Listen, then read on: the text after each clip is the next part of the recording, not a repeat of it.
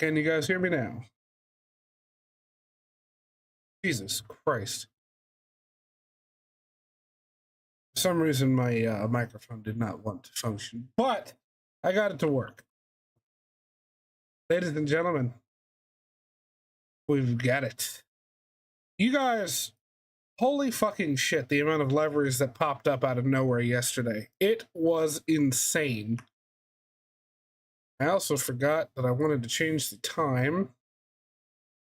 Yeah, we're gonna go early morning. How about that? 7 a.m., 7:15 a.m. So here we are in Frankfurt, Gate Alpha 22. We're heading up to Keflavik. I'm doing good, doggy. I'm doing good. How you doing? You guys, every time I see this displayed in my fucking screen, I'm just excited. I'm just way too excited. We finally have it. It needs some polishing, yes. It is definitely an alpha, but holy shit, it is good for what we've got already. Buddy boo boo. Hey Lightspeed, how you doing, bud? All right, let's get power to the plane so it's not so goddamn dark. The externals. Arm the emergency lights. No mobiles to auto. Seatbelts to auto. Get the nav lights on. Strobes to auto. Crew supply of oxygen on. And that should be it. We need some lighting in this bitch. Goddamn. Main panel flood, we'll turn that up. Pedestal's fine. We will get the ambient lighting up though, because Jesus Christ. What else we got hiding back here? Integrated lights. Let's turn those up. I've noticed, okay, so I think that ambient light knob is the quote-unquote dome light, because I haven't found any other like dome lighting, because usually in other Airbuses there's a switch up here, but for this plane there's a storm light there that you can't do anything with. You're here for your nap?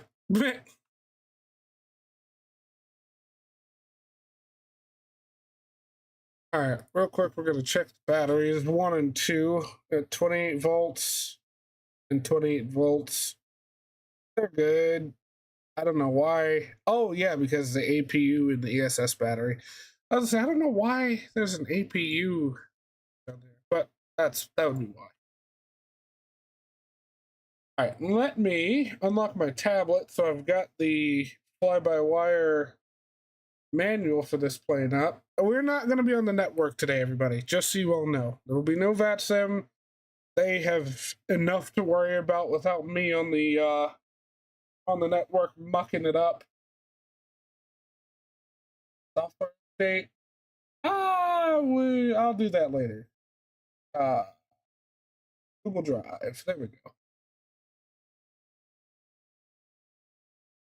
Checklist. A380X SOP.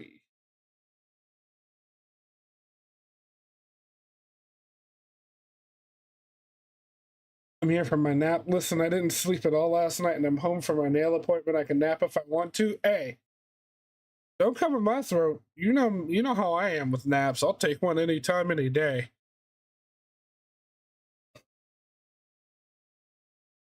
Naps are fucking king. All right, we're gonna go slow and methodical with this one, okay?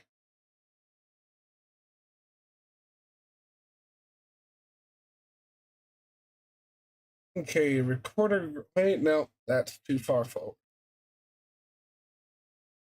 That's too far forward. Gonna go to preliminary cockpit preparation. All right, initial power up. Engine master switches 1, 2, 3, and 4 verified off. Engine starter is on norm. Both wipers are off.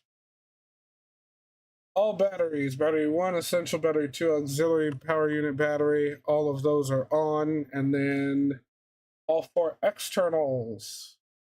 Cool, we are up to speed. I'm just waiting for that takeoff ASMR. I'll try to get there quickly. Cockpit lighting. Both captain and first officer cockpit lights as required. We already done that. Laptop startup. The laptops that are built into this plane we can't actually interact with other than just opening them up, so we're going to leave that alone. Keyboard and cursor control unit, KCCU, would be down here. Both of those to on. Both of those to on. The onboard information systems, we do not have the OIS, unfortunately, so we can skip that. Company communications initialization. We, of course, don't have a company to communicate with, so we're going to skip that. Flight ops application status, OIT side. I do believe that's also part of the OIS, so we're going to skip that as well. Aircraft status verification. Previous ECAM alerts, we're going to hit the recall. It should be down here somewhere. There it is. Recall. No previous ECAMs. Just make sure. Yep. Nothing on there. Logbook verification. We don't have a logbook. We're going to skip the minimum equipment list because, well, let's be honest. This is a sim. I have loaded the booze on board. Thank you, Poseidon, because we're going to need it. Let me see. Fire tests and APU startup. Here we go. Over to the overhead, or up to the overhead. Now, if I recall, for this plane, the fire test is literally just one button, and it tests everything at once. All right, fire test, good. Or APU fire. Let me. Well, no, because this would be to shut off the bottles.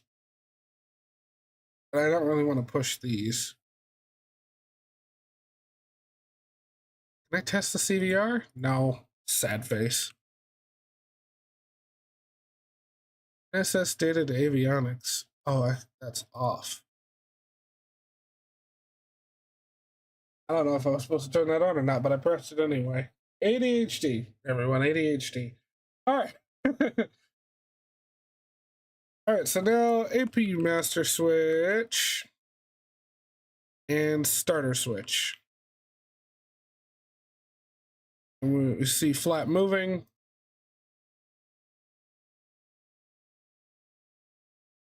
And there should be an opening somewhere here on the tail of the aircraft. I think that right there.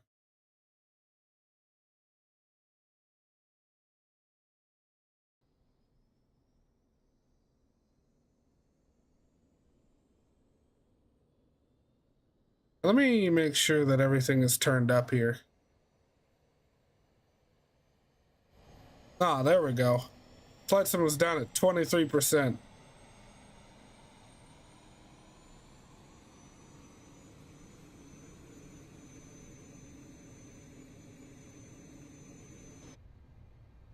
All right, fuck yeah. All right, so we've got APU power. We're going to go ahead and get the APU bleed on. We can get the packs going. All right, so now that APU is started,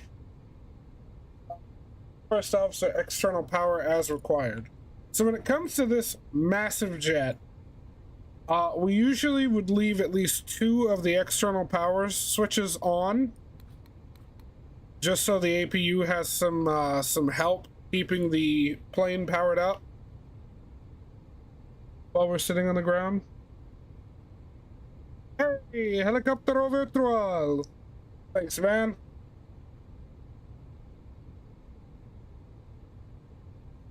All right, flight management system, onboard information system, flight ops, and time to initialize our onboard computers here. Oh, Jesus. Okay. A380-800, Trent 972, nav database is current. Actually, hold on. No, it's not.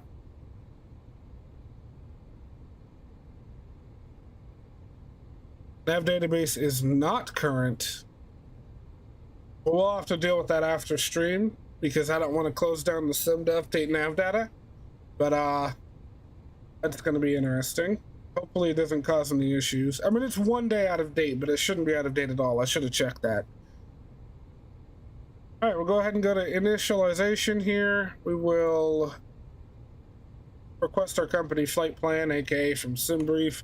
While that's happening, we're going to pop into GSX and request boarding.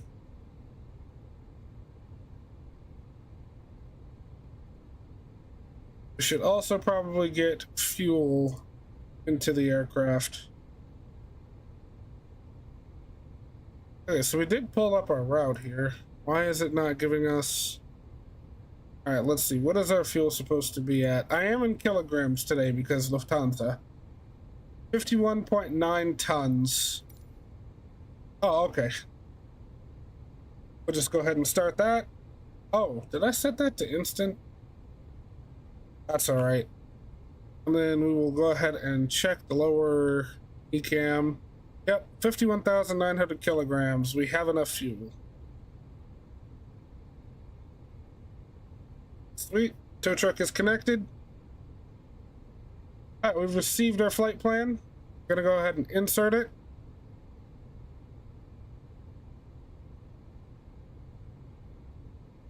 Oh yeah, because they can't open the cargo door on their own. Services, cargo door. Get a little closer to this screen, shall we?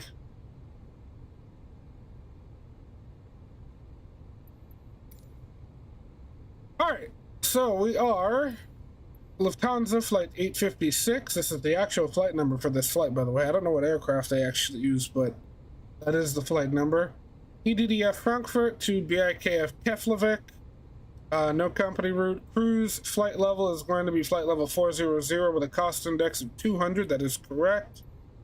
Our cruise temperature, top of climb temps negative 63, but I'm guessing it's averaging, which is perfectly fine. Trip wind, can't insert that yet. Let's see. All right, so our init's good. Let's go ahead to our flight plan. Actually, no, we'll go departure. Actually, hang on, sorry. I'm gonna check the IRSs. IRS is currently aligning on our GPS position. It's not done yet. We'll check back on that in a minute.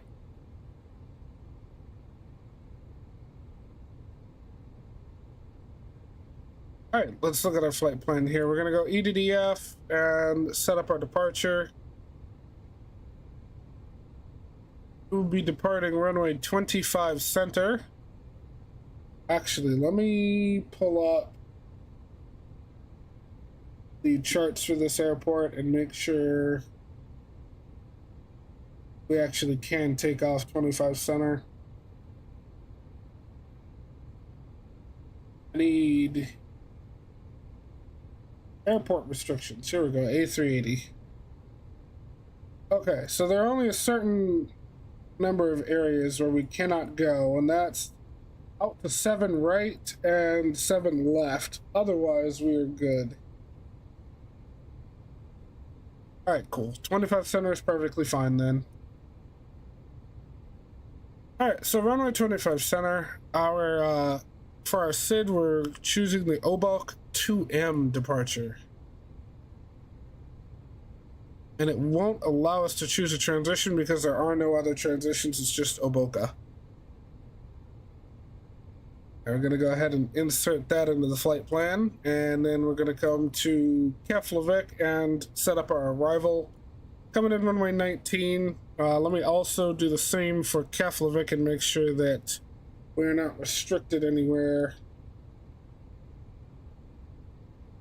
Okay, everything around runway 19 is fine. So we're coming in runway 19 via the ILS. I want to do the ILS approach into this. Yeah, we'll take ILS Zulu through Elvum. That works for me. ILS runway 19 Zulu through the Elvum transition. Our star is going to be the Basilisk 3 Kilo. and Basilou is the only transition. I'm gonna go ahead and insert that, and then as soon as our inertial reference system is done aligning, we're gonna take a look on the nav display and make sure everything lines up properly.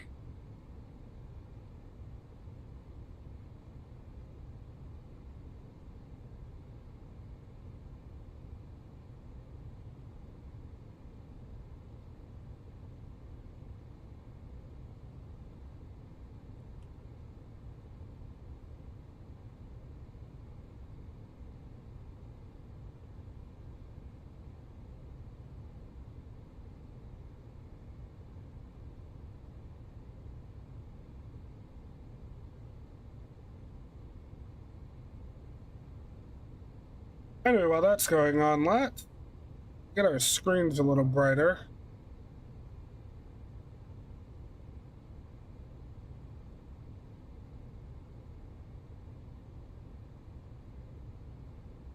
IRS is still aligning. That's all good. Let's take a look at some of these pages we have here, because I didn't get to really look through them yesterday. Holy engine information, Batman. Bleed air system. Pressurization. Oh, cool, and it shows all of the outflow valves, too.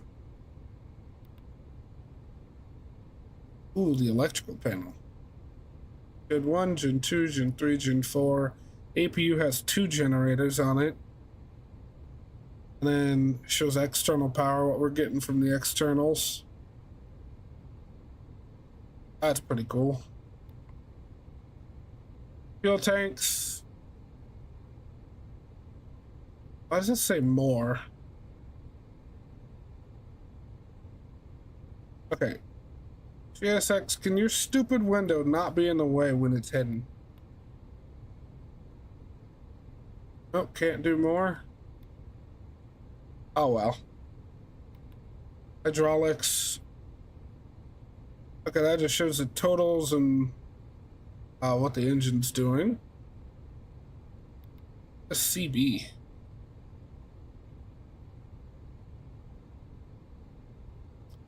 I don't know. Of course, flight controls.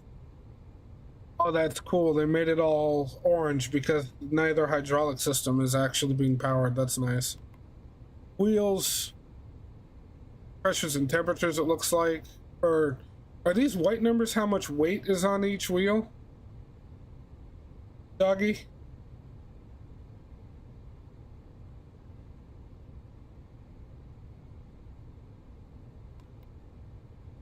Let's see what doors are open. Air conditioning. APU information. Recall. Clear. What's the video page do? Nothing. Status. Normal. Okay, cool. And we can control the brightness of this screen and that screen, I think.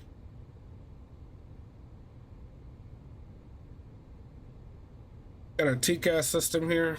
Oh, speaking of TCAS.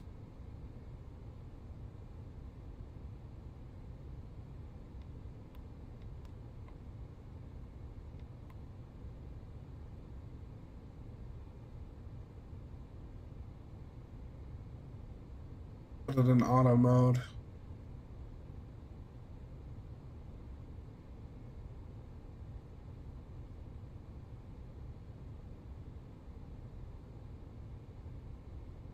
Well, while we're waiting for the alignment, we'll step through and see if there are any discos in here.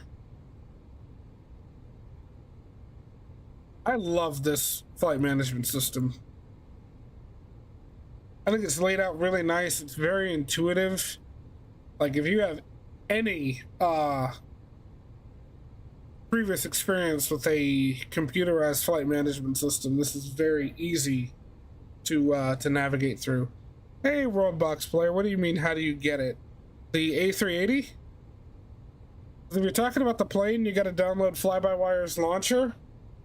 They have their own launcher for their aircraft, and then you install the plane through there.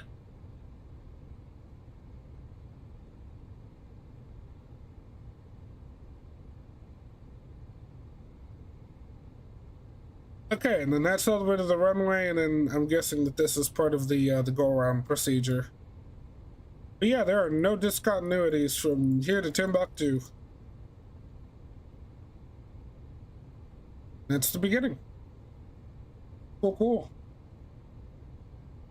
You can also switch up here between speed and altitude to estimated fuel on board and the winds. But we don't have any of that in there yet. We can go to fuel and load here if we want to. Put in our block fuel, which was 51.9. 51.9 tons. Oh.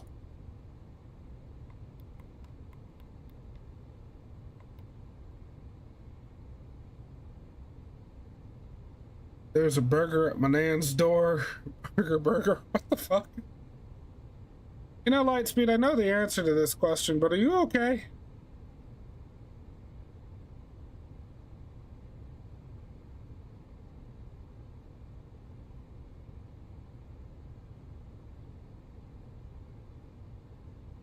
Load. Got 126 packs on board out of 325. Actually going to be kind of light today when it comes to passengers. You're mentally unstable? Man, you ain't never lied. Holy shit, frame rate, chill. You see downtown Frankfurt there in the background. Did I install the update? What update? For the 380 or?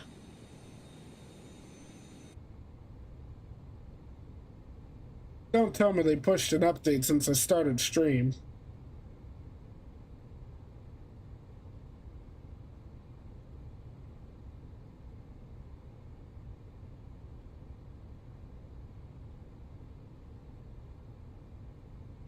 Okay, no, we're good.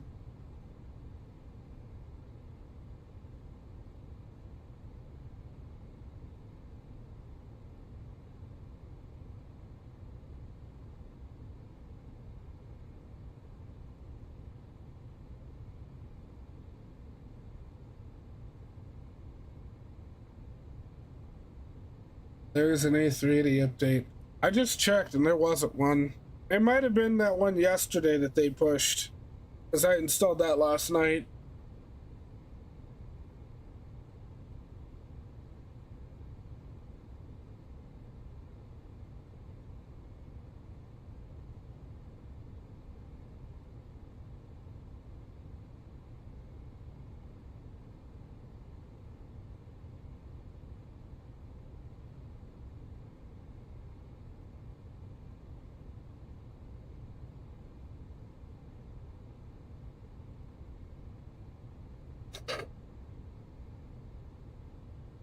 That's what I mean.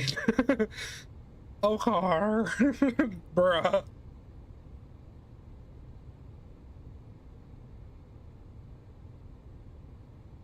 Bro got cracked over the head with something heavy.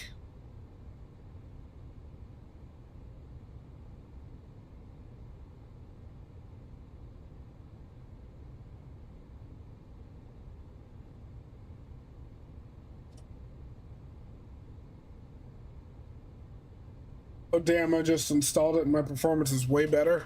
I didn't really see any difference in performance after that little update. As a matter of fact, I couldn't even tell what they did, to be honest with you. There was nothing that seemed to be different. Hey, flying with squid. I gave in and bought Navigraph for the BTV and Zoom features, bro. Dude.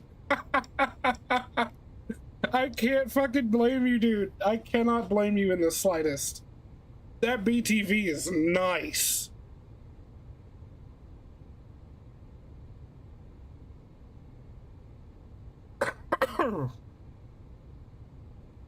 Break to vacate, man. It is useful as hell. fix some initial power-up stuff and fix the color of the NSS feed switch. Oh, got you. Got you. $15 gone for the money, but I think it should be worth it. Yeah, I definitely would say it's worth it. Plus, Navigraph is hella useful, dude. No matter what sort of flying you do, Navigraph is extremely useful.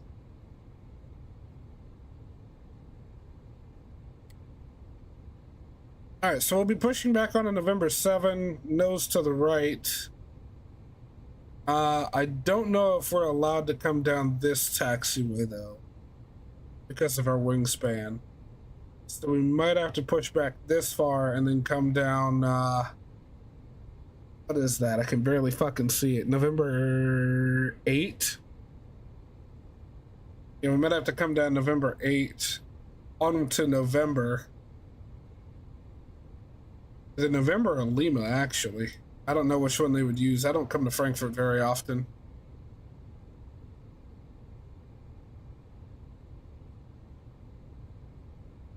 Oh no, it's definitely gonna be November. Yeah, I mean, I've got almost 1,600 some hours without it, but I decided to treat myself. Hell yeah, treat yourself.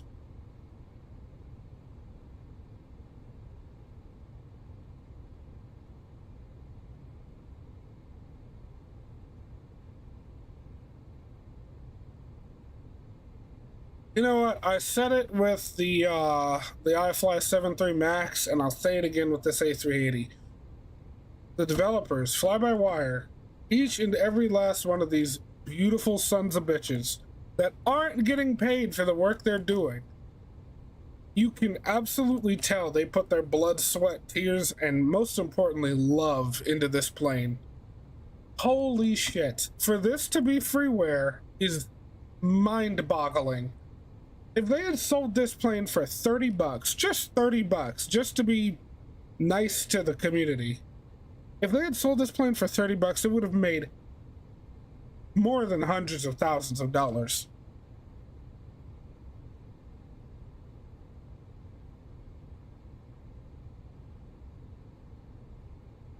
Oh, by the way, y'all, go on the VATSIM map and take a look at Europe and the North Atlantic.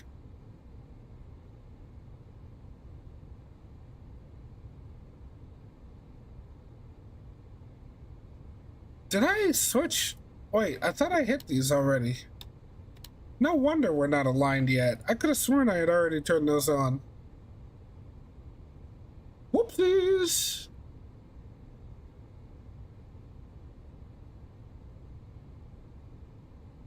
Okay, well, that was my fault. I did a big dumb.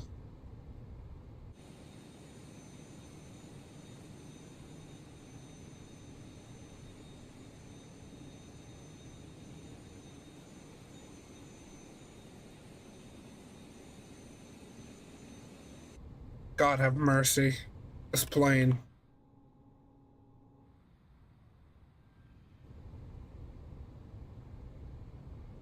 I think I'm gonna upload my custom camera positions to flightsim.to.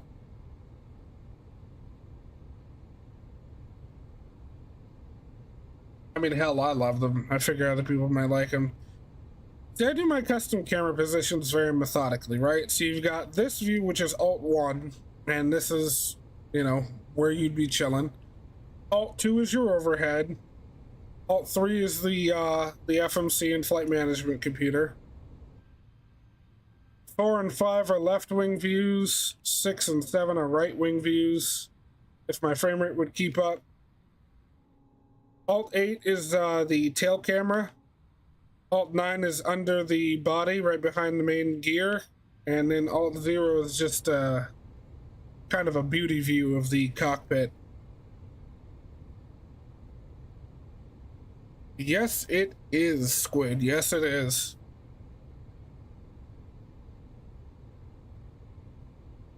This thing's gorgeous.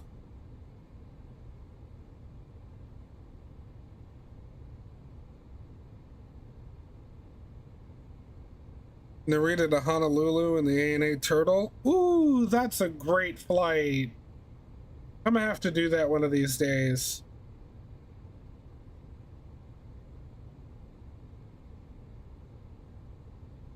So I really want to take the 777 out to Honolulu.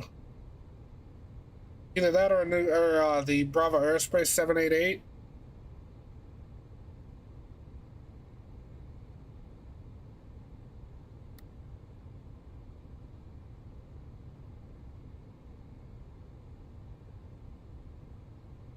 Oh man, Singapore to Heathrow, Qantas. That would be nice. That'd be really nice. 788 JL. Yeah, yeah, yeah. See, I was either gonna do United 777 or exactly what you just suggested, Japan Airlines, the 788.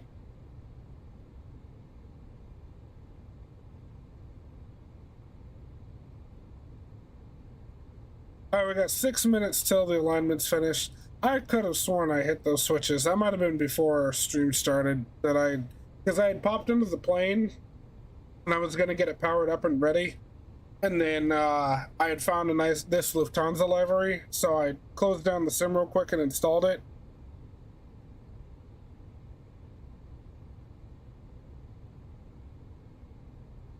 But we're getting up there on the packs. There's not really much else for me to do quite yet, until everyone's done boarding and I do the fuel and load page. What I can do really quick is pop over to SimBrief and do my takeoff performance calculations, because it'll have all of the correct information in there. This is going to be a flaps 1 departure. We're going to be using flex temp of 66. V1's at 142, rotate at 147, V2 at 152. Current winds 270 for 5 knots. Headwind component's 5 knots, so we're good there. Crosswind's only 2 knots. Temperature's 11 degrees Celsius. Altimeter 3024. Service conditions dry. Because I tend to forget it every now and again, I'm gonna set my altimeter now. I know you should usually set it like before you get out onto the runway, but I don't want to forget.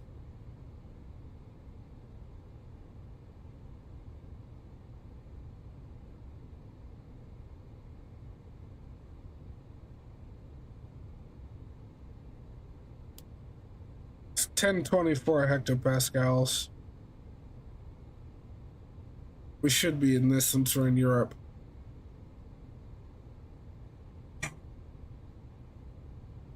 Drew, I can't talk to you right now, bro.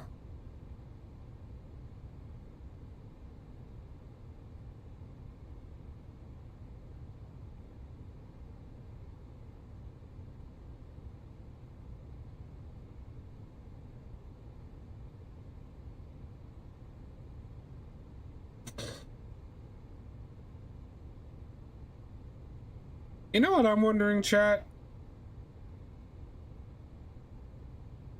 Where in the hell do we put in our transition altitude? What is mailbox? Have no, not there. In it.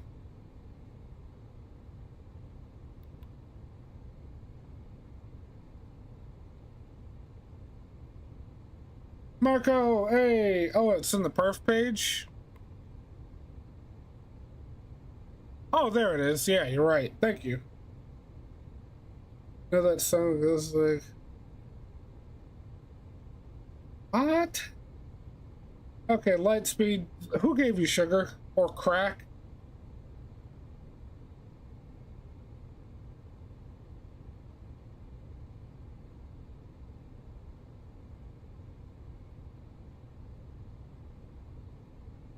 Bro was absolutely zooted today. Hey, welcome back, doggy.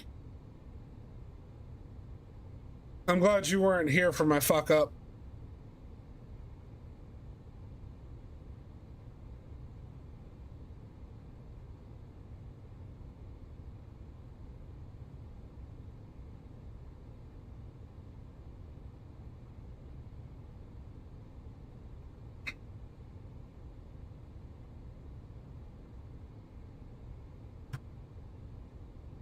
I'm not high, I'm cruising. I don't know if I want to fly a VATSIM so many A380 squid. That's why I'm not on the network. Just hashtag nah. Not today, not today.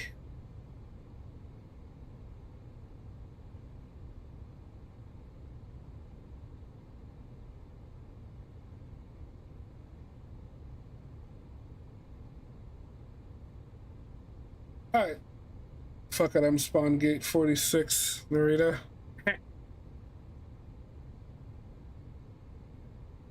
Have fun, my dude, have fun. Thanks for being here, by the way. I appreciate you. And if you'd like to, we do have a Discord for our community here. If you want to join it, there's a link to it right there. Okay, it's the second link, not the first one. 302 out of 325. We're getting there, chat. We're getting there. IRS alignment in 1 minute. Oh, you're going Frankfurt to Heathrow, doggy. Nice. We're heading to Keflavik. Yeah, no. I'm staying off VATSIM for now. Holy shit, that's a lot of people. Way too much going on. And honestly, depending on how things are tomorrow on VATSIM, I'm dead.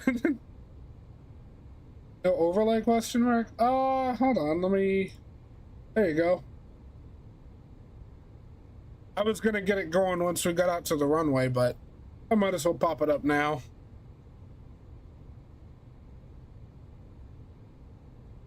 Alright, we are aligned, finally. After my little fucky wucky. Alright, going into plan mode, and we're gonna go ahead and step through, make sure everything makes sense.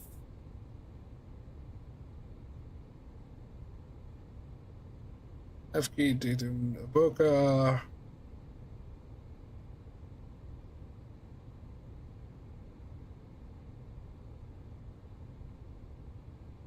Bex, Ordiv, Podar, Brecky, Beslow. Betlu. Oh yeah. Oh yeah. Everything's absolutely mint. Fantastic. Alright, cool. Flight plan is Gucci. Back here. Alright, we're gonna go fuel. You know what, actually, we're gonna go ahead and put in our performance shit. Okay, cool. Done there. Alright, flex temp, if I recall, was 66. Now let me pull up SimBrief and make sure. Yes, assumed temperature is 66 degrees. V1 at 142. V2 at 147. Or not V2, I'm sorry, rotate at 147, and V2 is at 152.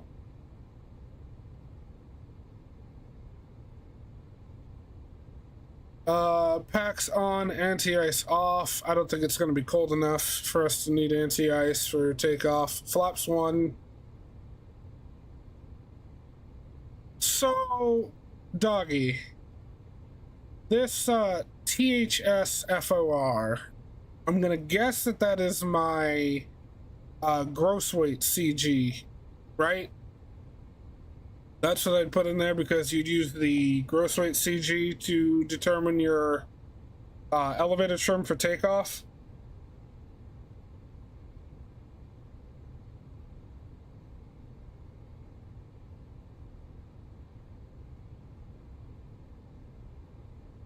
Over here in the performance, THSFOR, I would imagine that that's going to be your gross weight CG, right? And that's what determines what your takeoff trim is going to be.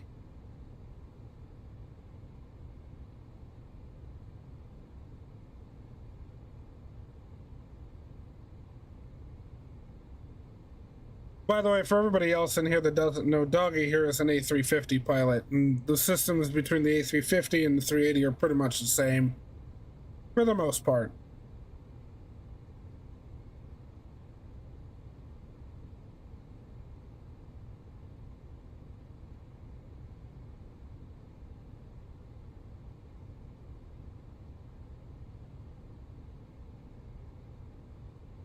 Well, Lightspeed, that's your opinion, but everything that he and I have spoken about so far,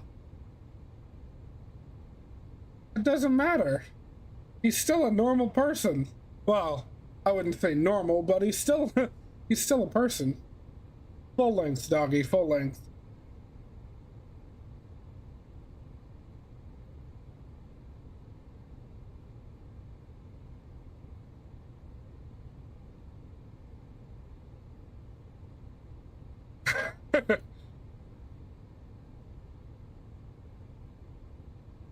Hey, Lightspeed, you don't really have any room to talk, man. You sometimes act like an escaped mental patient, so let's be real here. If we're gonna throw shade, you better be ready to fucking catch it, too.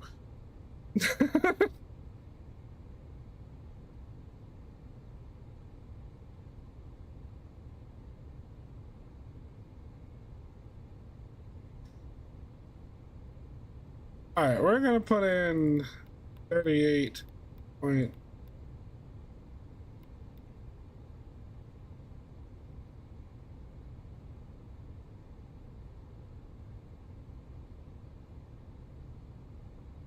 Alright, and we'll deal with that when we're ready to get out of here.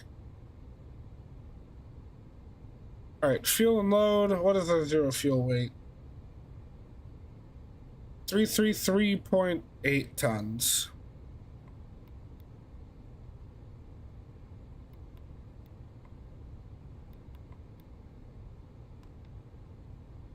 And our zero fuel weight CG is 35.5.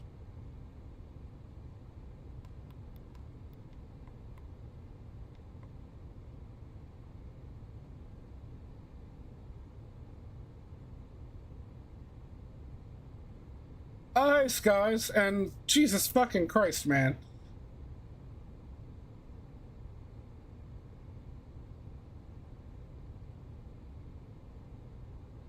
Jettison gross. Wait, what? Okay.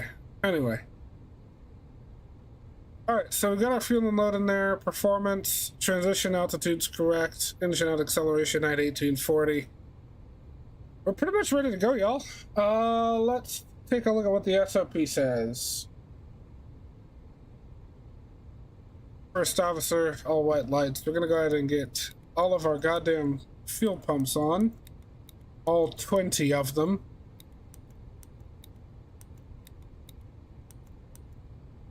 Raced on a bike. It's a lot of fuel pumps.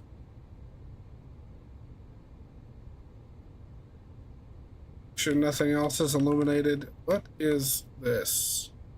Ground high frequency data link. I can't turn that on, so we're just gonna forget about it. Debating if I should make a quick start guide to the A380. I mean, I don't see why not, behind the skies. Now, why is my Navigraph account not linking? You gotta go to navigraph.com/code, and then the code that you get in the EFB, you put in on that in the text field there, and it should link. And if it's not, I don't know what to tell you. I don't work for Navigraph, so I can't help you figure it out. Alright, but anyway, we are good there. Let's go services. We're going to close the cargo door.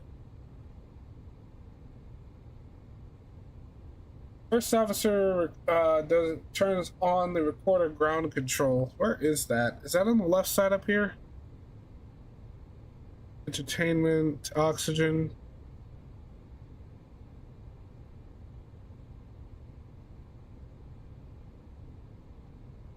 Where is that? I remember seeing it before, but I don't see it now.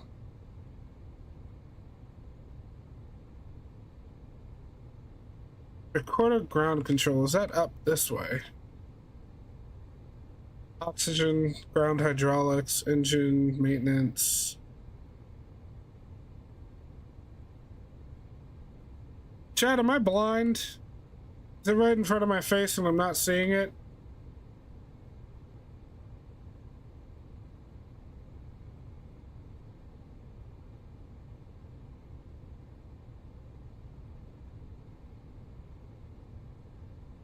You can open the window? Yeah, I know. What am I looking for? The button for the flight recorder ground control. I just don't see it anywhere.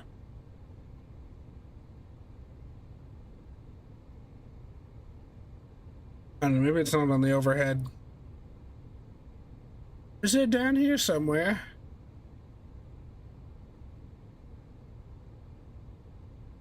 No, it doesn't look like it.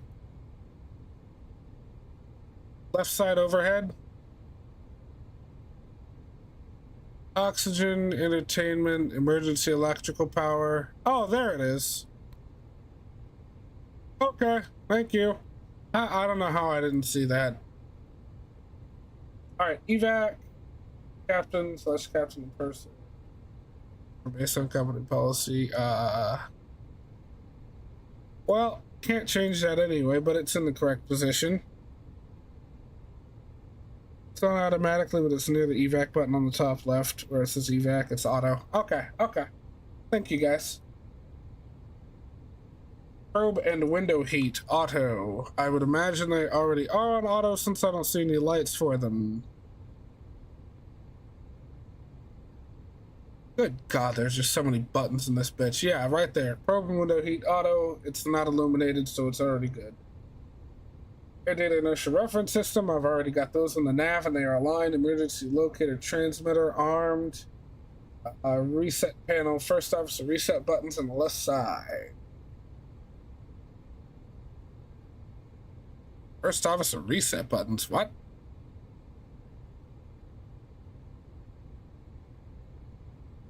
I don't know. We're gonna skip it. I don't want to be on the ground forever. Exterior lighting, strobe to auto, beacon off, nav on. Exterior lights as required. Seatbelt.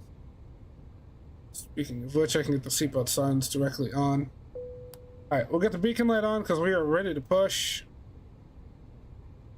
Then we'll go ahead and call up GSX. Prepare for pushback and departure.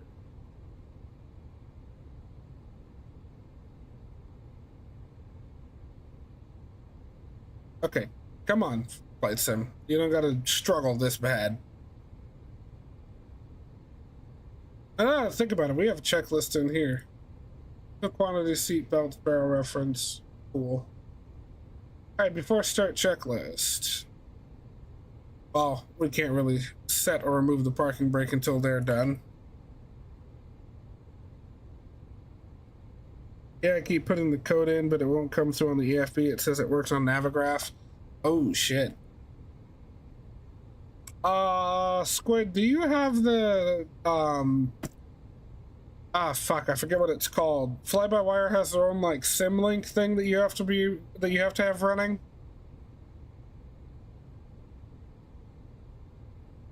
You had some problems with GSX.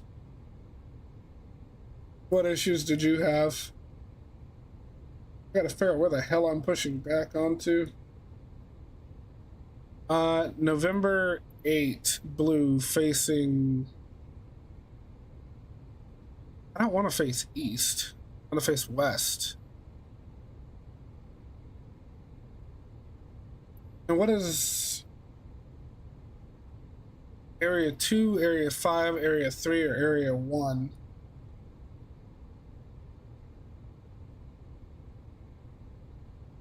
The jetway didn't want to connect? Oh, I see. Hang on, let me check the airport map, because I don't see where these areas are that it's talking about. Hold on. So, airport briefing. Taxi chart overview? Nope.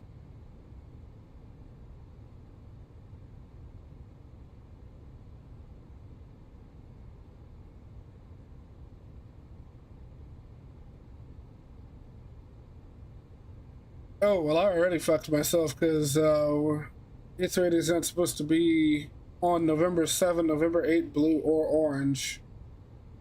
I picked the wrong fucking spot to start, but, you know, it's okay. It's a sim. No one's gonna yell at us. We're not on VAT sim. It's alright. Use the checklist in the displays. There's a checklist in the displays? What? Where?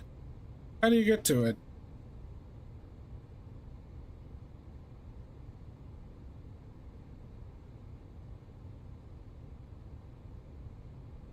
I mean, I know about this checklist over in the EFB, but I don't know if there's one in, like, the plane itself. Is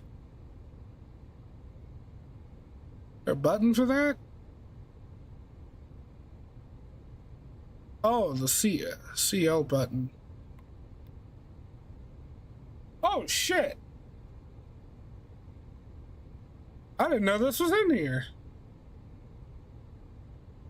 So wait, how do you manipulate it then?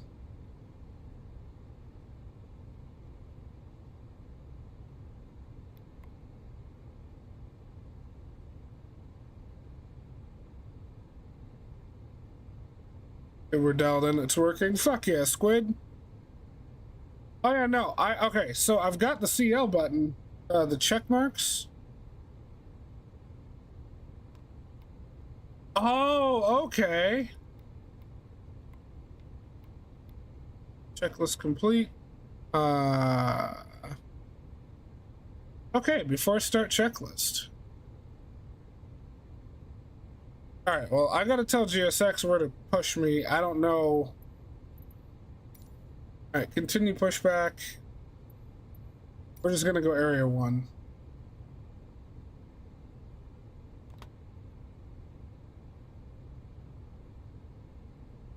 Alright, brakes off.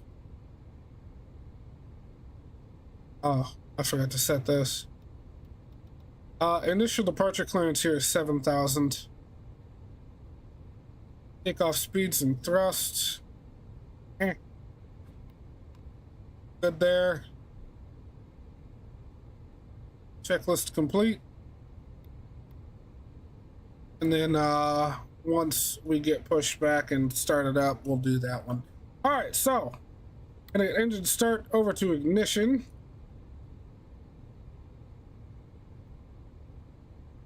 Starting 1 and 2.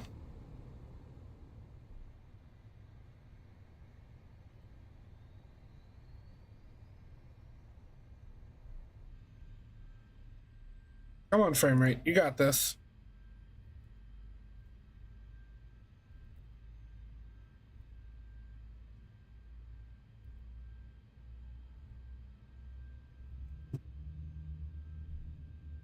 Guys, I think this is one of the few planes that we will not need a sound mod for. Or that rather most people won't think they'll need a sound mod for, because it's the sounds in this plane are amazing. Boris, again, my man. Delicious. Good job. Top-notch job.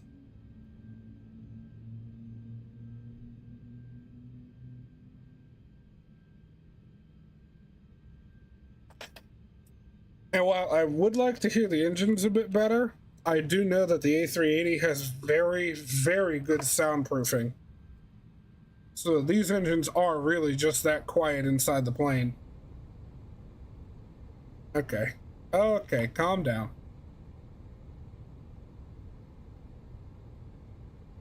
Alright, starting engines 3 and 4. Crazy, this is a freeware. Can you start 2 engines at a time? Yes. The fly-by-wire SOP specifically states that you start 1 and 2 together and 3 and 4 together.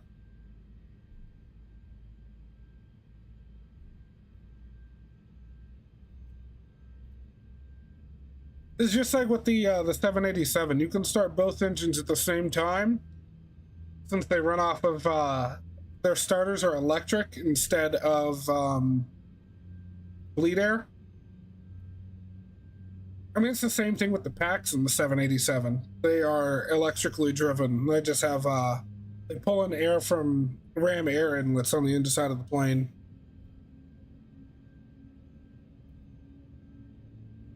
Now, granted, the A380's engines are air started, but the 787s aren't. This thing just provides enough bleed air to start two at once.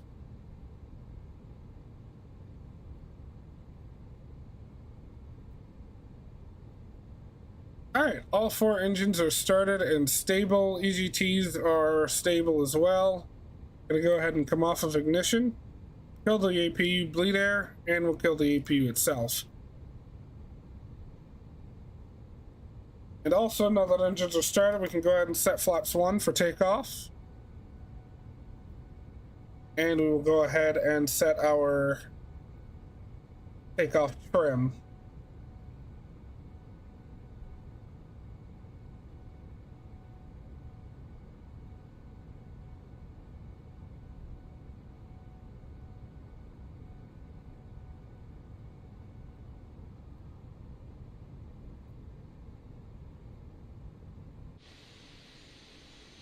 Okay, GSX, I need you to stop.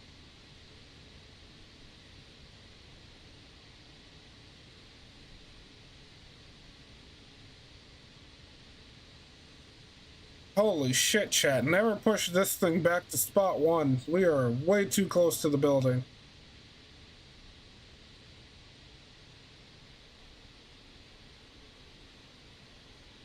God, she's a big bitch.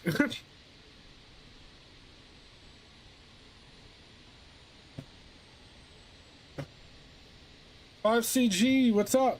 Do you have issues with long haul flights? Whenever I do long haul, my FPS dips very low. Start with 40 and it stays at 40 during cruise, but as I start descending, my FPS slowly dips to 20. I have that at certain airports just because of the scenery itself, for the most part. But otherwise, I don't really have that issue. Unless I'm using something with a goddamn memory leak. Alright, taxi lights on. We're gonna get the runway turn-offs and camera lights on.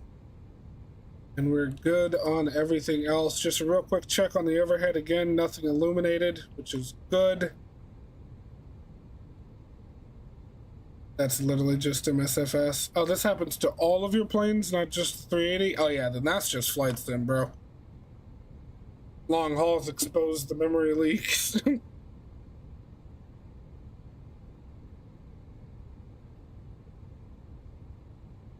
Alright. Brakes off. Oh. You guys are gone. Fuck off.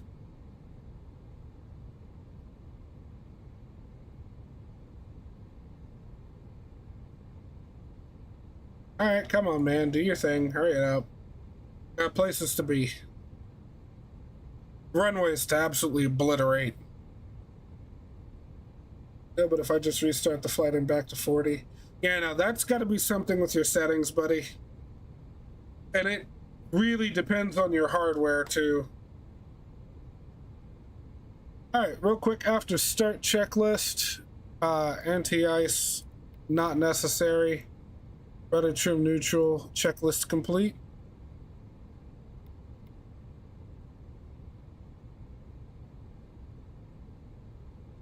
Alright, we'll go ahead and arm the ground spoilers, auto brake, set RTO, and we will do a takeoff config test once we are a little further out. Let's real quick go to flight controls. Full left, neutral. Full right, neutral. Full back. Full forward, neutral. Full left rudder. Full right rudder. Neutral. Alright, flight controls free and correct. Since we're moving a little bit, we'll do a brake test. Brakes are good.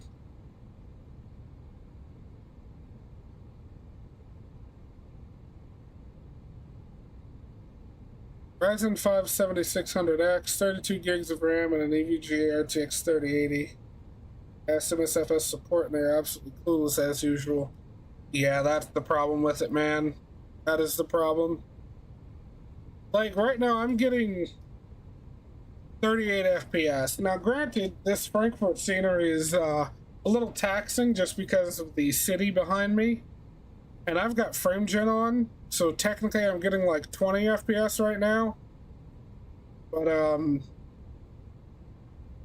yeah, man, it just is what it is with Flight Sim. And trying to optimize for performance is so goddamn hard in this sim, it's not even funny.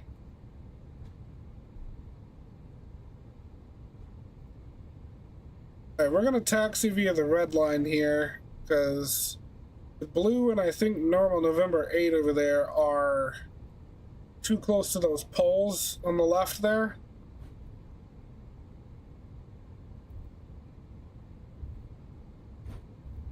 On the 777, put it in as it is. 36 north, 150 east of the MCDU. Ooh. In this plane, I do not know. Haven't done any nat tracks yet.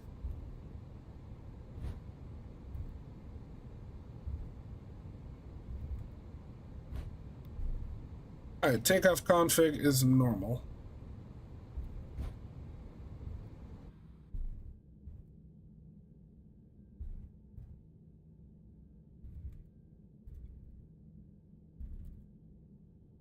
Yeah, you know, we could have taken that middle line, actually.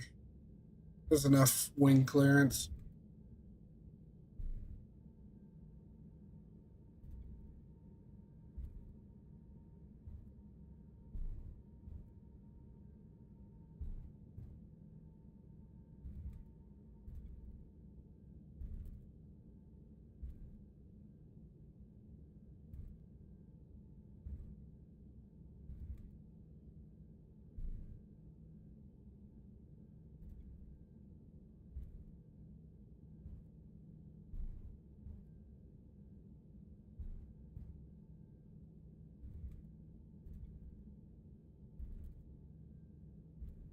Oh, I see what you mean.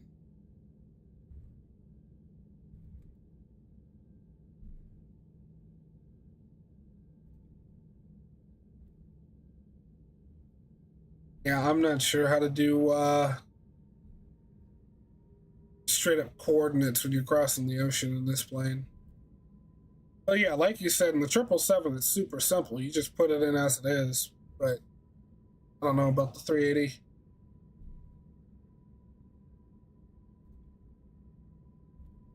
I think Doggy is busy with his flight at the moment, so he can't really answer you. Let's come left a bit, because I don't like how close we're getting to that building.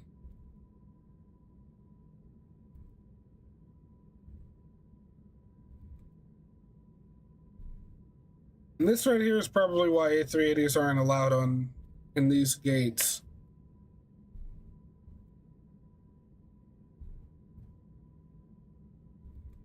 Alright, now that we've cleared obstacles, I'm gonna go back to the cockpit here.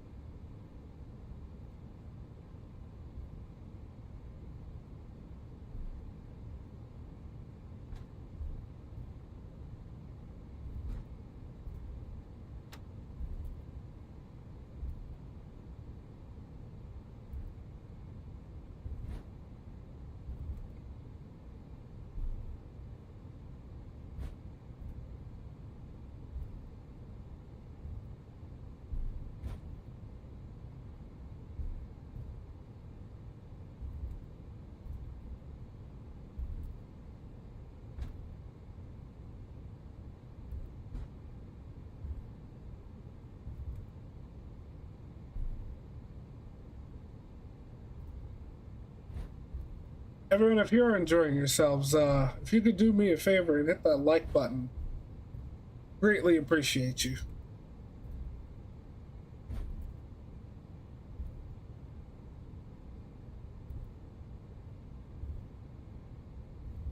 Reminds me, I forgot to get the viewer count back up. Alright, and if I recall, looking at the map here, we're just going to take November all the way down.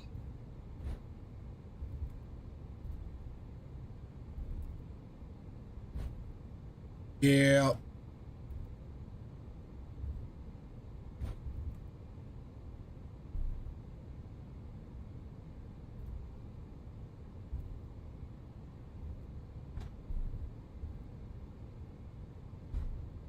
Valor, what's up, bud?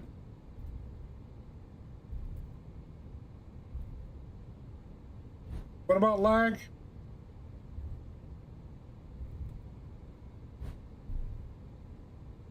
Oh, something funky is going on with my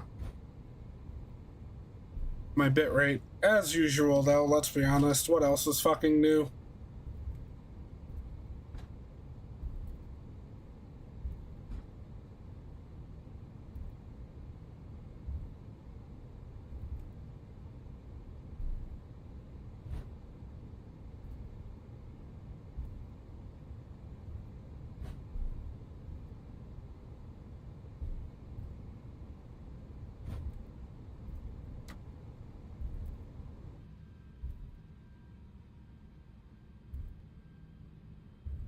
Damn, that is one hell of a wing.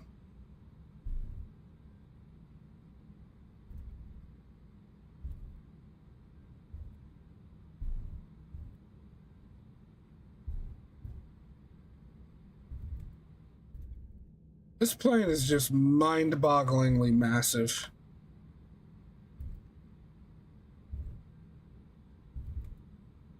I also love the fact that they modeled the rear truck steering.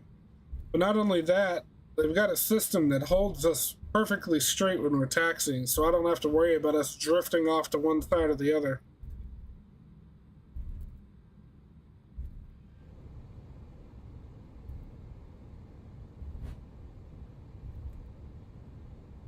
I can just taxi and enjoy.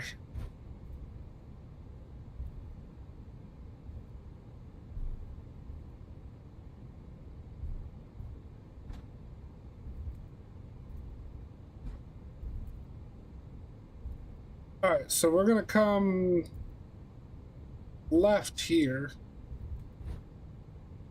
We're gonna stay along November and then swing around.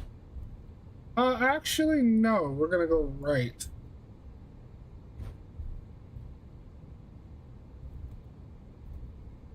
Ah, fuck. No, I'm gonna stick with November. I trust the wing clearances around November a lot more than Lima.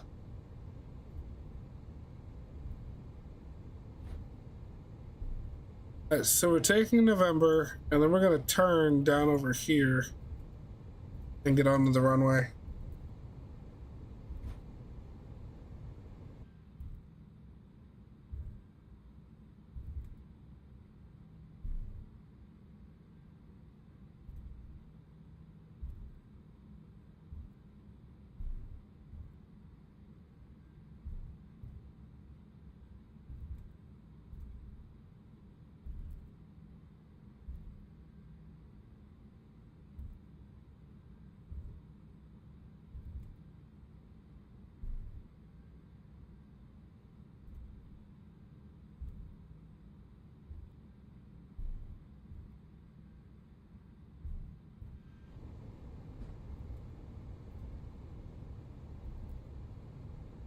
I'll give her a little thrust.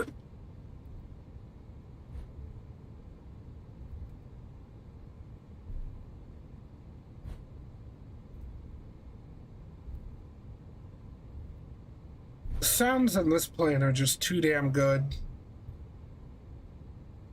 They're just way too good. For a freeware plane, too.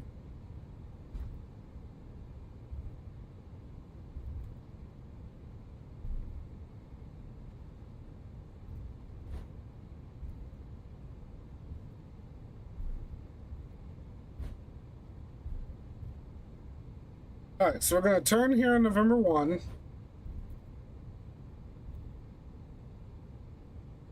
Oh, maybe not. Max span 36 meters.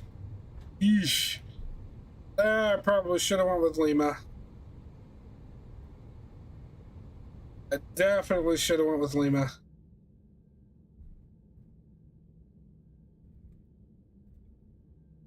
What is the wingspan of the A380 in meters?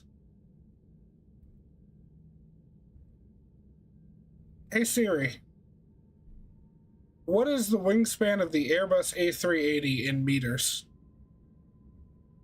The Airbus A380 is 79.75 meters. Oh, this yeah. is from Moni. We're way too wide for the spot. Thank you, Siri. No problem.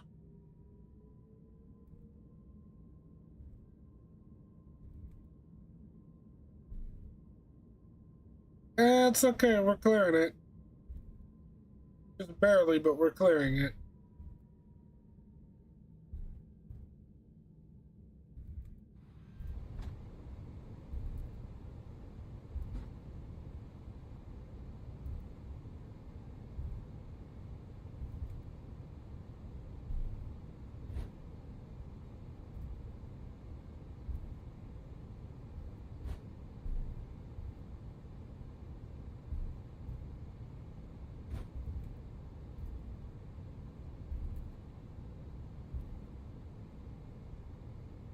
Last time I had something this good for this low price, I was kicked out of a Chinese buffet for being there 6 hours.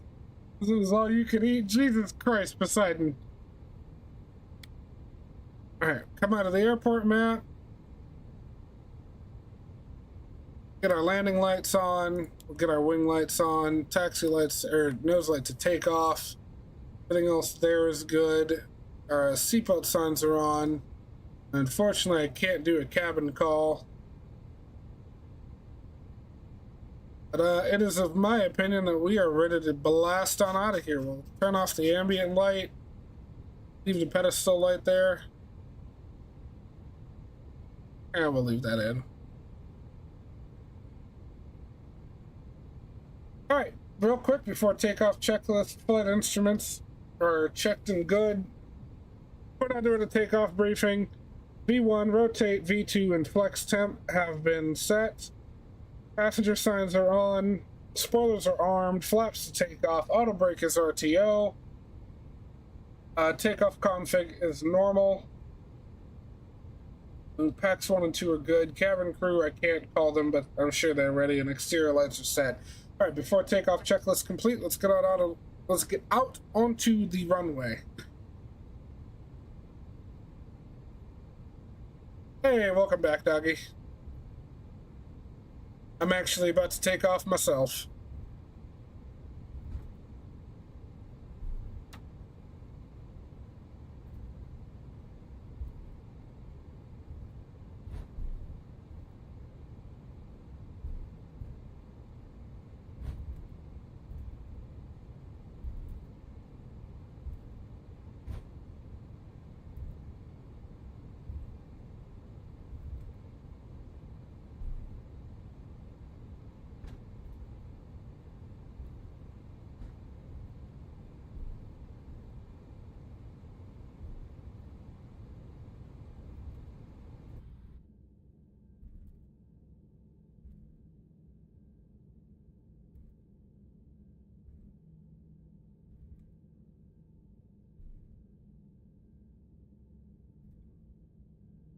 All right, we'll get lined up here.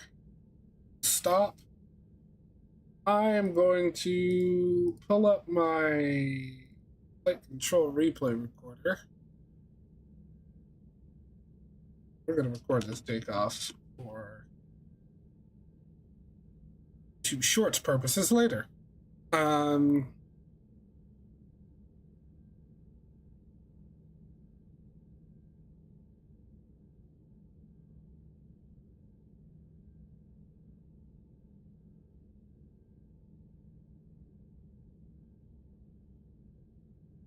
All right, back to the cockpit. The brakes off. I run up the engines, let them all stabilize. Climb it into flex. Flex set, flex 66, SRS, runway, climb and nav. We're good. All is good. All is good. I know Doggy is sitting there cringing right now. I'm sorry, man. Fucking takeoff callouts escape me.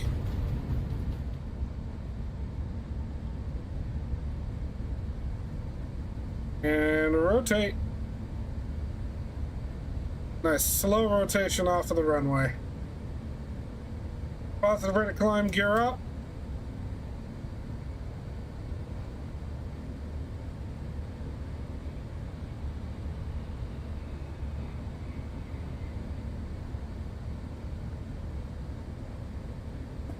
All right, we're gonna go ahead and get the autopilot on.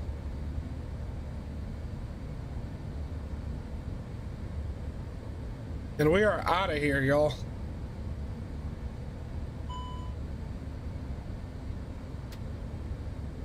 Climb thrust set. Oh, TCAS is still in standby. Whoops.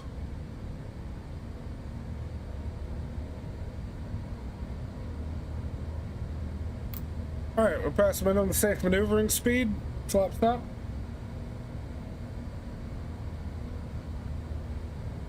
Guys, once again, if you are enjoying the stream, be sure to hit that like button.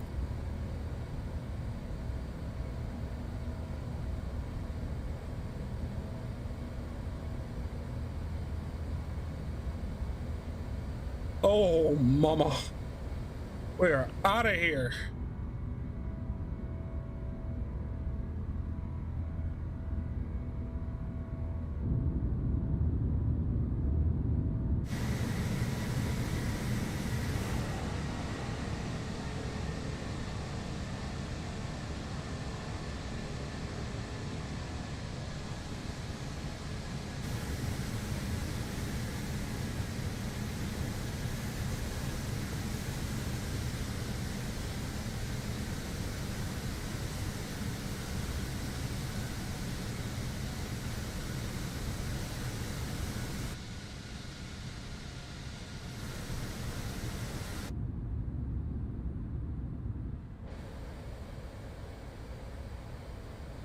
All right, we're coming up on 7,000 feet, and I'm gonna clear up to 40,000.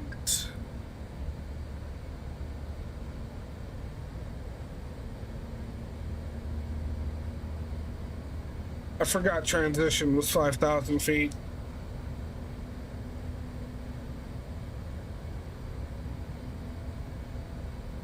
Yeah, flight level 400 was our cruising altitude.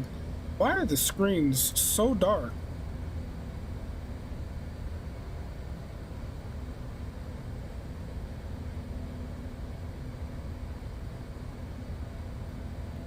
All right, after takeoff checklist. Oh, wait. That was a taxi checklist? Ouch. Well, we did all that. Bus setting. There's no radar on this thing yet.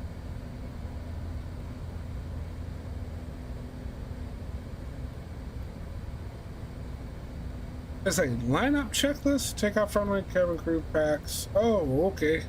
Well, I will remember that for next time. No need for departure change. Okay, so there's no after takeoff checklist. Just, okay. That's fine.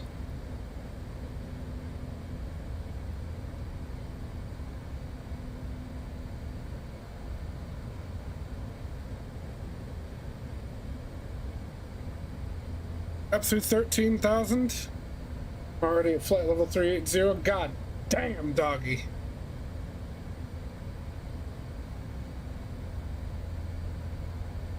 Traffic constraints. Oh, we don't really need weather.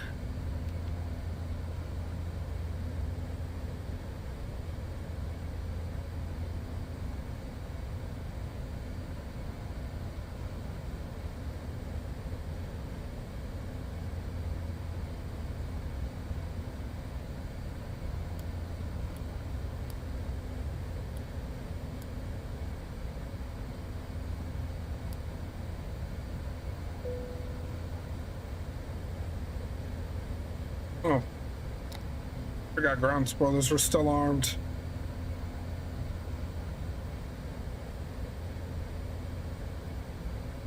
If I have one critique of this plane, it's that these displays are not anywhere near bright enough. Like when you're in a normal position, like back here, you can barely see the stuff.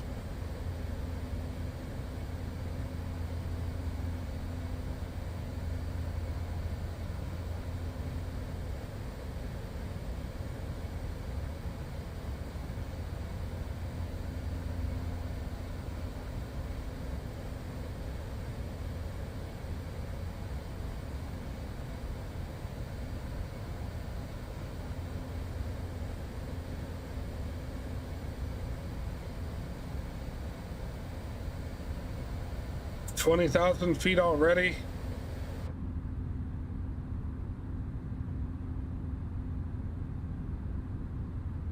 Guys, I literally don't even want to put music on. I just want to listen to the sounds of this plane.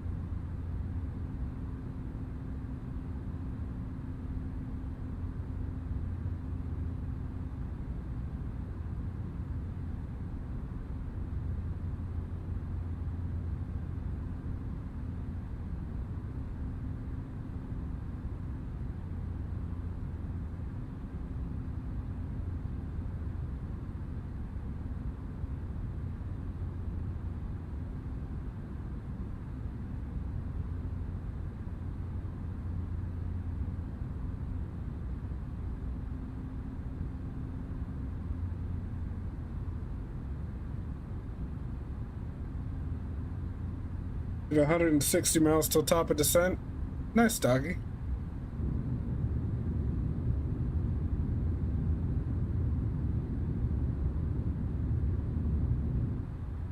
You know, I'm gonna be real with you guys. I used to absolutely hate the Airbus A380 because it took the title of largest commercial jet from the 747. But I'm starting to understand that my hatred was a little unfounded. This plane is great. It's just great. I can't deny it.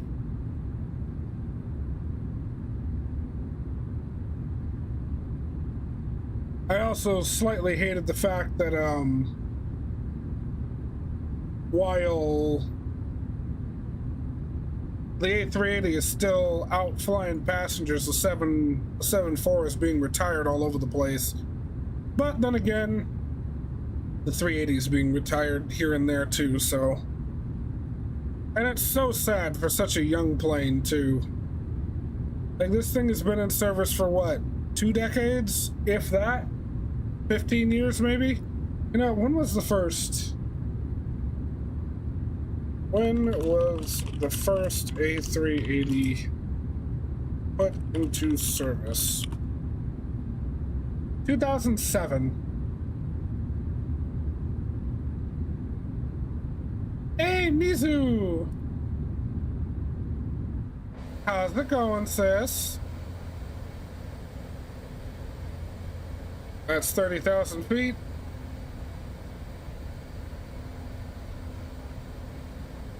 Alright. We're gonna drop the sim volume a bit. I am gonna go ahead and get music going. Hey, Paul, nice of you to finally show up. How you doing, brother?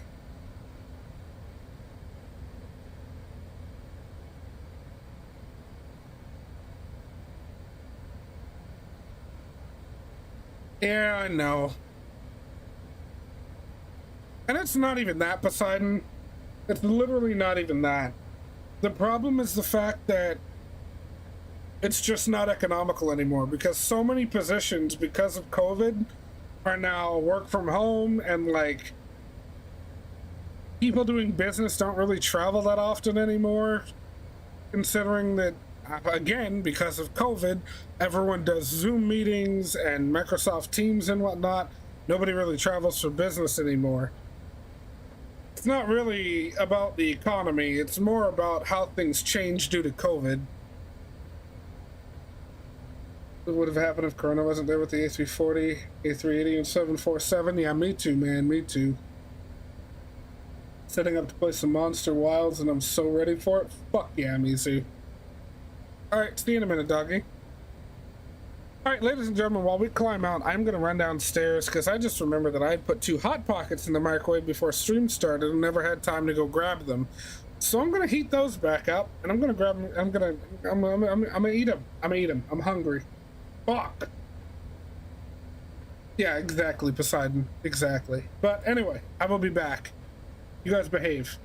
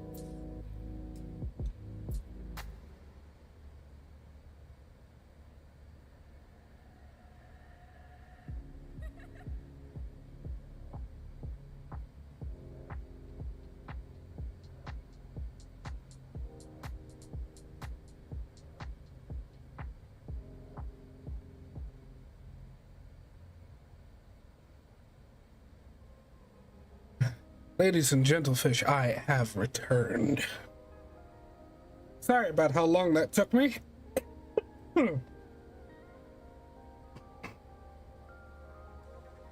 Sasha's dad just got home. I was talking to him. He's been gone all week. Finished off my Hot Pockets, grabbed a pack of crackers. We Gucci. All right, now let's see. How far are we from TD? Let's see. It will not tell me. Huh. Doggy, you got any idea how to look at that?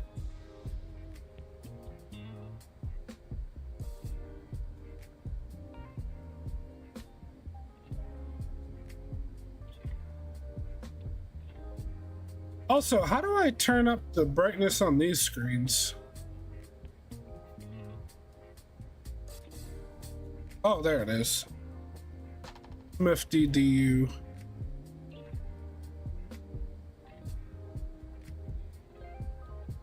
Hey, Doggy, how do you see how far you are from TD? Because it doesn't tell me anything here.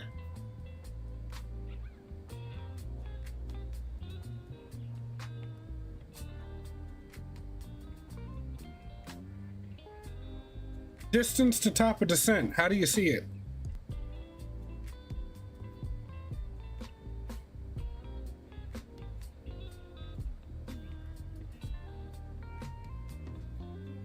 Of course you weren't listening, you bastard.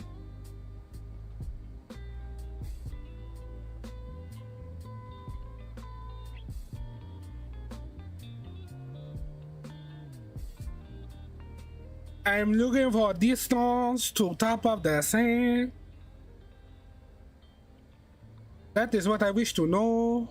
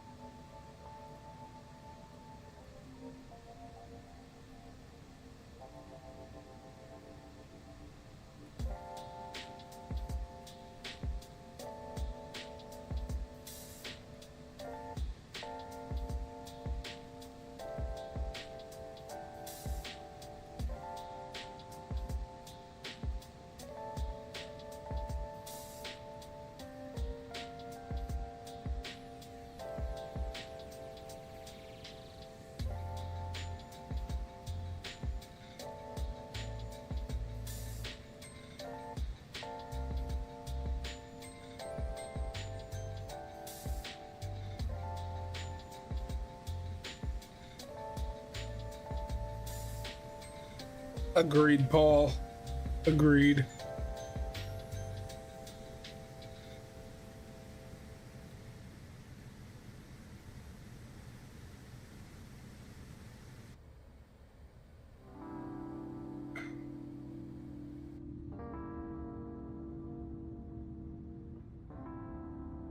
Okay, Doggy, listen closely, buddy. Listen closely. How do I check distance to my top of descent? Because here on the cruise page, it shows this, but there's nothing, it won't give me the distance.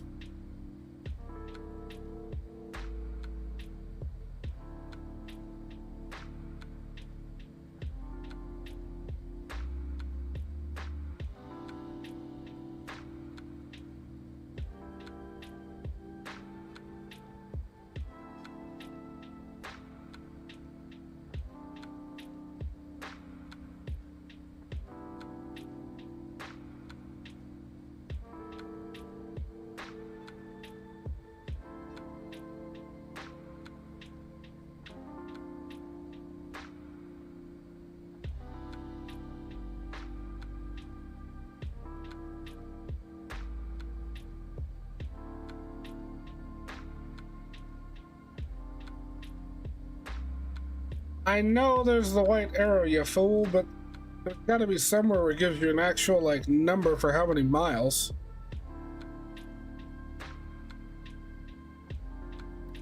Most of it doesn't even work. Yeah.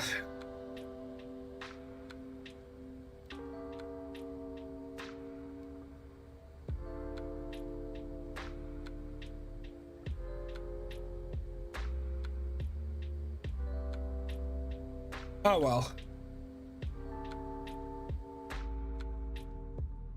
We'll just sit back and enjoy the plane then. So how's everybody doing?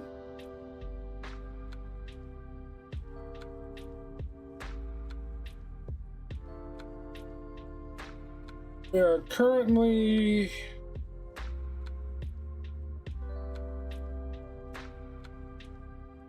actually about to be feet wet off of the coast of the Netherlands.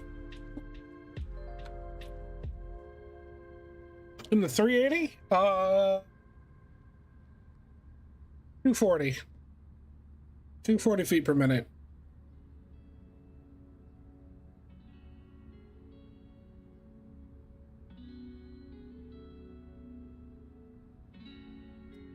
I have faith in your ability to land this plane.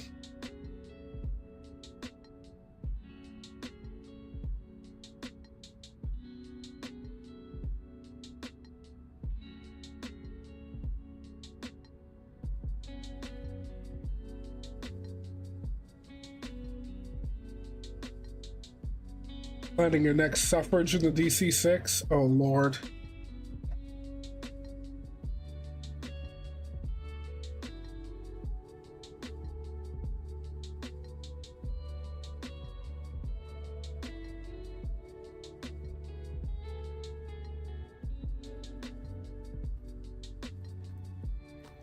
Hell yeah, man.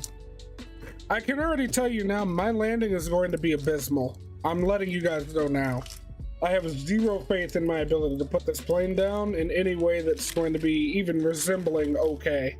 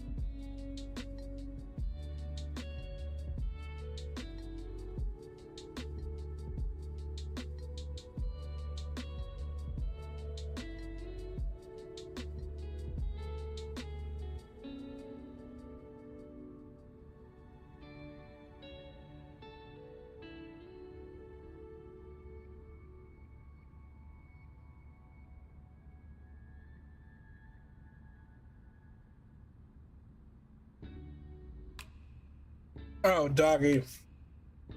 So eventually last night, after I finished streaming, I did that flight to Atlanta. We're not going to talk about it.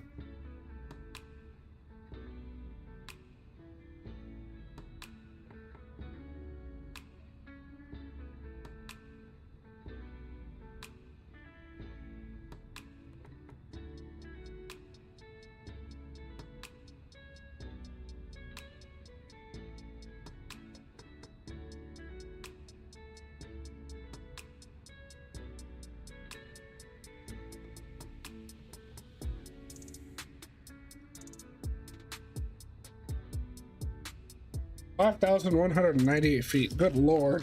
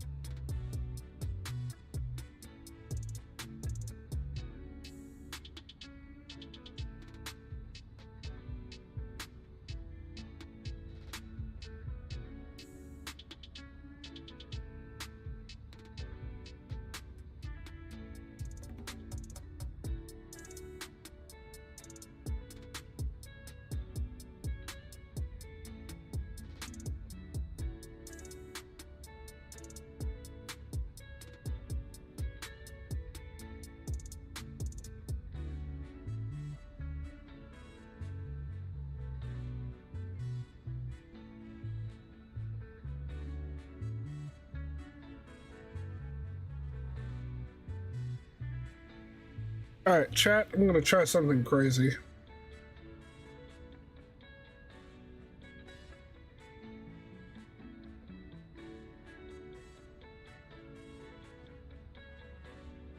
No? Is it not gonna work?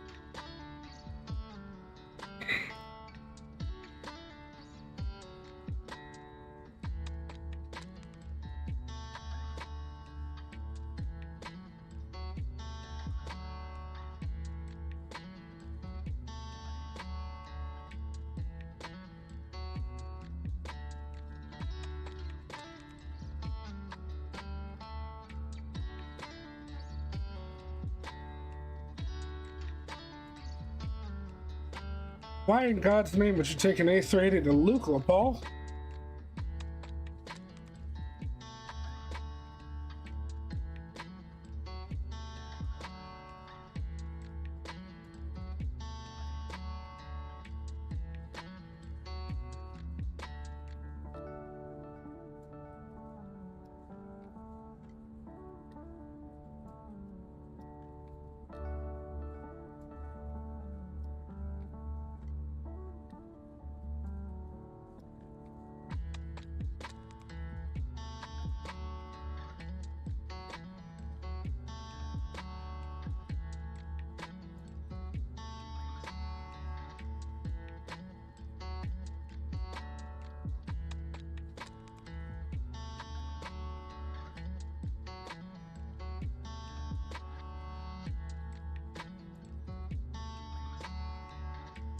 Mmm.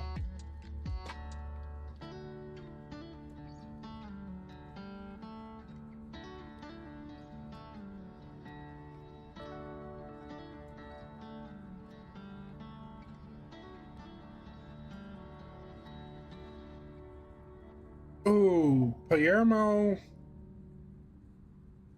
or Gibraltar? That is a tough choice. Go to Gibraltar.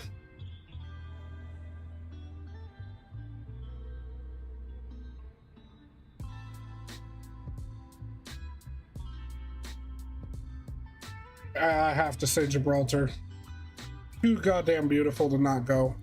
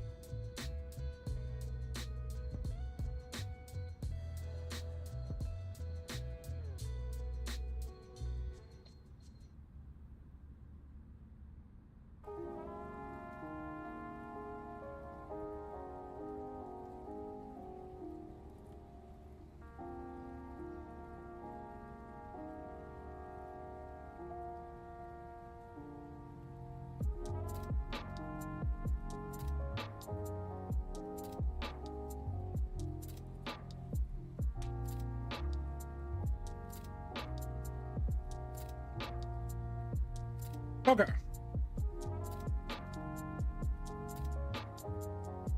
We're still pretty far out. I do believe out here to the left we've got the UK.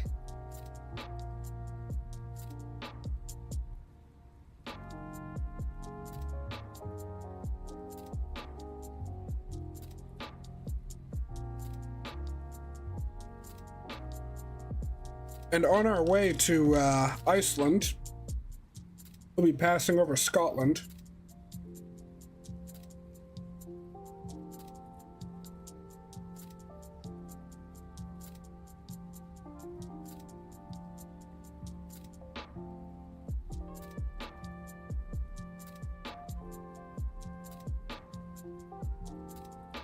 Deciding what the fuck.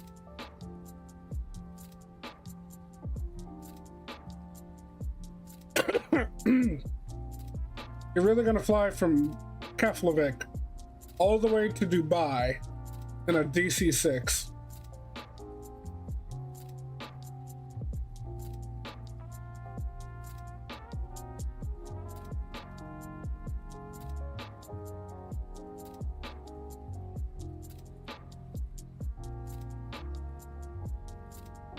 God damn it, Sasha. Fine.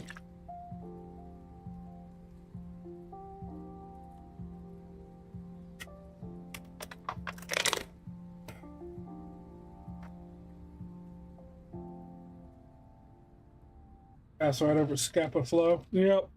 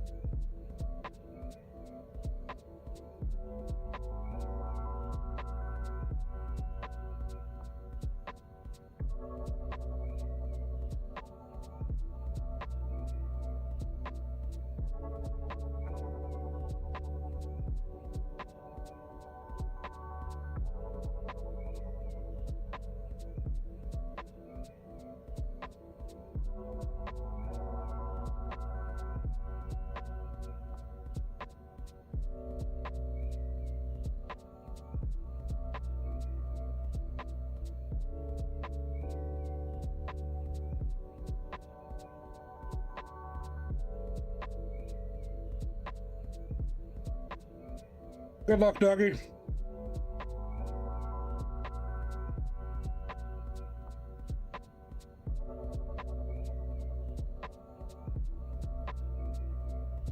Okay. So I can put this big bitch at East Apron heavy stand 122 or 123.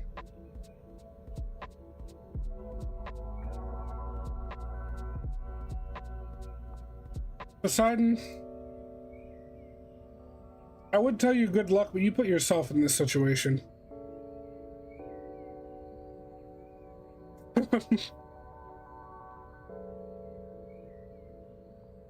Love you, I believe in you, but good luck.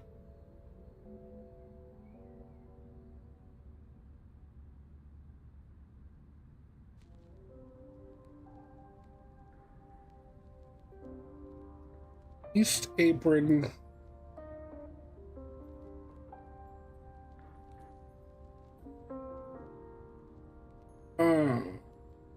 Where are these?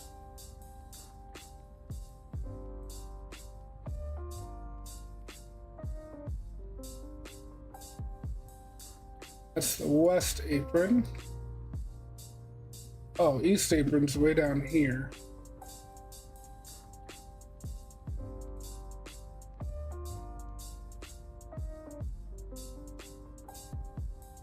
East Apron heavy stand 122 and 123.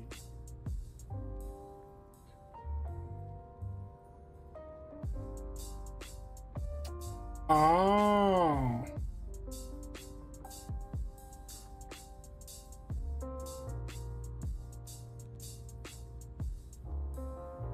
Chat.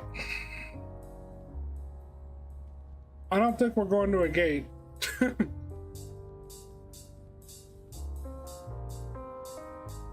Oh no. No, no, no. We will not be going to a gate.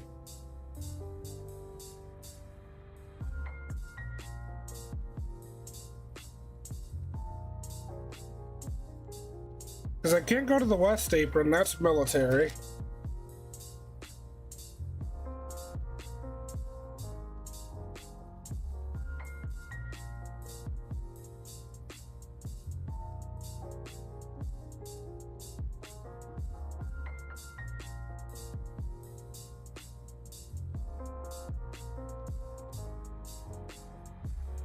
Doggy, where are you landing?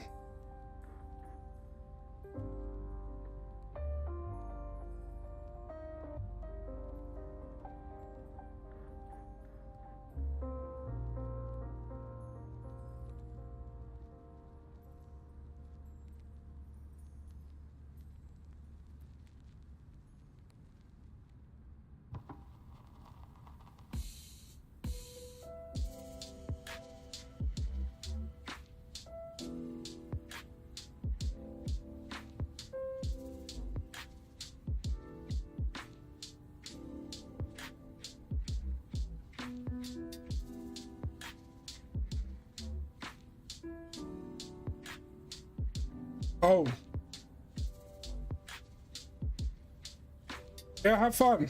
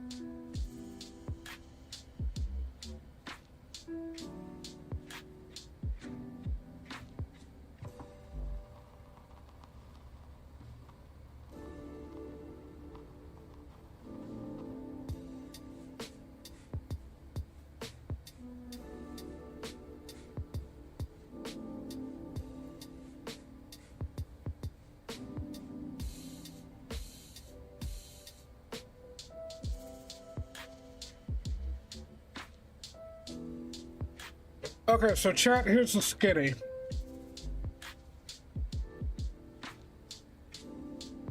We are going to be landing right here. Runway 19. We're gonna end up coming all the way down. Or rather, I don't know if we'll be able to make that right turn, but if we can, I'd like to stop it by Sierra 2 right here. We're gonna turn right, head back north along the taxiway next to the runway. Then we're gonna make a right turn away from the terminal, cross the threshold of the runway we landed on, and then we've got to head out this taxiway, because the only place an A380 can park at this airport are these two spots right here. I know that's a bit hard to see, so let me zoom in a bit. These two spots here on the east apron. I ain't ever hold no answers. Bet you sick of hearing lessons from a dude who got no handle. Yeah, all I got is questions. I never hold no answers. Bet you sick of hearing lessons from a dude who got no handle. Yeah, someone say me, tell me what to do. I think I'm going crazy. Someone take these problems out of view before they go and hang me. Someone save me. Everything up in the air and I can't stand to hang. The end is not, the end is not, the end is not, says the friendly guy. I see in puddles of water that filled with COVID-19 was a strange year for me. I sold myself up on a screen so I could put my weed and escape all of my dreams and go somewhere else. Anywhere I felt would do as long as nothing felt. Sit for a buzz, I probably needed a hug. Built a pattern instead. I made the pattern my friend and we still hanging out. He introduced me to his clique, that's where I bonded with doubt. And made a pact with self-pity and shouted out to the city that I'm lost, someone get me before my demons can rid me in the shreds of a man. Where do I head? Got no plan. And I thought that was fine for a while. Then I remember that my thoughts isn't wine. Also, Sasha, thank you for pulling up the Metar for me. For 0 for 8 knots. Visibility is great.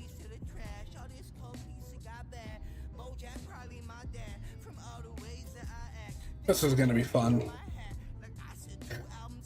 So how's everybody enjoying the A380? I know, Paul, you were saying it was fantastic. I agree.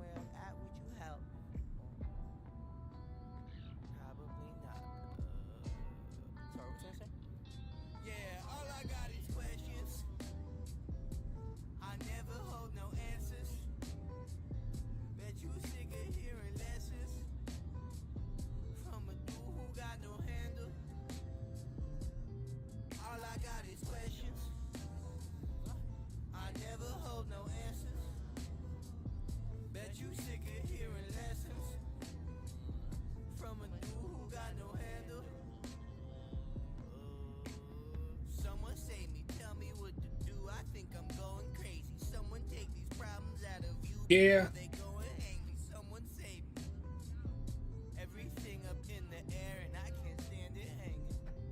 I must agree with you there, Paul. The other than the performance, everything else is just perfect.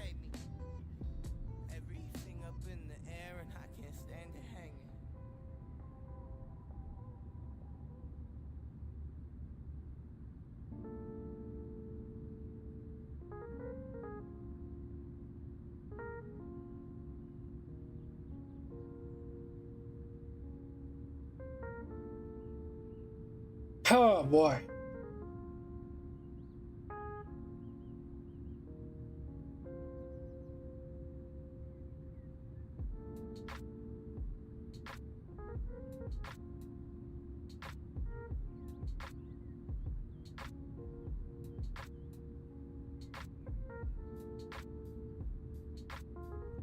So cruise is going well.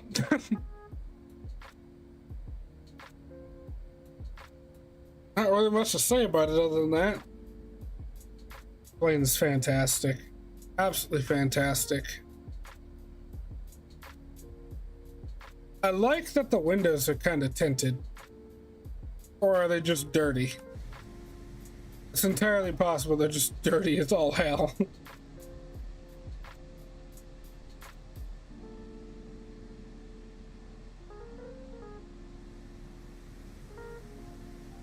This thing is just a monster of a fucking jet.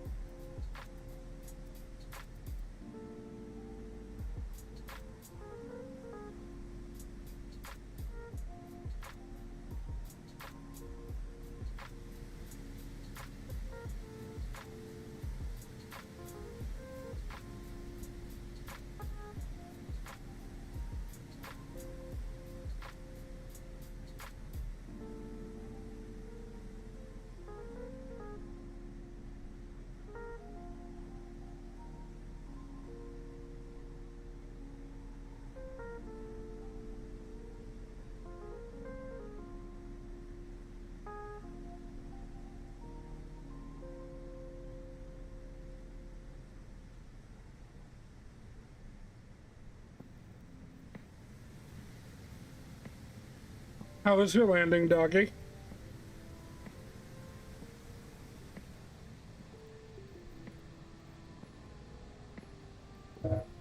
Hey, not bad, not bad.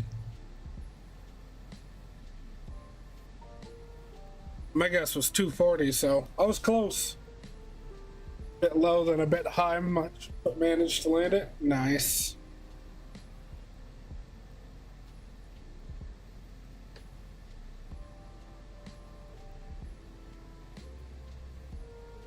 Chat, does this count as Christmas music? Oh yeah, it's called Climbing the Tree. Goodbye. Why is Mike's A380 cooked? Well, I don't have his stream up.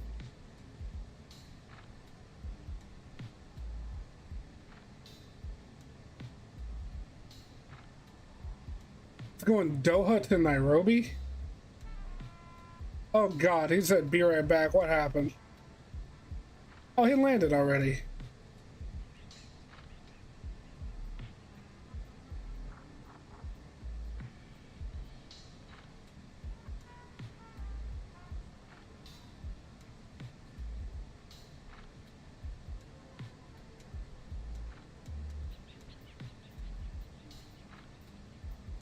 Had some micro stutters.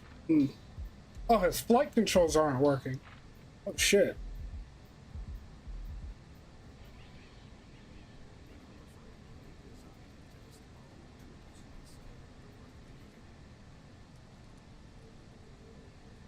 Huh.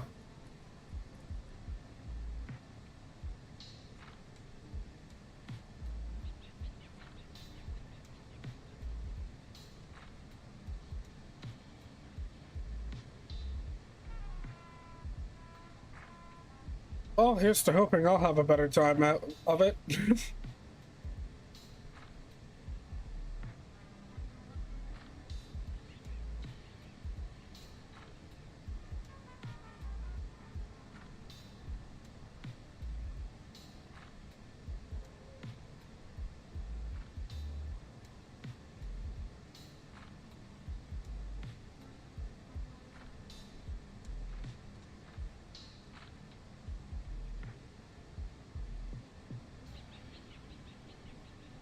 Hey, Dave.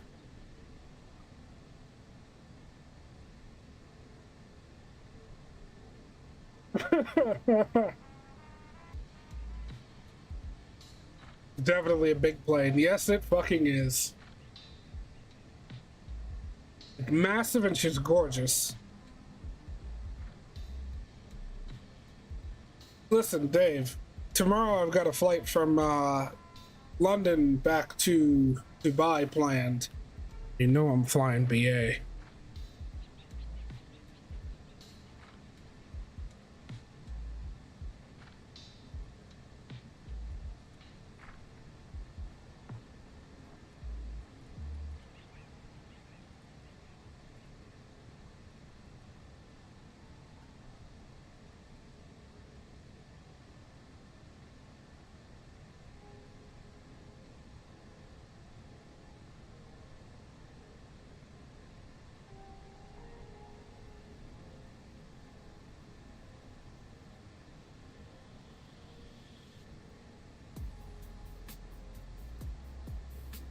Yeah, so far, other than the overall performance, like frame rate wise, but they had already stated it was not at all optimized. But I gotta tell you, I'm not getting too terrible of a frame rate. We're at 53, 58, 62. The cockpit's fantastic. Trying to taxi this bitch is insane. Yeah. I heard the auto brake off sound on the A380. Oh, really? You know what? Now that I think about it, I remember hearing that yesterday. But yeah, no, Dave, this thing is awesome.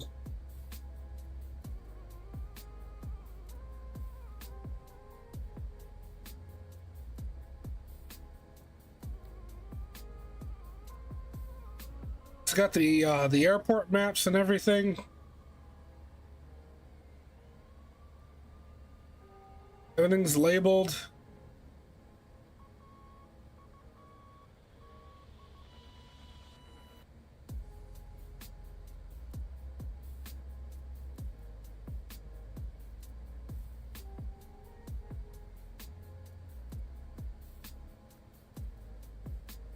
You know, this plane is very nice, man. Very, very nice. I'm really happy to have it. And you know that's something coming from somebody that absolutely loves Boeing to the bone.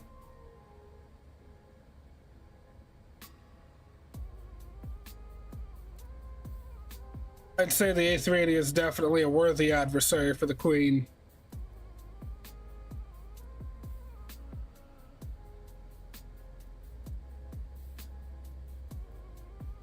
Put on one only once from memory. Very quiet. Yeah, that's something that they definitely got down in this one too. You can barely hear the engines from inside unless you're taking off. Like at full bore, hauling ass down the runway, you can hear them pretty well, but they're not like stupid loud. Honestly, I think the loudest noise on takeoff is the sounds of like running shit over on the runway.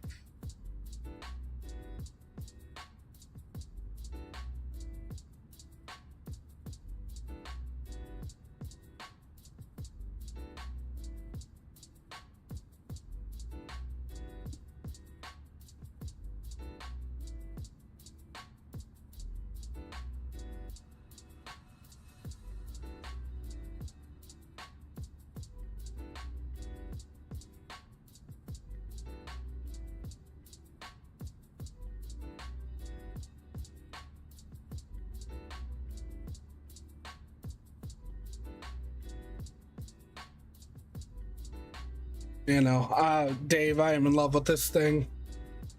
Like, honestly, all the shit that's come out recently, except for Aerosoft's A380 mock-up, has just been top fucking notch. 380, the Max 8, the update to the PMDG 7.3s, the 777, they're all just so fucking good.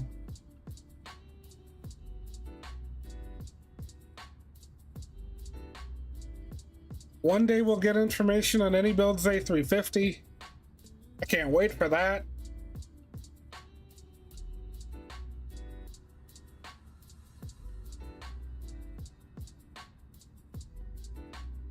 And I'm actually planning on giving any build's A320 Neo another go, probably sometime this coming week.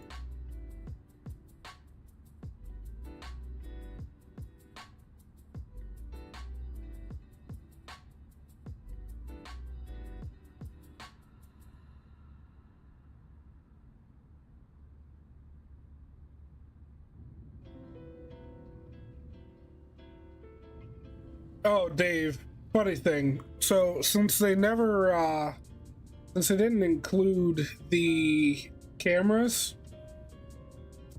I made my own taxi camera. The one on the tail. As well as the one down below behind the landing gear.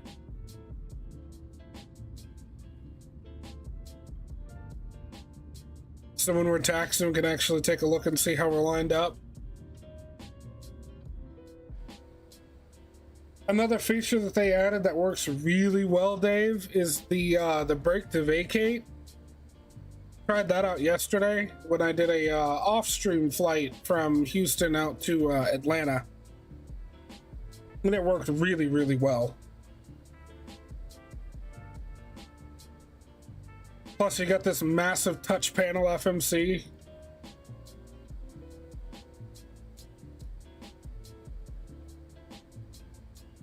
I really love it. This plane is amazing. I can't wait till they add some of the other stuff in here, like these, along with some of the stuff in data.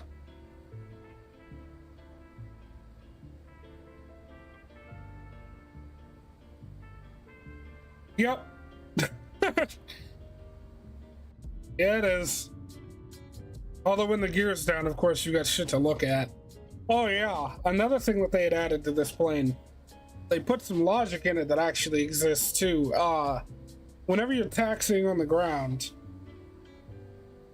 the fucking tail, because the vertical stabilizer is so goddamn huge, when you've got crosswinds and you're taxiing, this thing would tend to pull off the taxiway, and you gotta like really try to hold it on the center line.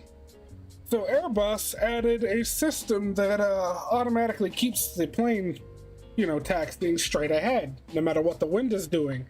And Fly-by-Wire added that to this plane. So like when you're in the 7.4 or a 7.3 and you gotta like constantly correct the nose gear so you stay on the taxiway and straight down it, you don't have to do that in this plane. You can just taxi straight ahead, don't even have to worry about it. It's so cool.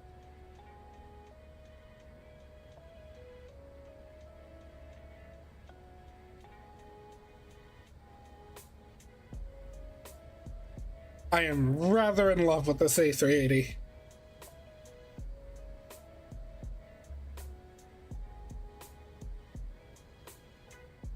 She's a big bitch, but goddamn does she know what she's doing.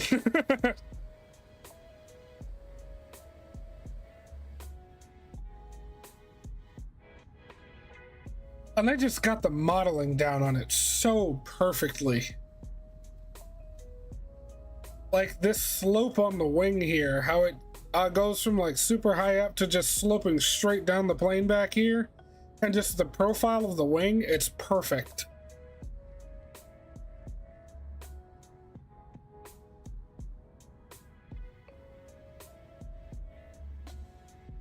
One going ape shit on landing because the wind caught the tail. Look like an F1 car warning. Warming the tires with the zigzag. Oh my god. Yeah, no, that system isn't active on landing, but while you're taxiing, it is.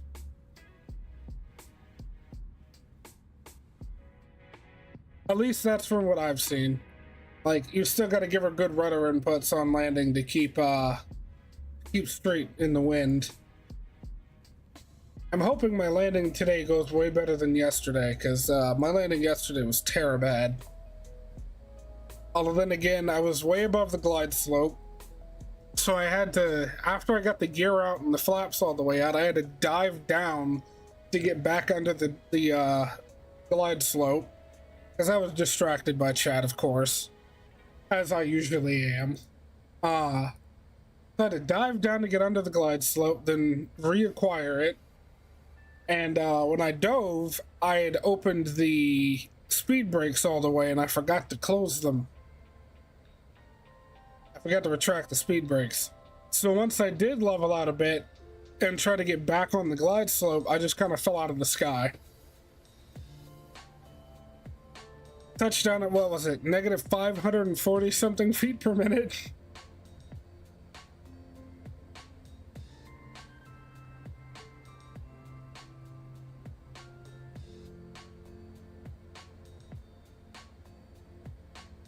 Fucking cratered the corner of the runway.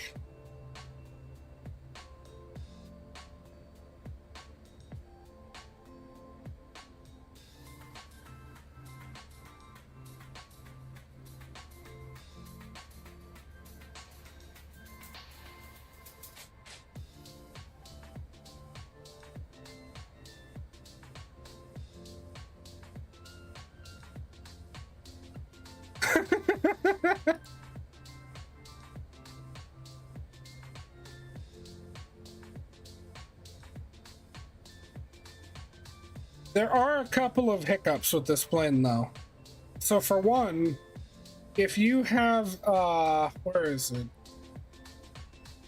Under third party options, if you use GSX fueling synchronization, things aren't gonna go well. You're not gonna be able to change the fuel in the plane. It'll be at 400,000 fucking pounds of fuel and it'll just be there.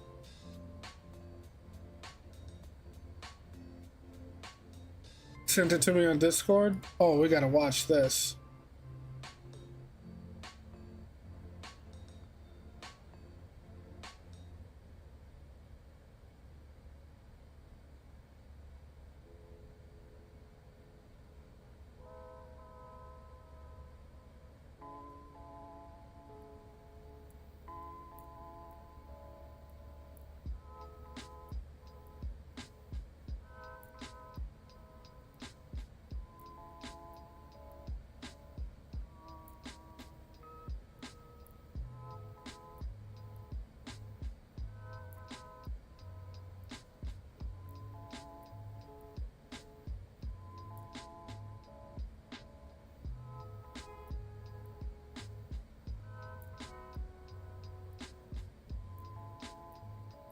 Sorry, we're just gonna have to deal with the Liberty Mutual commercial. Oh, there we go.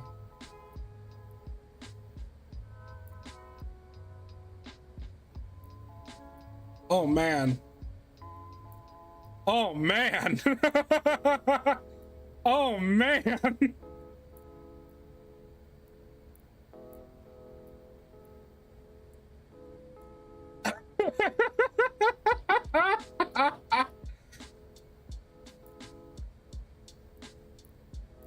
Hey, he put that thing on the runway though. I give him that much.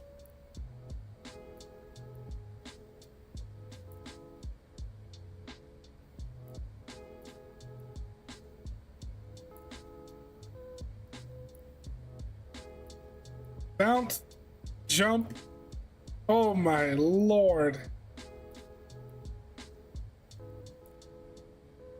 Dude, that thing went left to right, probably a good 15 feet in that bounce. Zoop. Oh my god, how did the tires even stay on that thing? Jesus Christ. Those passengers are smoothies now. Passengers in the back are dead. Hey, I don't think you're wrong, doggy.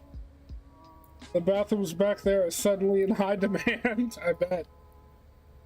If the bathrooms are still in place, that is. They probably had to fucking reconnect everything.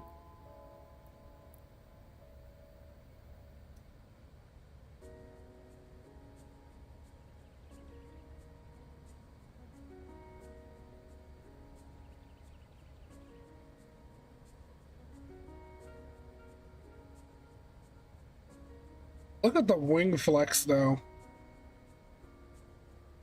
You can see the entire outer engine bouncing. Oh, this is sped up footage. that was funny. I'm sure those pilots shit themselves. I'm 100% certain.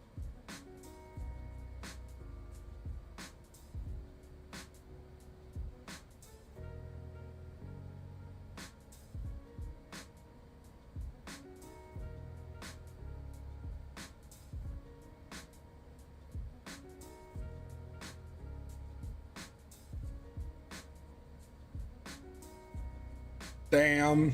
Just damn.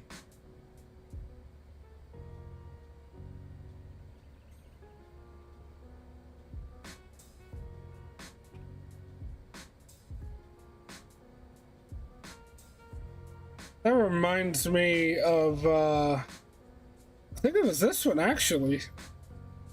The Lufthansa touch and go at LAX.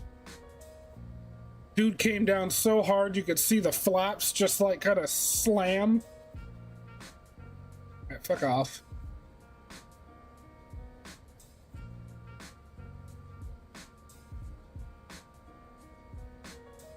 Oh, Her Majesty, the Queen of the Skies. I love this A380, but she'll never take the place of the 7.4.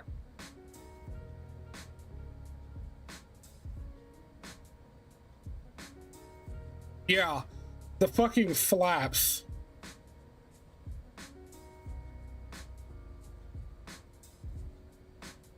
And they were like, no, we out. No, no, no. Like, no, well, we'll try that one again.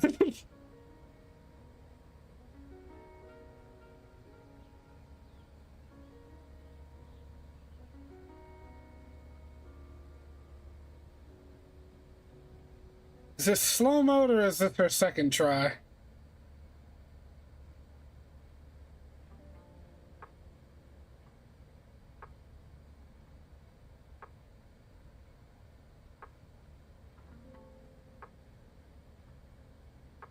I'm gonna just say this. I don't expect much, but I really, really hope that they did some more work on the default 748 for Flight Sim 24. Hey, much better. They didn't almost break the flaps that time. And then they went in the back, just experience what ejecting must be like. Sheesh.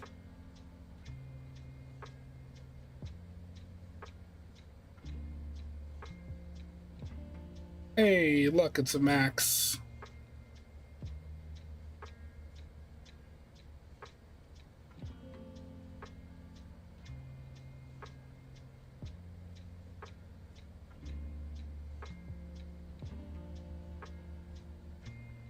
What do we have going on here?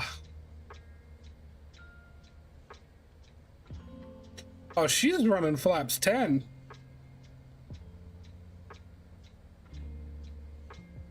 I mean, granted, that is the standard takeoff flap for the 748.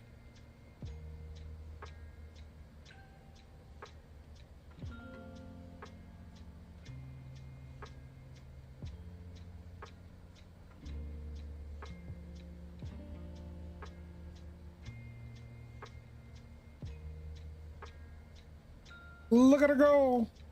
God, the fucking vortex is off the top of the engines, though.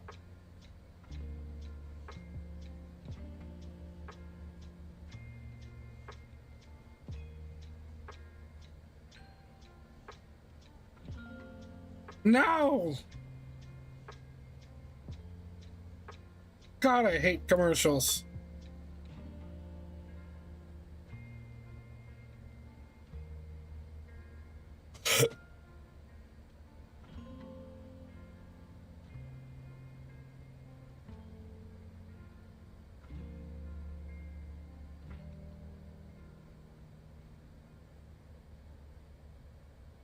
So wait, what's going on here?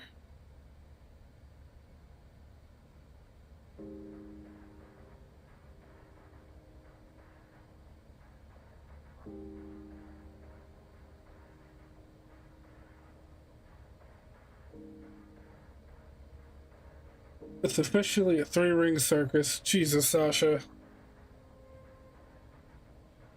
Why do they have them taxi straight off of the runway again?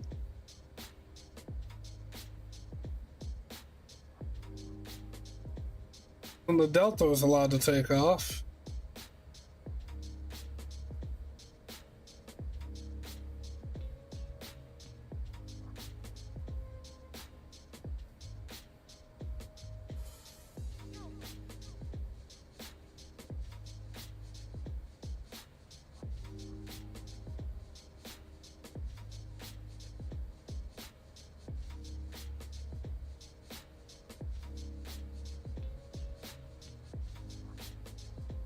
Oh.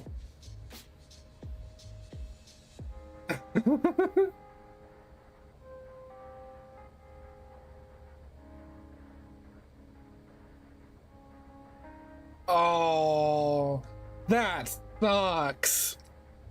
Almost got to witness Lufthansa 74 take off and then immediately after the A380. But the A380 had a sick passenger and had to go back to the gate. That's just sad. Monkey in a ballet costume on the high wire riding a unicycle. Oh god. I'm sure I'll hear about it later. Doggy, you said you uploaded the short? Send me a link. I'll pull it up.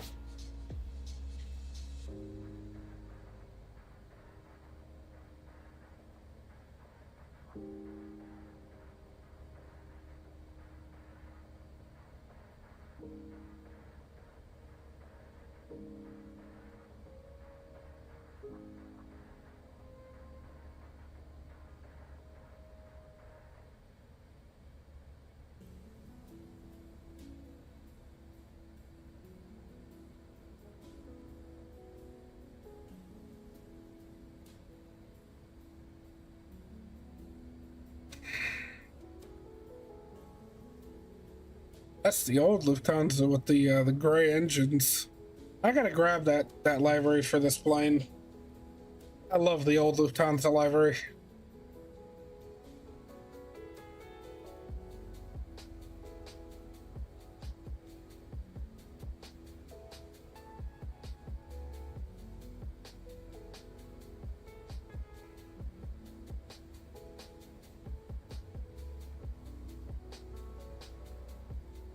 Or 5-3.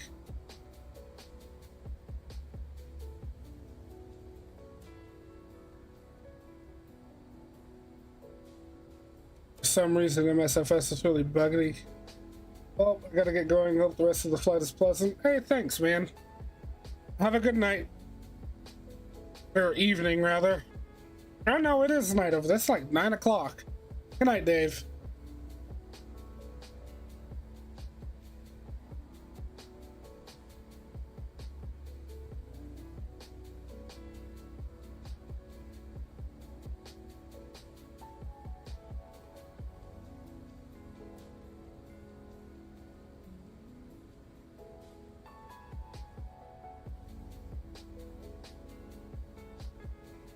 God damn it, Sasha.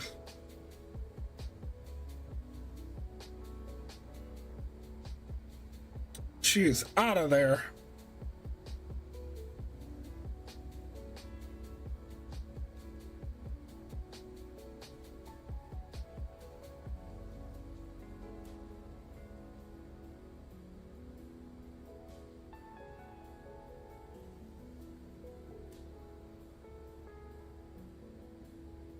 Let's take a look at this short.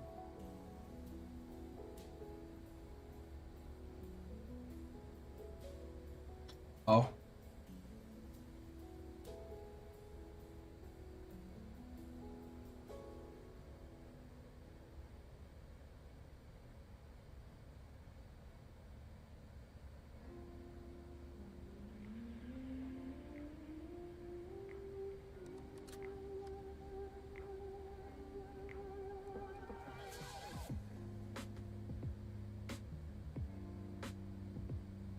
Not bad, not bad. Oh, yeah, I heard. I love how you.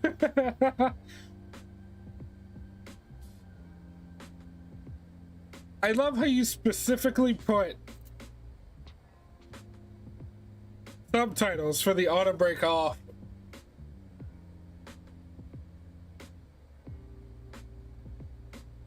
Oh yeah, I heard it. I heard it.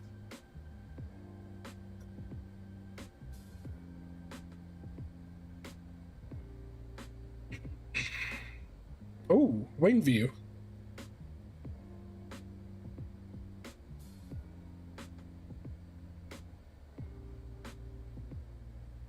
Very nice, man.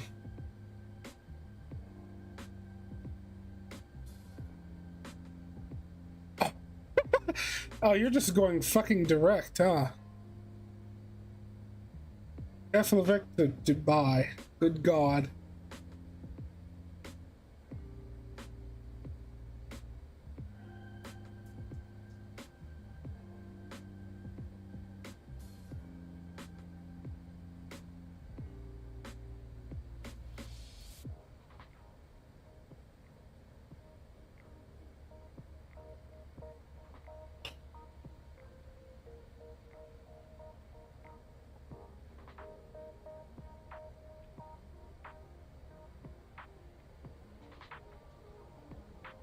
Fucking ads.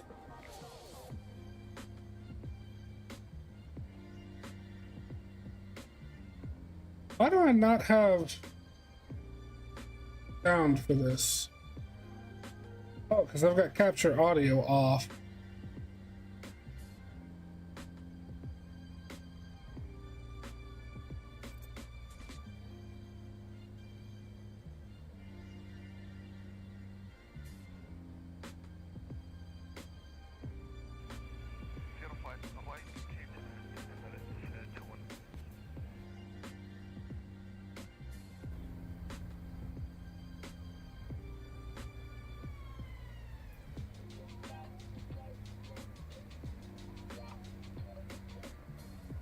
Ooh. Ooh.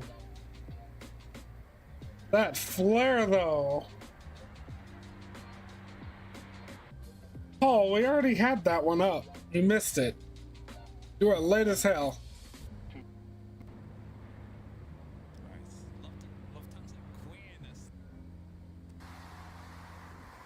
It's right here. All right, see you in a minute, doggy.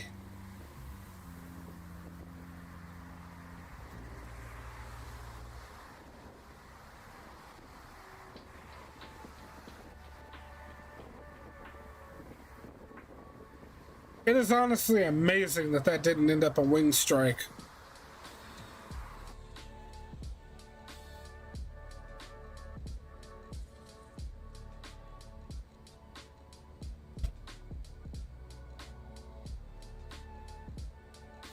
From a 500-person Airbus in Germany that nearly lost it.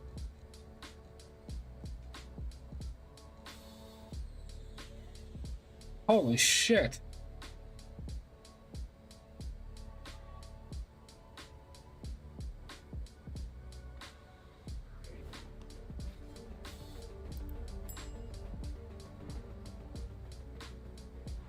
With roughly 16 million passengers in 2022, Dusseldorf Airport in northern Germany is the fourth busiest airport in the country.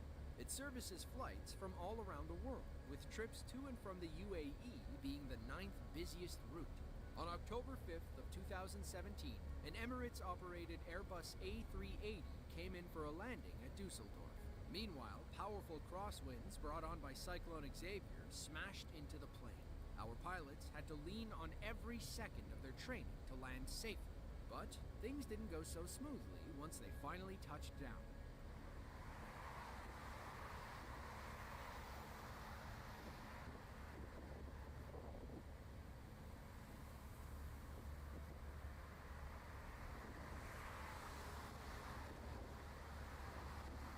New tires. All across the board, new tires. Look at how heavily the wind affects the wings and tail fin. Imagine being in the cockpit knowing more than 500 people are relying on you to land safely. Thankfully, these are some of the most skilled pilots in the world. The Airbus A380 is the world's largest passenger plane. It features two full-length seating decks that can fit between 525 and 853 people comfortably. As of today, Emirates Airlines has the largest fleet of A380s, with 123 ready to fly. The next largest is Singapore Airlines, and they only have 14. You don't have to travel far for an God damn it! Go away! Ethiopian Airlines is the largest airline group and cargo operator in Africa. From humble beginnings in 1945, they'd eventually be named the best airline in Africa in 2017. They made further history in 2018 after agreeing to twice-weekly freighter flights between Ethiopia and Miami. It marked the first ever cargo route between Miami and the African continent. Things ran pretty smoothly over the next few years. Then, in April of 2021, an Ethiopian cargo flight caught everyone's eye when it made an extremely rocky landing. To their credit, the pilots did their best after getting caught in a strong crosswind.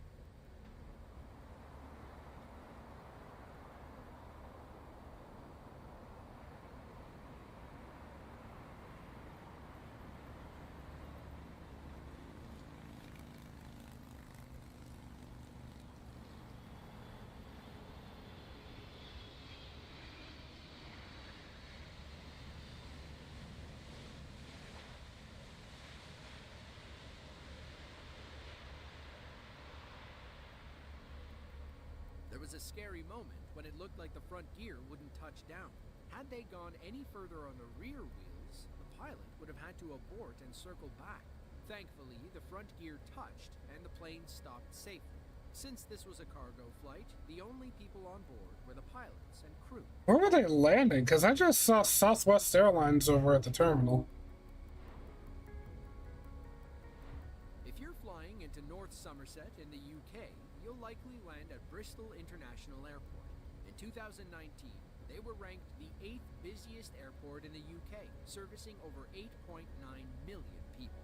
According to their website, the numbers have kept going up and up and up.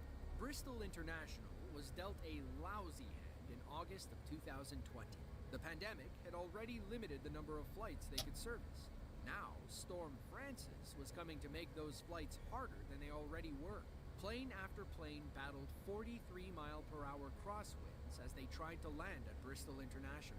Thankfully, these pilots were highly skilled in the art of crosswind landings. It may look a little silly, but these crab-style landings are the safest way to land in stormy conditions. First, What do you mean? They're the only way to land in these storms. From Inverness, Scotland. Let's see how this pilot weathered the storm. 10 kilometer or more, overcast, 1,800 feet, towering cumulus detected, temperature +18, dew point +14, QNH 997 hectopascal, threshold elevation 6.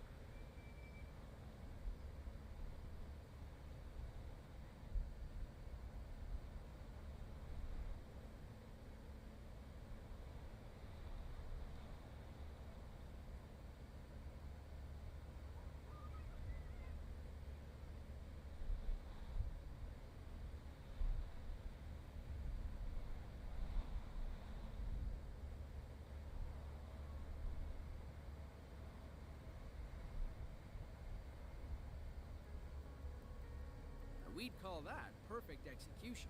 But what's harder, landing during a crosswind or taking off? I wouldn't say perfect execution. They did bounce.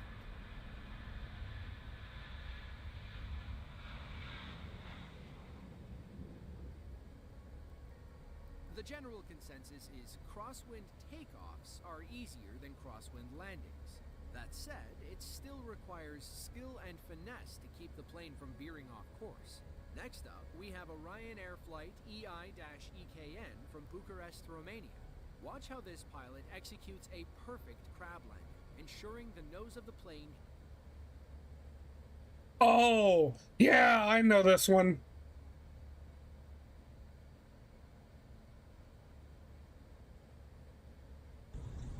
Yeah, be careful. Don't worry. Bank angle. Bank angle check. Bank Oh my god, that shit was nuts. Sink rate. Holding up. Hold up. Sink rate. Sink rate. Immediate careful. Good, good, good. Come little more. Okay. 30, 20. Woo! Two in reverse. Yeah, what the hell happened there?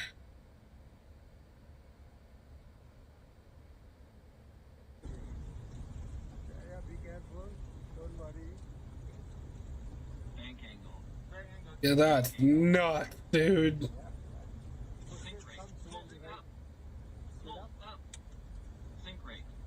Sink rate. Bring it careful. Good, good, good. Come little more. 50, 40, Okay. 30, 20. I mean, for Christ's sakes, Pato is already dangerous as hell to land at because the way you have to come over the terrain, you have to go around that mountain. But good God.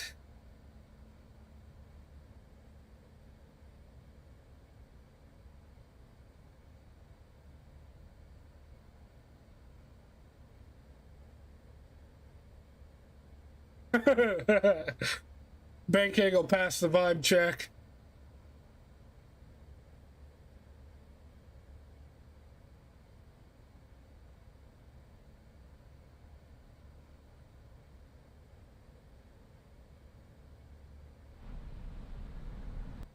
All right, I do want to watch that, but I need to check on our flight real quick.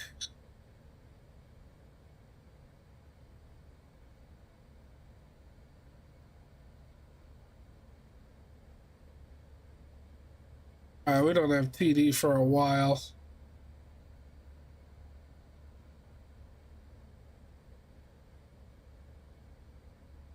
Oh, I can't grab it and move it like that. Oh well.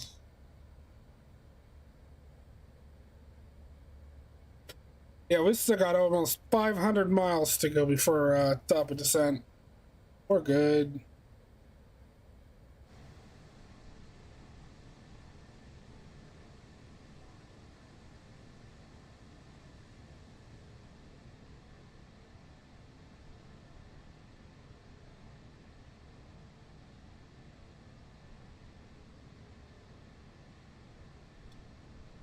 Lufthansa.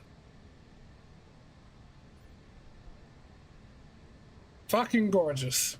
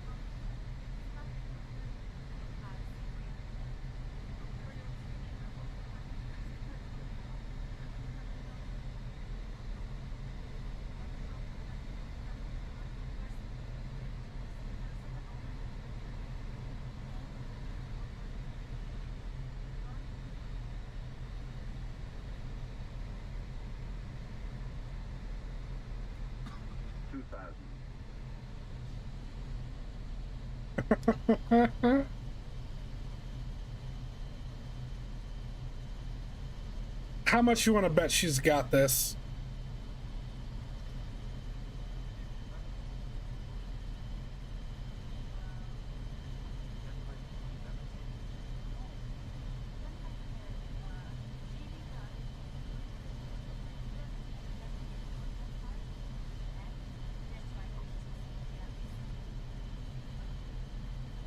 Okay, so they're currently coming in back left of that hill, so the airport's over there.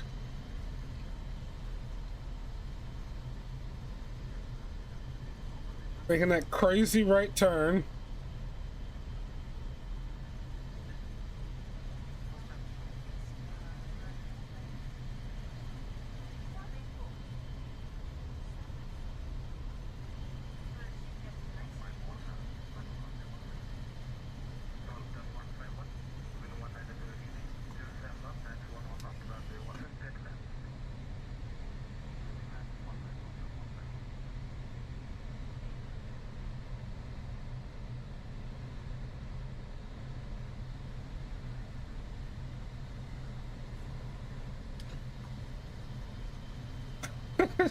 She can't decide if she wants it on or not. 1,000.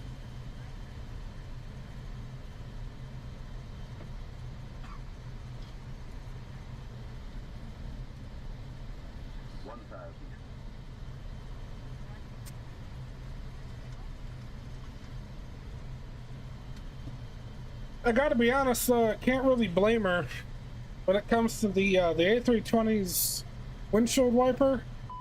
That shit is the most annoying sound in the world. 1,000.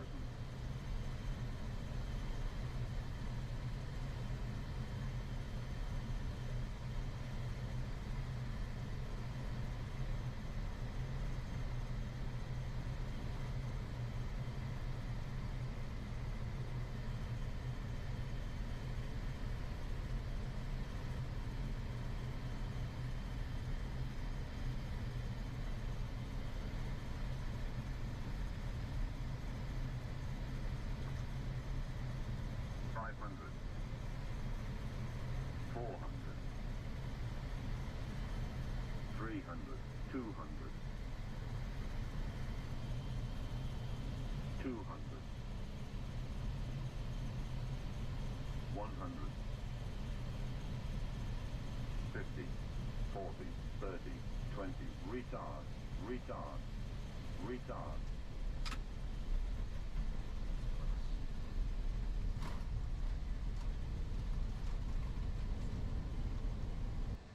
Very nice. Okay, Flight Sim, what are you doing?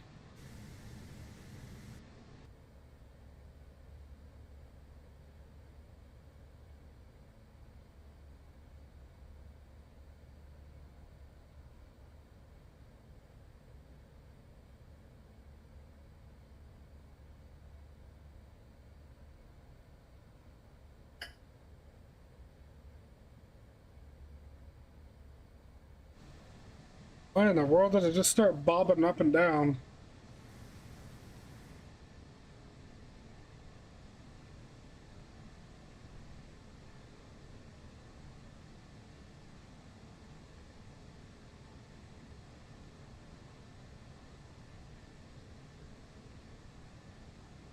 Okay, well that was weird.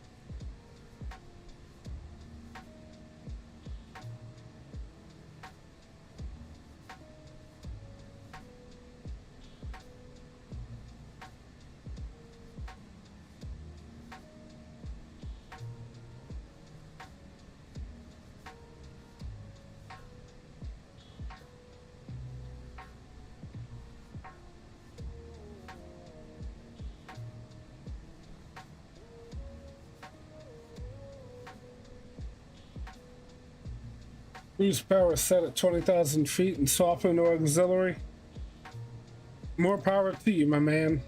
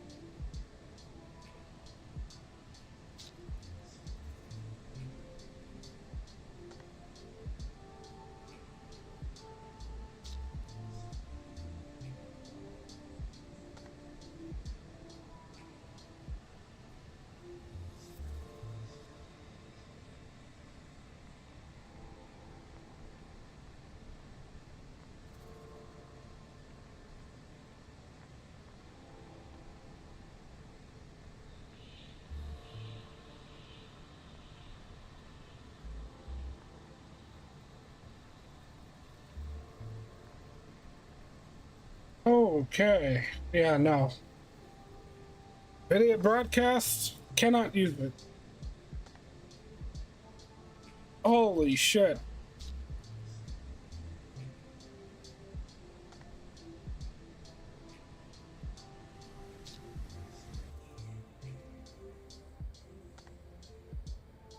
Should I film as a video like a failure? What is it with you and failures, man?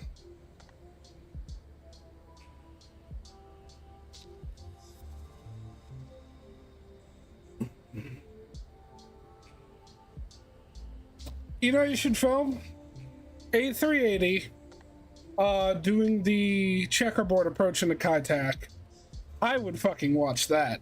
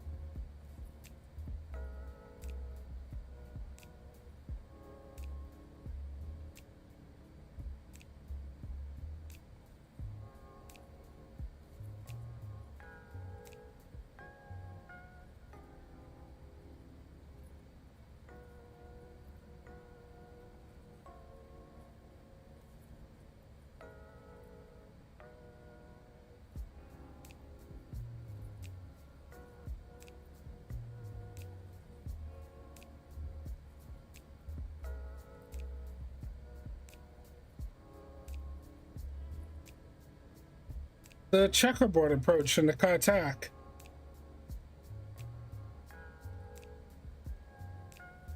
It's the visual approach into attack that uses these checkerboard looking markers along the approach path for you to follow. It's a really challenging approach.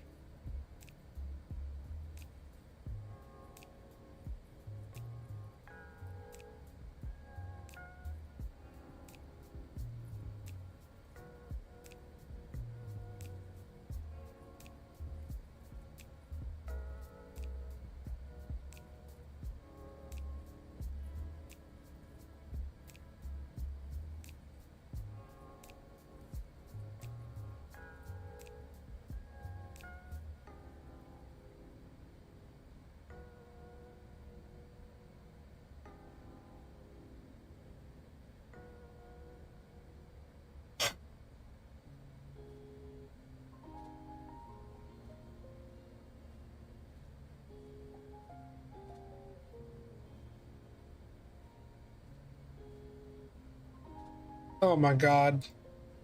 Good luck.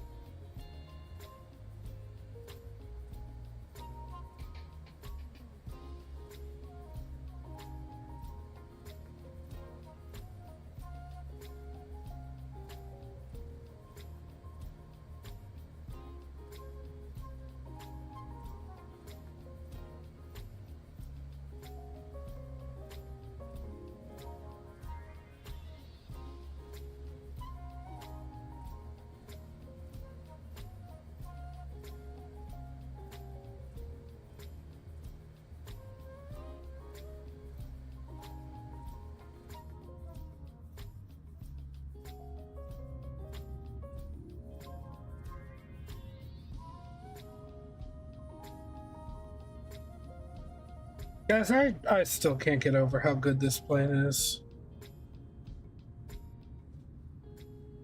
It just feels wrong to have something this great and it not be a paid add-on.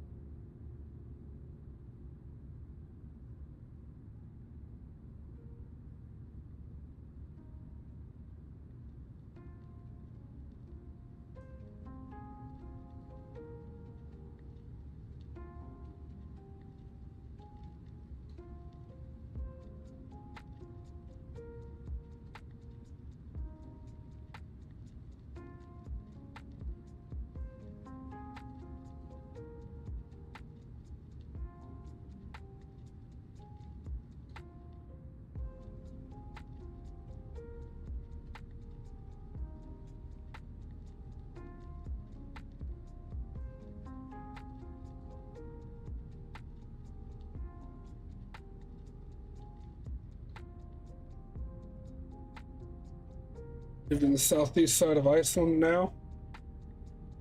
Not the bad.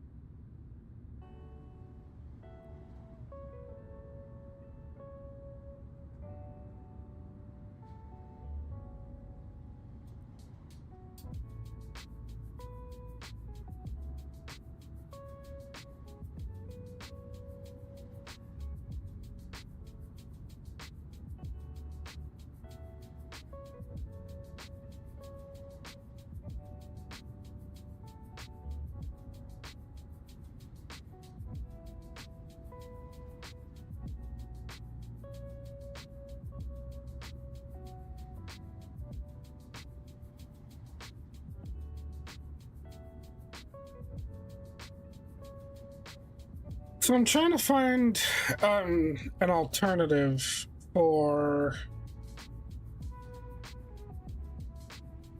the background removal in NVIDIA Broadcast, because I just can't use NVIDIA Broadcast. It absolutely murders my frame rate. Probably because of hardware accelerated GPU scheduling, but which means I can't use it to remove my background, and I don't want you guys to see my bedroom and whatnot behind me, because let's be honest, it's a mess and that's embarrassing. I'm trying to find something that's like native to OBS that I can use instead. I think I found something, but I think I'd have to restart OBS to apply it.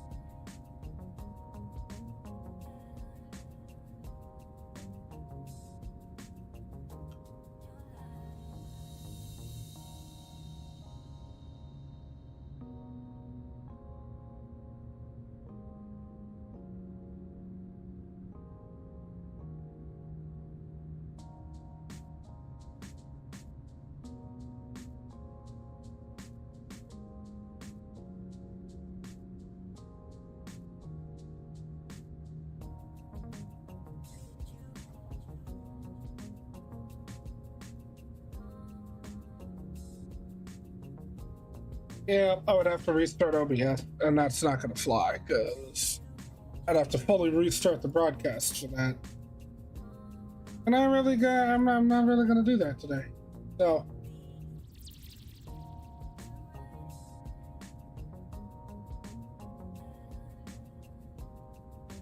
we'll just continue how we've been. All right, so let's see. We have crossed Scotland already. We are abreast of the Faroe Islands. They're off to our right. They're out there.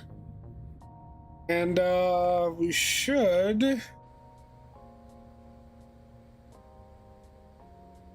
if we're close enough, be able to see. Good Lord, look at that.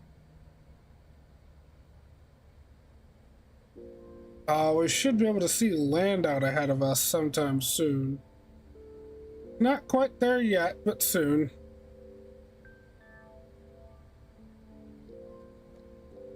What view do we want, guys? This one? Do we want under the plane? Do we want above the plane? Or should we go back to one of the wing views? Or shall we go back to this beauty shot?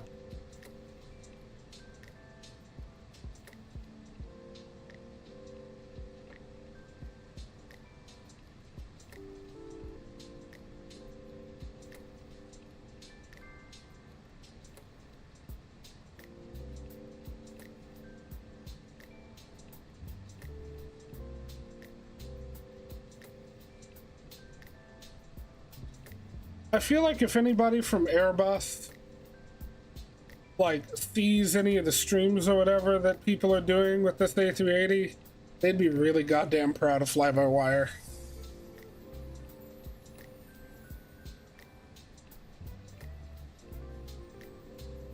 Crime.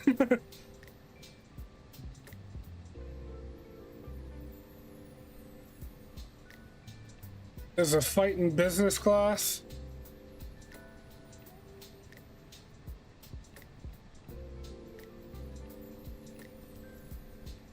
As long as it doesn't make its way to the cockpit, everything's cool.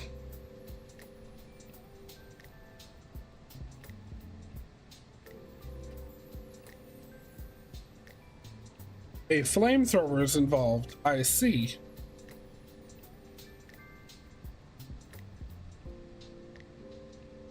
I should probably put that out.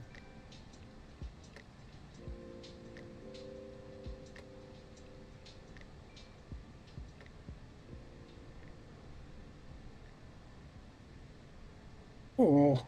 I saved hundreds with Liberty Mutual. Hey, witches, you're awake. Oh, was your nap? What the fuck? What do I even look? I don't want to know. I don't want to know.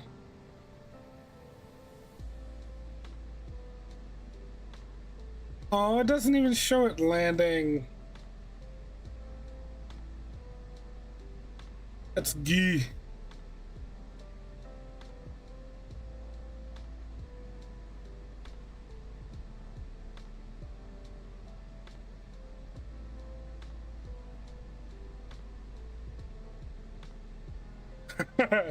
The roughest ever landing. A flight to Los Angeles went through a scary 20 minutes when their plane tried to land at the city's airport on Tuesday. A live stream recorded the touch and go landing of the Boeing 747 passenger jet. Oh yeah, this is the one we watched. So roughly that the landing had to be abandoned. The plane headed back into the sky and landed smoothly and safely about a quarter of an hour later. There was no information about the cause of what a commentator called the roughest landing ever caught by the streaming service.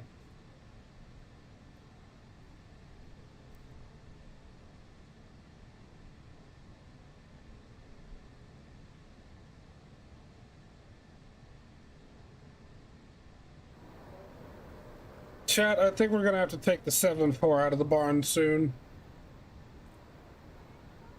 Well, I'm glad you enjoyed your nap, witches.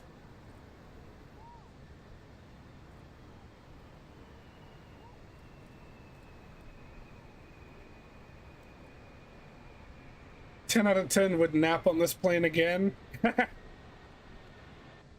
Dude, look at this thing. Oh, wait. Window capture, go away. There we go. Look at this thing. It's fucking gorgeous. Oh! You guys want to do a cabin tour?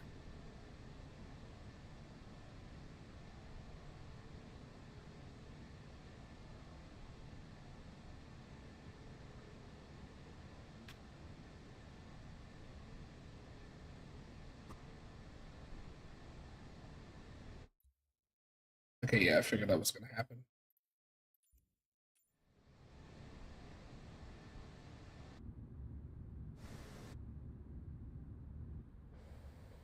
All right, let's do a quick cabin tour.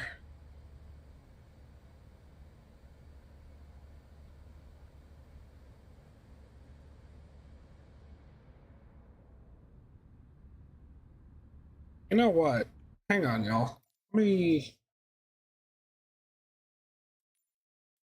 Cockpit camera...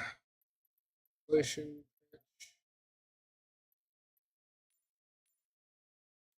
All.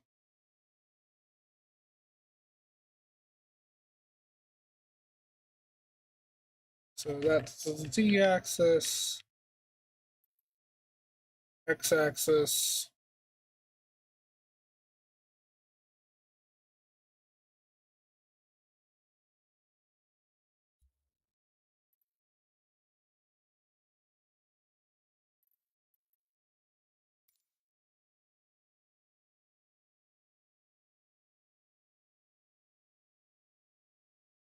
How do I...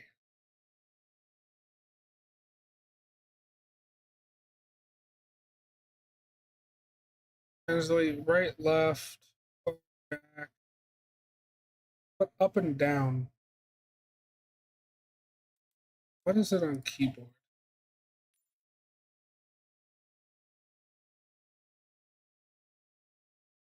Oh, cockpit view height. Got it.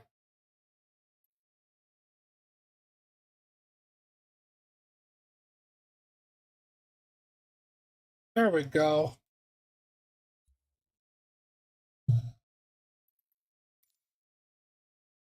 Validate.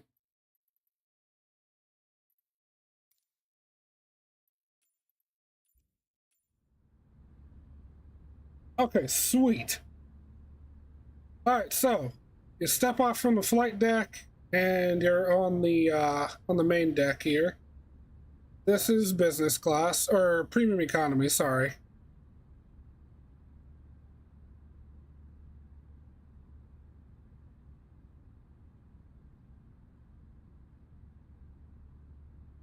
So they're not quite done with the interior yet, although what they do have is pretty nice considering what they have to work with in FS 2020. And then here's the economy seating, which honestly does not look too bad. I'm gonna be honest with you, the economy seating does not look bad at all. I mean, yeah, I wouldn't want to be stuck in one of these seats for, you know, multitudes of hours. I think like 8 hours would be the most for me that I could spend in one of these seats. Going further back, you got even more. So you got 10 abreast seating at its widest in this plane. You got 4 in the center, and then 3 on each side.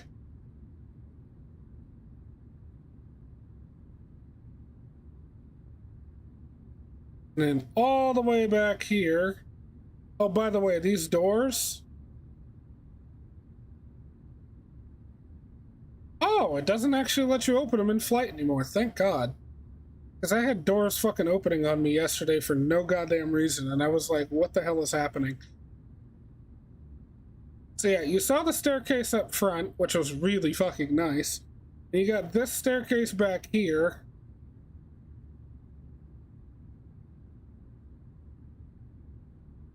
Just this beautiful spiral staircase. There's a curtain at the top. They're not done with the interior, so back here on the upper deck is kind of wonky.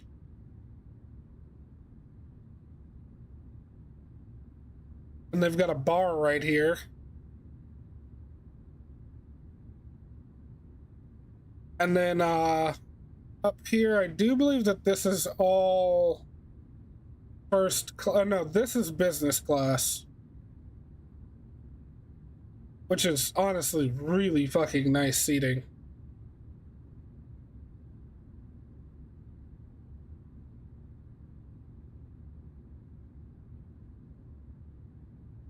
Little drinks in there. I have no clue what the hell that is, but Sasha yesterday was joking that it's a stream deck. Hey, look at these plush ass seats. You got a TV in front of you.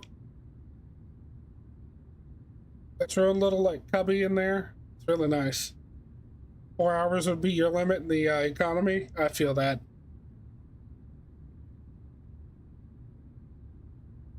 I have a feeling that stream is really behind me. Hold on, let me pop over to stream.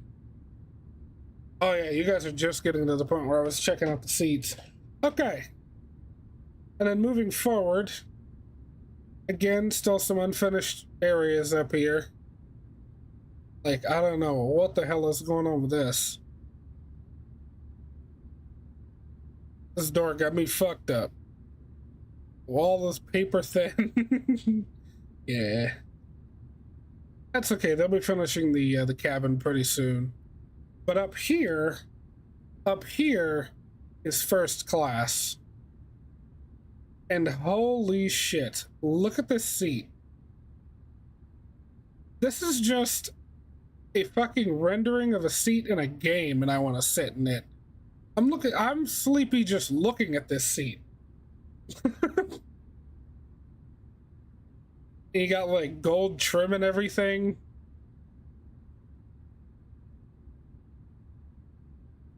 Plus, that right there is a door that you can slide shut so that you're like completely closed off from the aisle. And over here, yes, you can see across there. You can also close this little privacy shutter right here if you don't want to talk to the guy next to you.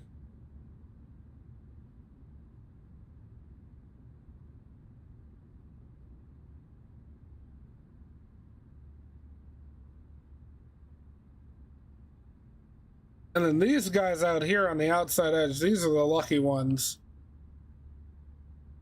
Because they've got perfect wing views.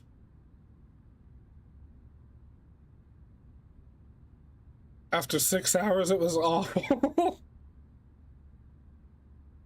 I guess you're talking about the flight over to TwitchCon.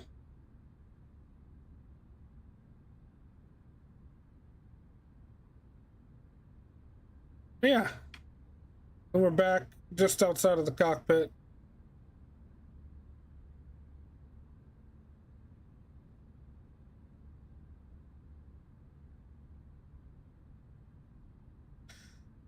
I tell you what, honestly, premium economy be damn good enough for me. Let's flip into the floor here, take a look in the cargo hold. Not bad. They've already kind of done better than PMDG. Was able to fly with the first class on Emirates. Ooh, that had to be awesome. I think Emirates, honestly, probably has the absolute best first class in the world. For, like, any major airline, Emirates is where it's at.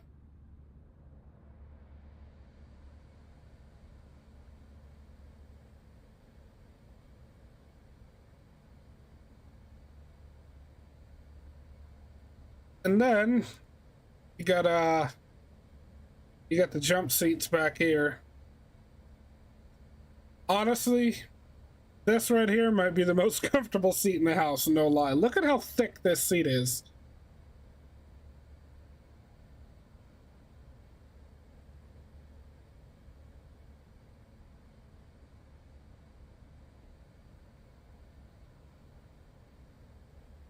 Why is that lit up?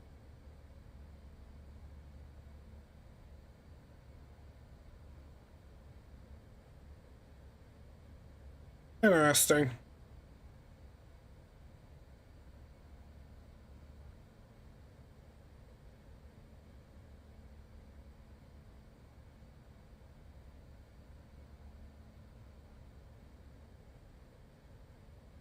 Kind of funny, all my uncles have between 1 and 7 companies.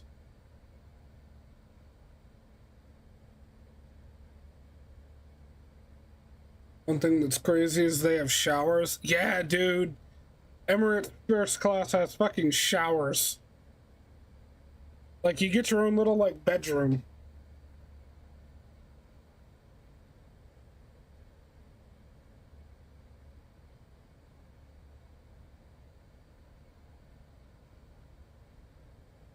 Noted, she said.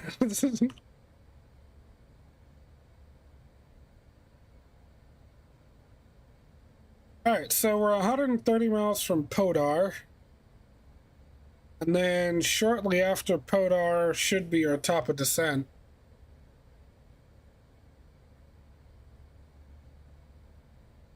Oh no, it's gonna be just before Breckie. Okay, I see. So 139 miles from Podar is top of descent, and then 4 miles past that is Breckie. Got it. Dude, I'm telling you, this thing is absolutely amazing. And the funny thing is, it's speculated. It is heavily speculated that the only reason Airbus built this thing is because Boeing baited them into it.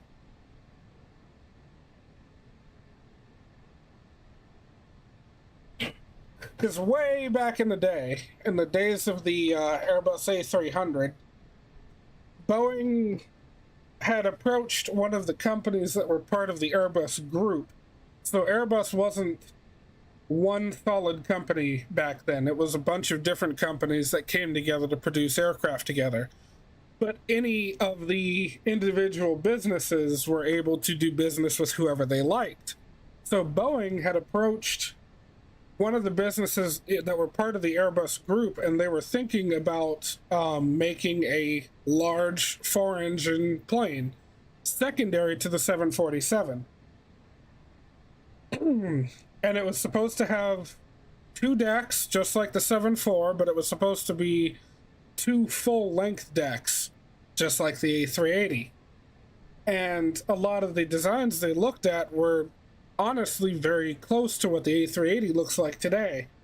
But then Boeing decided they didn't want to go that route. The company that was part of the Airbus group decided that they were just going to kind of hold on to things.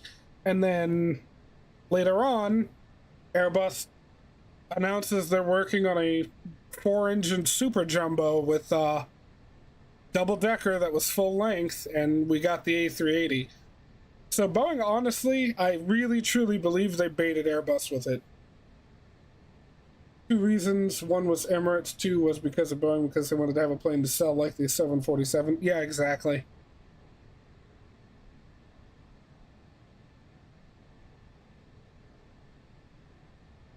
Which, Paul, I'm gonna be super honest with you. I'm really glad that they did not just take the A340 and give it a second deck and say, here you go. Number 1, I fucking hate the A340. I think it's a really fugly plane. It is disgusting to look at to me. I don't know why, it just is. I hate the A340. And I feel like if they had just given the 340 a second deck and called it good, I probably would have thrown up.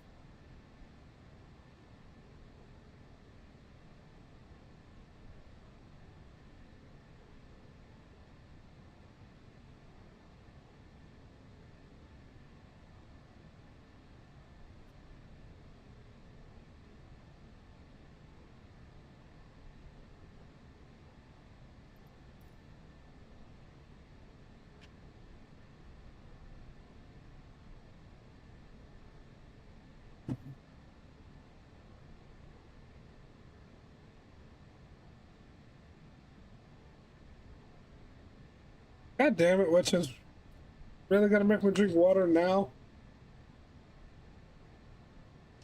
Fine.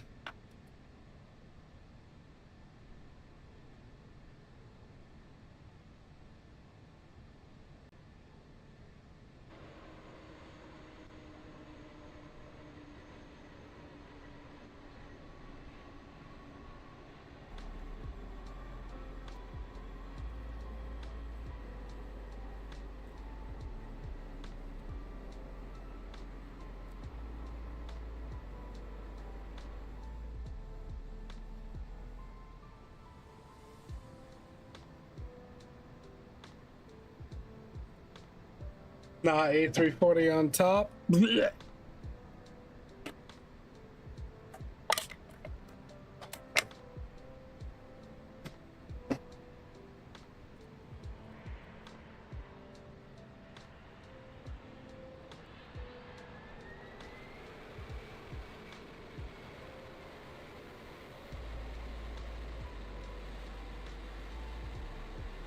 I swear to God. Poseidon, man, I wish that one worked. Man.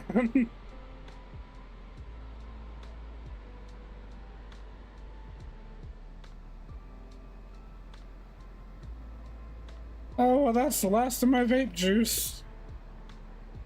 Pray for me. Because we don't get our new supplies in for, shit, probably about a week.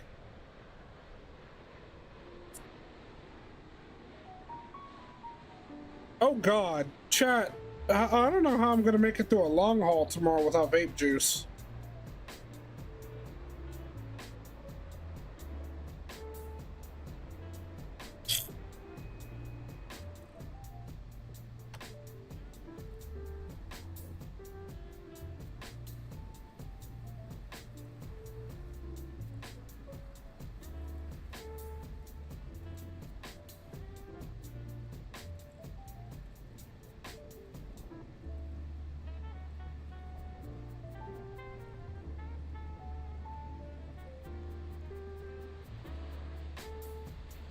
Listen, just because I was asleep most of it doesn't mean you get to escape without the hydrate.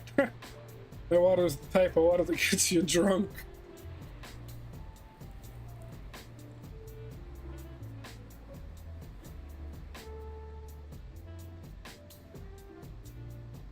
Oh man, you can see the vortices that the various parts of the plane are creating in the air.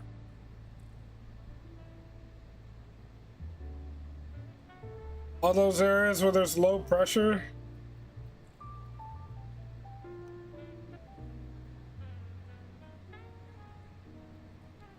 China, China, number one.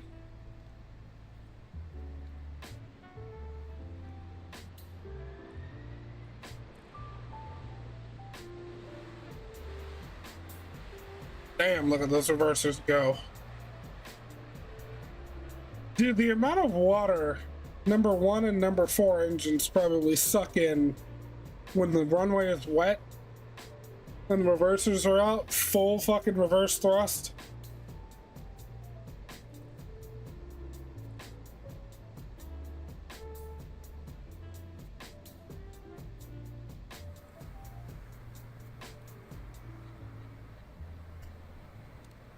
Oh, we got a Lufthansa.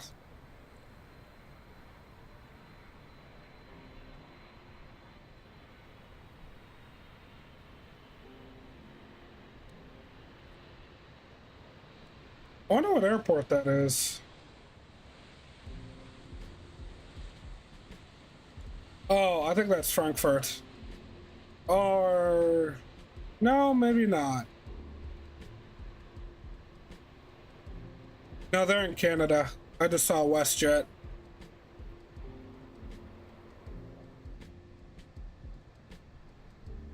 Yeah, WestJet 73 would never be in Germany. Ooh, Korean Airlines. Or Korean Air Cargo, actually.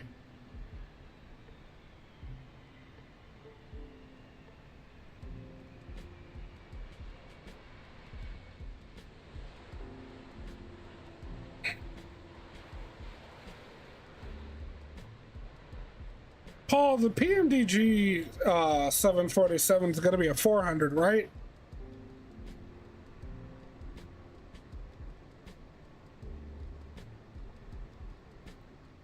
Not a gauge moving at 20,000 feet. Damn. Good going, Poseidon. Fucking DC-6. Really... I still can't believe it can make a flight like that. And you're probably still not going to need to land for fuel.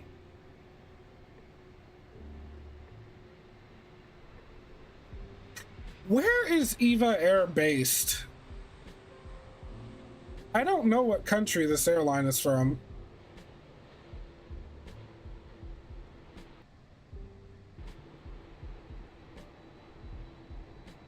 Let's look it up.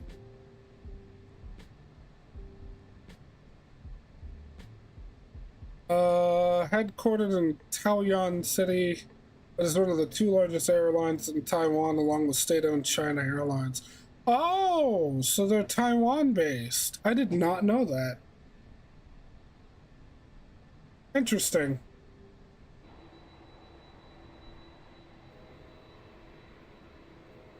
They're doing all of the 7.4s?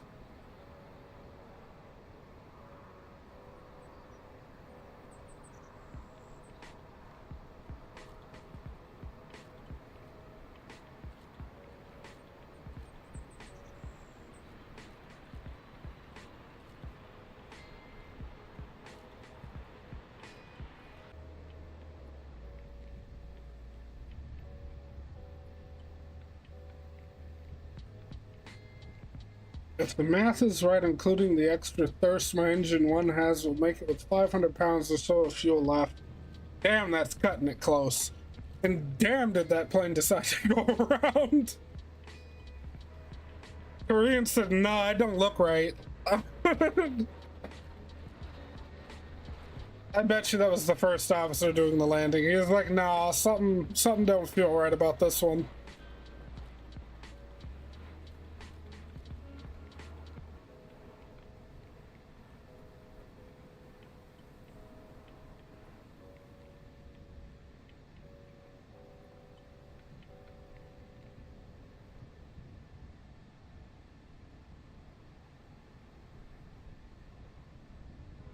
Oh, try number 2.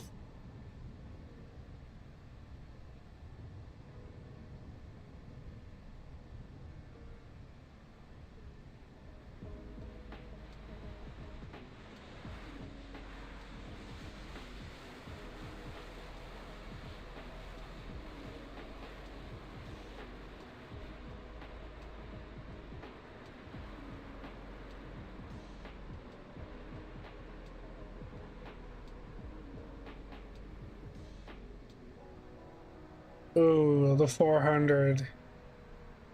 Paul, does Lufthansa have any 400s left? Or did you guys retire all of them? Because I know you're rocking some passenger 800s, by the way. Big love, thank you, Germany. You guys still run 400s? Oh, fuck yeah.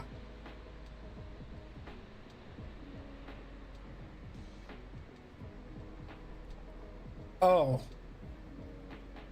No, not, I didn't mean 800s, you know what I meant. I meant the Dash 8i, but.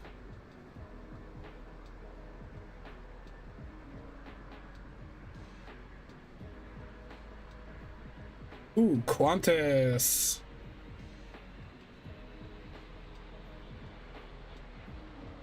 Yeah, guys, we've got, I gotta be honest with you, with an A380, the 777, technically a 7.4-8. Not to mention technically the A300. I think we're gonna be doing some more long hauls than just last weekend and this weekend. Because I kind of want to do one in the 7.4 now. Maybe do a KLM flight somewhere. Amsterdam to Tenerife, anyone? DC-6 long haul. I would want to tear my face off by the end of that.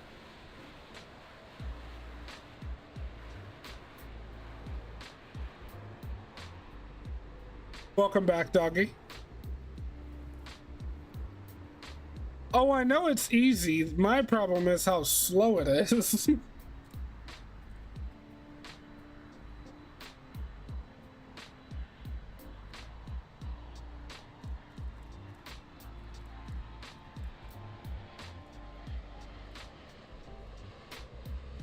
Oh. Alright, let's give this a rest for just a minute.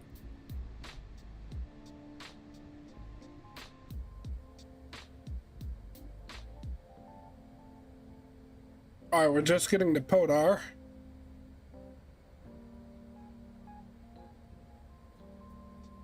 We got 140 miles between Podar and top of descent. So at about 100 miles from TD, we will enter destination data and all that good shit.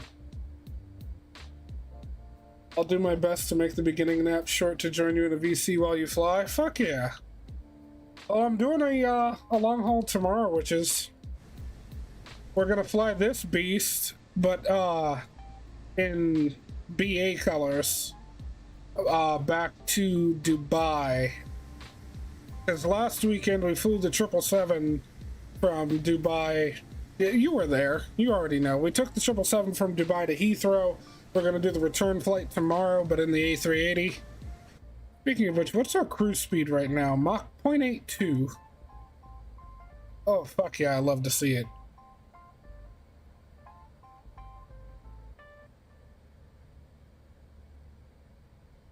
Yeah, we're gonna be in this beautiful monster tomorrow. I'm so happy this is out, guys. I'm so look, I know I keep talking about it. I keep bringing it back up, but I am so fucking excited that this plane is out and it's in my sim and I'm flying it and I love it. Absolutely love it. This is quickly becoming one of my favorite aircraft. Like, as far as add-on aircraft go in flight sim, number 1 is definitely the 777. The Max 8 is number 2, and honestly, I think this one kind of shares the number 2 spot with the Max 8. And then shortly behind that is the A300. Oh, but hold on, the Phoenix. Okay, you know what? Fuck it. They're all in my top 5. All of them. I don't know where they are, but they're all in my top 5.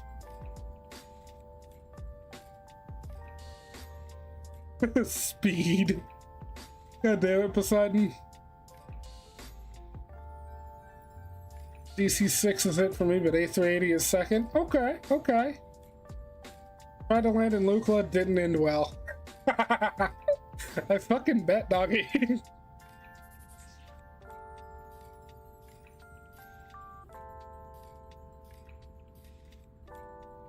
Like, I am actually really excited for that long haul tomorrow.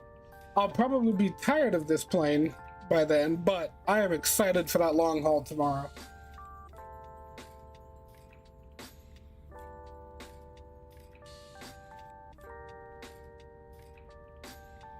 Anyway, let's get back to this. Okay, this music is a little loud in my ears. I'm gonna turn it down a bit, like that. There we go. And we're gonna go back to this video. We'll finish this out, then get planned for our descent and arrival into Keflavik.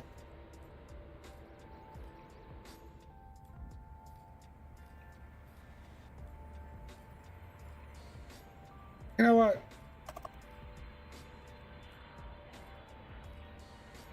Let's take a look at a 380 landing from the cockpit. Look how low they fucking sit in the 380's cockpit. Good God. God fucking damn it.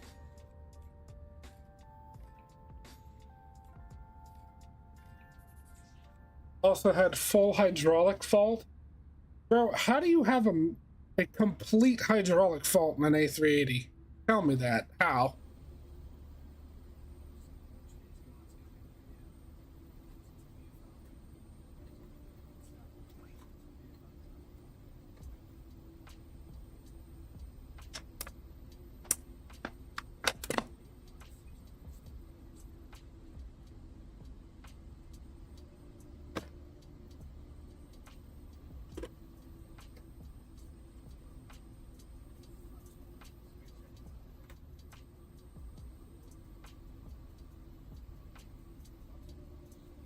You know what? That was something I wanted to check out real quick.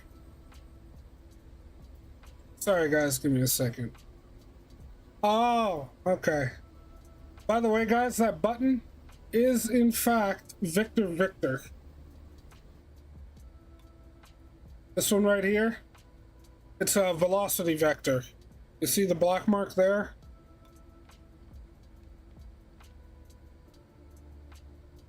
What is...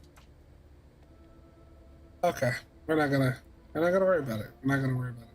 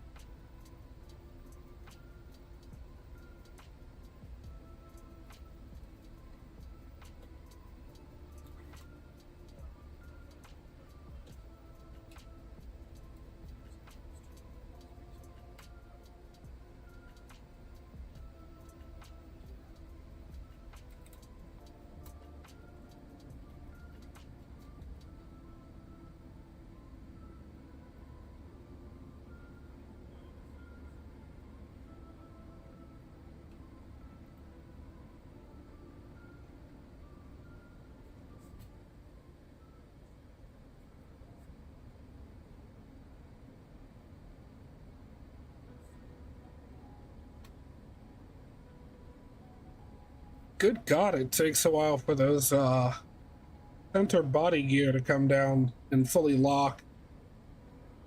You guys see that? You had the two outer body gear, then the nose, and then like good 10 seconds later, the center body gear were down and locked.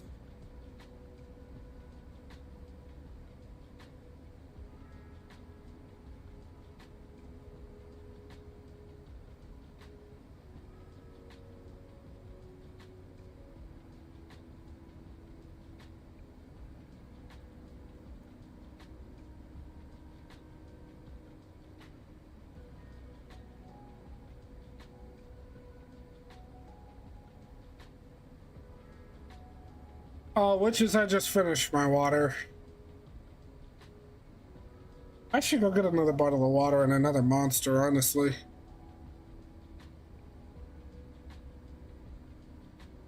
Oh, nobody put in a hydrate. I was just thirsty.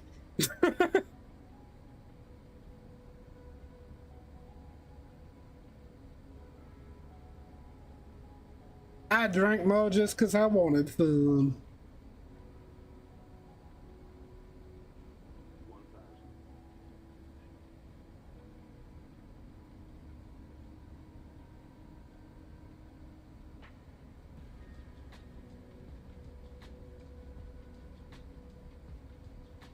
You know what? I'm gonna go do that real quick. Chat, I'll be right back. I'm gonna leave this little video playing for you, but I will be back in a couple of minutes.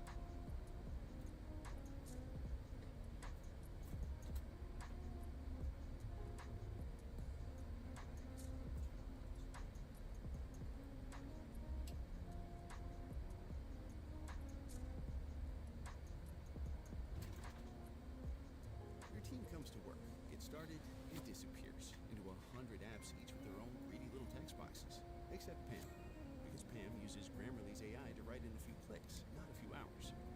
And it works for the whole enterprise. Welcome back, team. An official message from Medicare. I usually love plot twists, but this year, I'm comparing my options during Medicare open enrollment. Don't want any surprises. Sure don't. Open enrollment ends December 7th, paid for by the U.S. Department of Health and Human Services.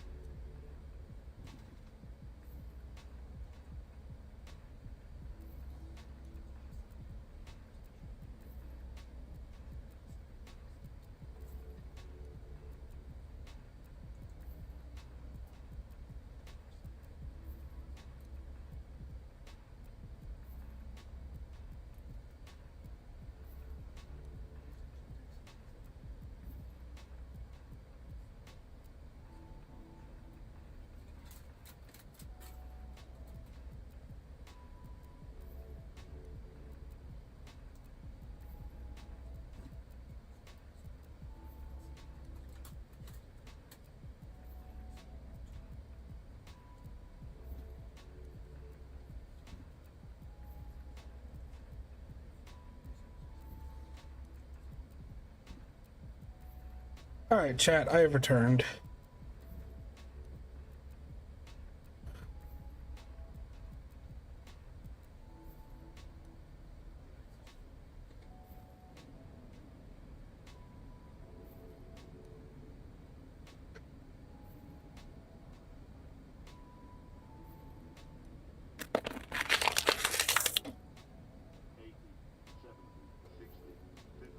Thank you.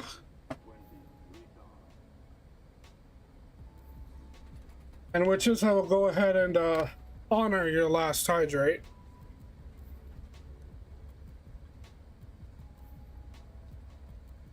And don't you good bean me.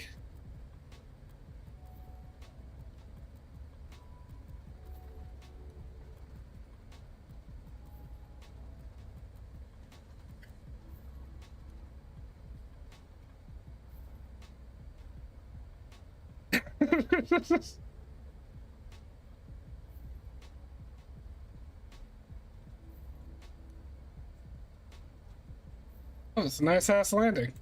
Goddamn. Okay. Chat, it's about that time.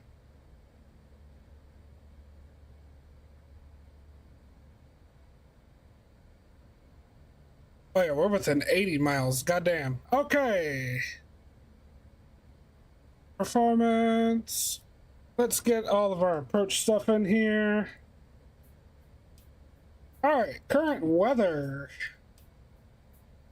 Winds are 110 for 10 knots,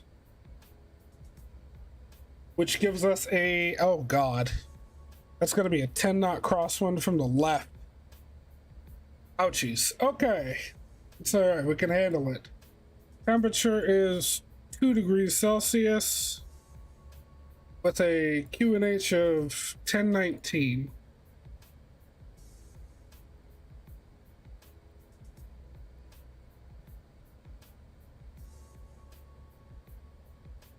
You really need to get up and make nuggies, Keck. All right, let's see.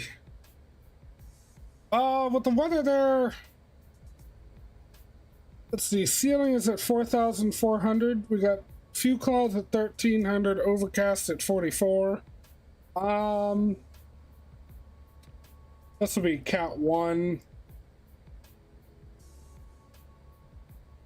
All right, so barrel would be 363. Wait, can we put in both? Oh shit, we can. Okay. Transition altitude is 7,000, not 8,000. Full flaps landing. All right, cool. Very good there. And considering that we don't have to get vectors anywhere, I'm gonna go ahead and clear the plane down to the glide slope intercept, which is 1,800 feet.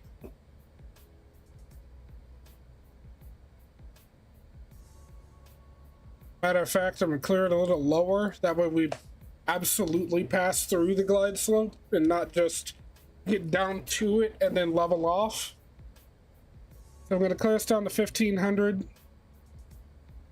And let's check and make sure. Nope, not there. We're good there. Now where was it? Is it under performance? No, it's not under performance.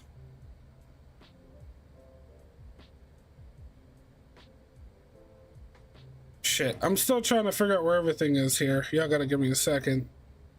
No.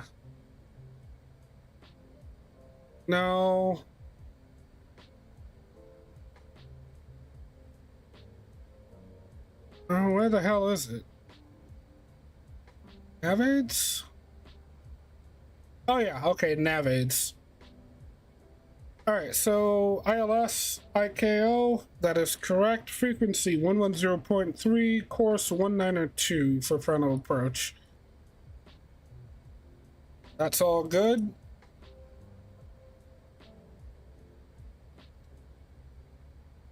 And then over here on the first officer's nav display, here's what we're gonna do.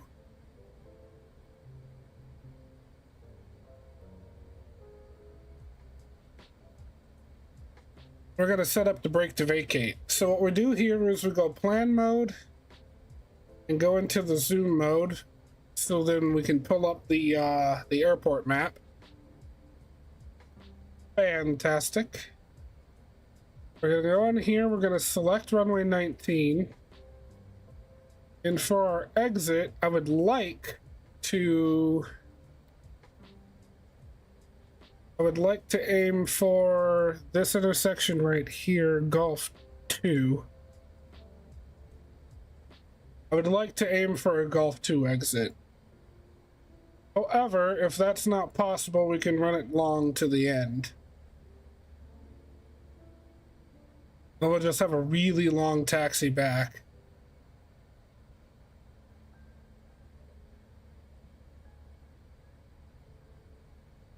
Could you stay centered on the airport, please? And then we're going to set the auto brakes to BTV.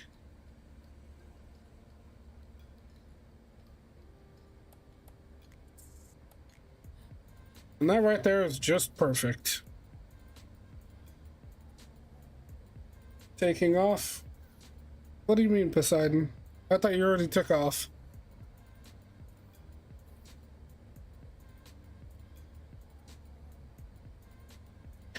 That doesn't give us distance to top of descent, which makes me kind of sad, but I thought maybe as we got closer it would show up.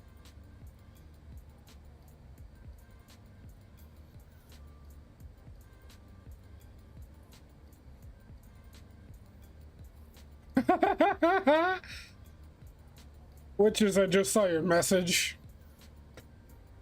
Clip of you saying that your small is doing better than the Phasmo clip on TikTok. That's too good.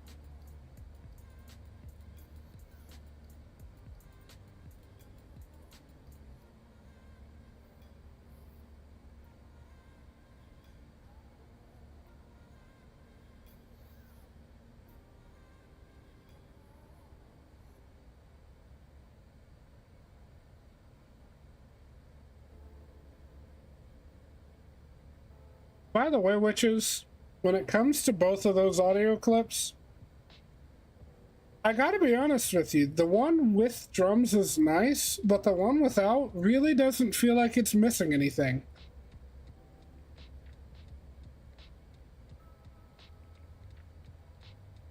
It's like, it doesn't need the drums, but they are nice to have, you know? Oh, that reminds me, we've got a checklist to do. Okay, maybe not yet. It'd be the approach checklist.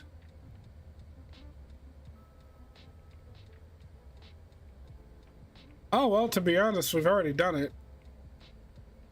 We've done the barrel ref. Seatbelts will come on when they're ready.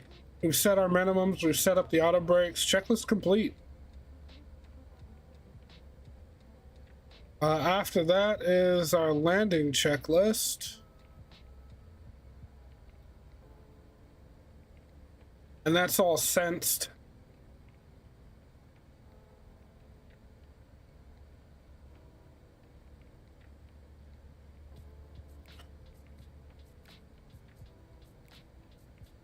Status normal. We're going to recall. There's nothing to recall.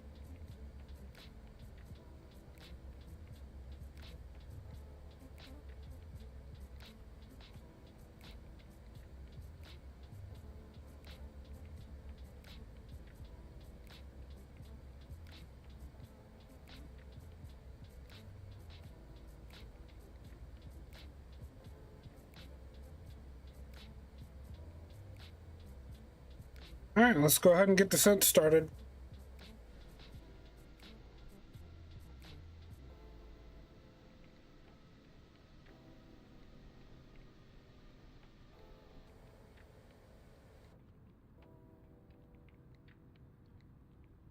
I just realized I think I have bloom turned off.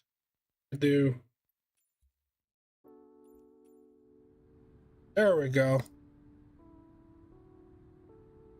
Oh, I see.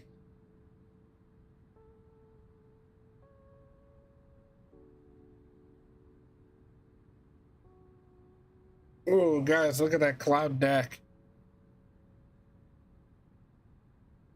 I gotta be honest, one thing I'm excited for was Flight Sim 2024. For the way that weather is done right now, the weather is whatever the METAR is nearest where you currently are, but it applies that all around you, like everywhere. So if I were to somehow stop the METAR from updating and I were to teleport somewhere else, this would be the weather where I teleport to. The way they're planning on doing it in 2024 is simulating the weather as it is everywhere all at once, but only rendering in what's around you. So I think they did it that way now so that you don't have those weird weather hardovers like you have in this one, where the weather's doing one thing and then all of a sudden everything changes out of nowhere when the METAR updates.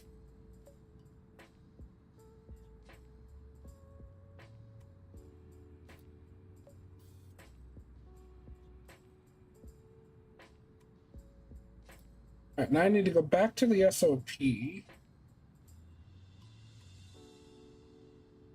Oh, descent preparation, landing information, weather, reference.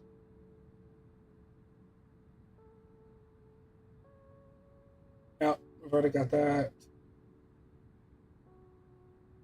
Cam, check, landing performance. Pro Ecam button.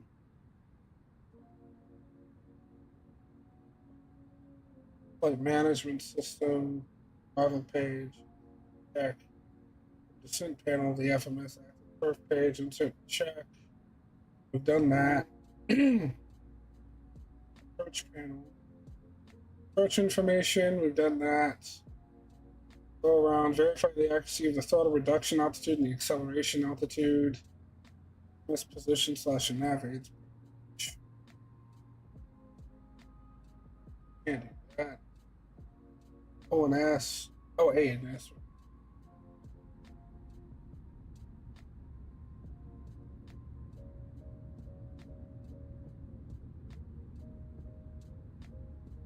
Alright, brake to vacate we've already set up.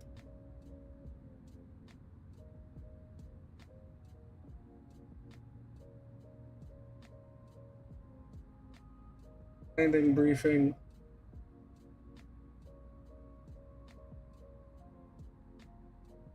Clearance, anti-ice protection. Oh yeah, as we descend into the clouds, I'm gonna have to throw on the anti-ice. What are you saying was pretty cool, Witches? Sorry, I'm reading through a checklist, making sure I've gotten everything. 1,000 feet, advise the cabin crew. Rain and weather radar as required. You know what? I do want to see, does the weather radar actually function? So we'll just throw that on for now and keep an eye on it.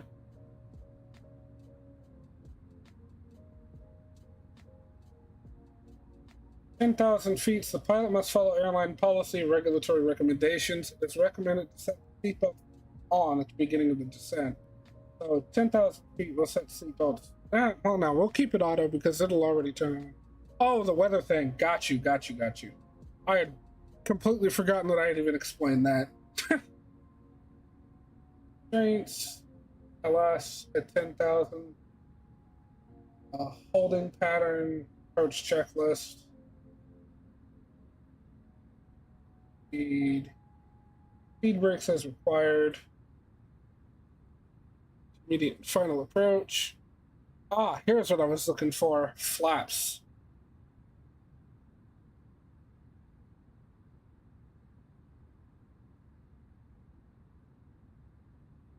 Okay, so approaching green dot speed, flaps 1. Monitor for localizer capture, monitor for glide slope capture. When capture the glide slope, put in the go around or set the go around altitude on the MCP. I can't get over how gorgeous this plane is, guys. Like, seriously.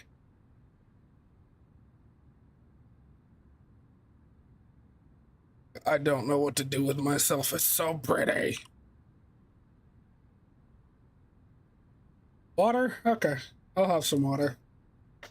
Once I get below 10,000 feet, though, you gotta stop with the redeems. Because I do not want to have a landing like yesterday where I wasn't fully paying attention and ended up smashing it into the runway. Fuck you, Poseidon.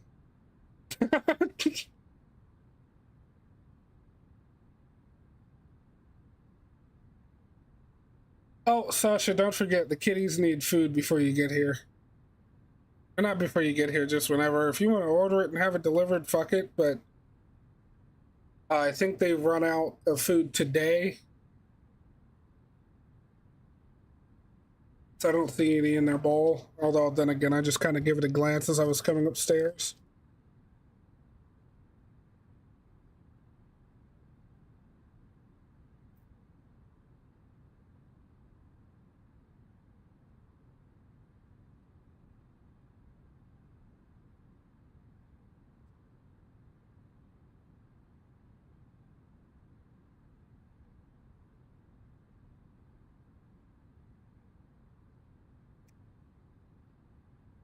Well, then I guess we're gonna have to order it in because I'm doing this.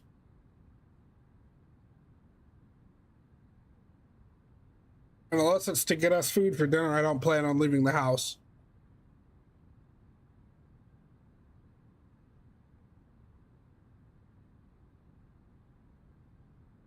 $2,500 when I go flaps. Okay. That works. Back to the cockpit. 23,000 feet. Oh, that was the end of this playlist.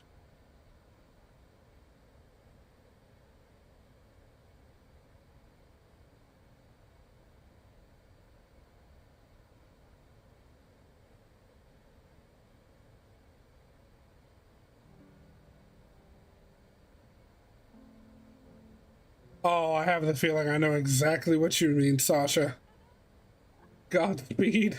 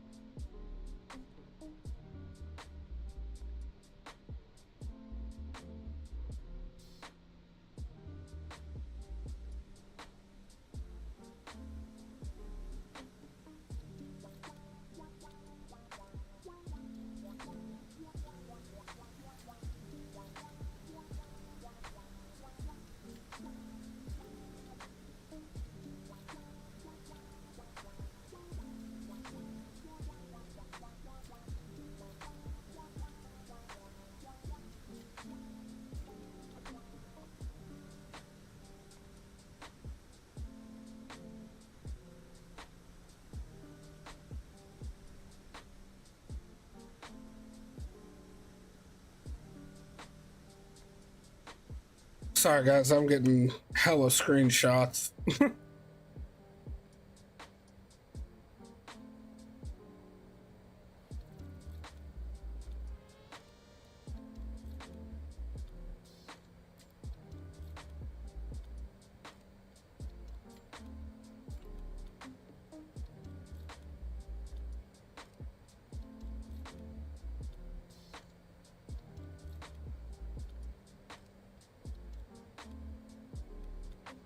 Okay.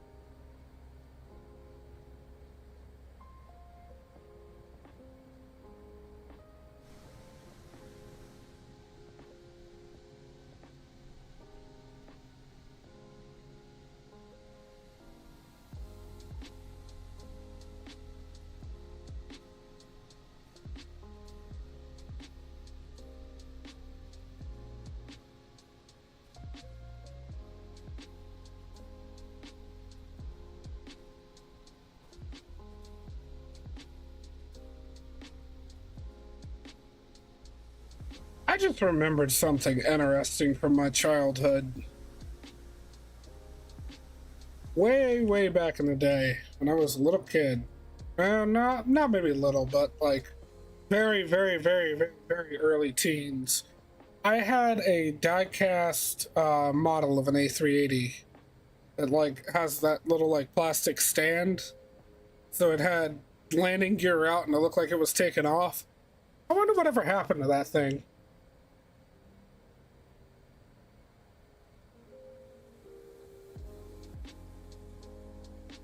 I really want to start collecting model planes again.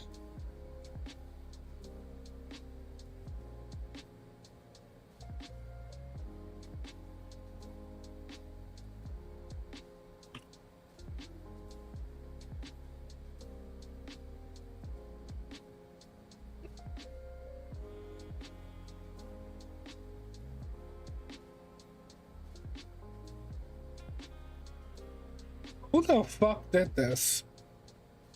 A380 1/400th die-cast metal FedEx airplane model. A FedEx A380. Why?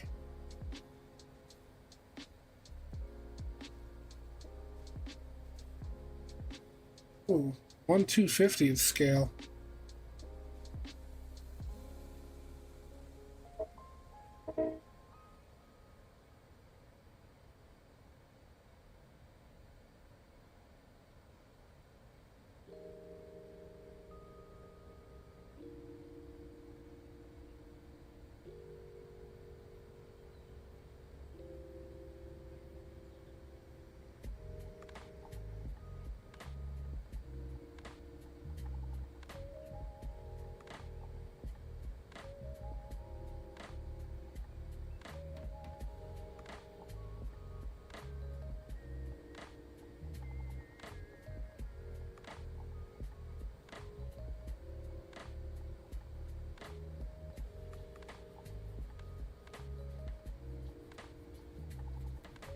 It's good to go finishing touches tonight with a couple of the guys coming in.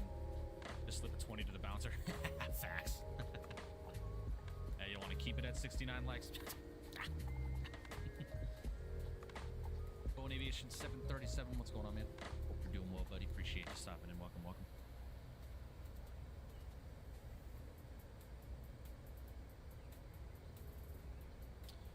Thought you were a pilot? No, I am not a real world pilot. What's up, Emperor? Hope you're doing well, man. Appreciate you stopping in. Things are going smoothly now. And for those of you guys that do not know what World Flight is, it's a good time to talk about it. Me and Mavis here. If you want to check out the group that I'm a part of, !Wings for Hope WFH Web. That is going to be the website for the Wings for Hope World Flight crew. That is the crew that I'm a part of. !WFH Discord for the Wings for Hope Discord. Make sure you join that so you're updated throughout the event. And our charity of choice this year is going to be St. Jude. Oh, I know you guys hear that. All proceeds that we receive for this I'm just checking in on what Mike's up to. Participating in for World Flight, which is again a charity event that's going to be lasting for 7 days, 24 hours a day, as we bring in donations for the St. Jude's Children's Hospital. Really looking forward to it, man. If you would like to donate to St. Jude's before the event starts, please feel free to do so by doing !St. Jude. Use that link to make a donation if you wish to. 100% of the proceeds from this charity event are going back to the St. Jude Children's Research Hospital. And yeah, man, check that out. You can also check out all the stuff in the description of the stream as well. Less than 24 hours to go. Oh, yeah, man. You guys have a beautiful livery. Yeah, CST did a phenomenal job on that livery. Hey, brother, I'm about to land in Keflavik and Lufthansa Super. Nice. I'm sick right now. I'm sorry to hear that, man. When are we gonna land? When we land. When are we gonna land? When we land. That's funny.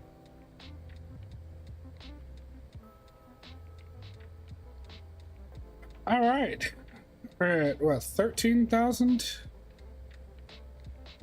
Oh yeah, we needed to be at or above. That's fine. All right, now can I actually put the fix in this time?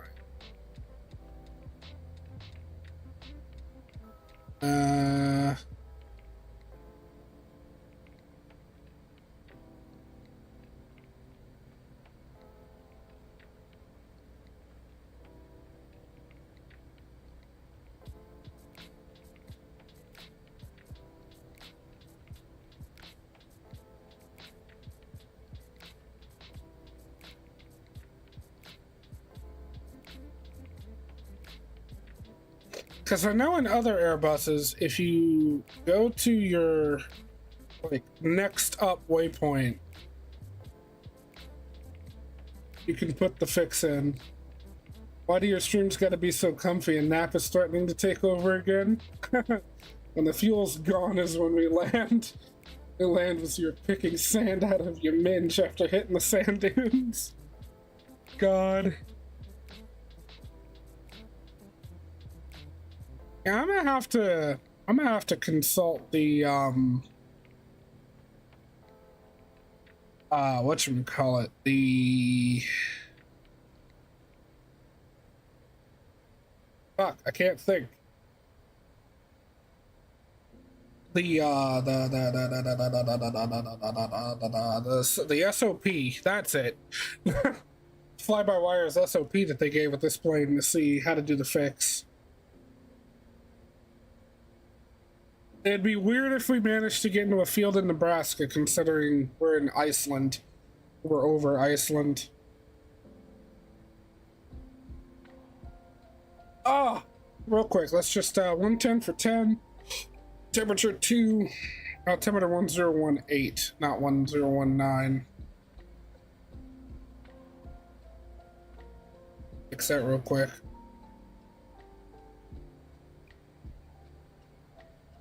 Yeah, we're coming in nicely, real nice. At or above 10,000. You're definitely making that.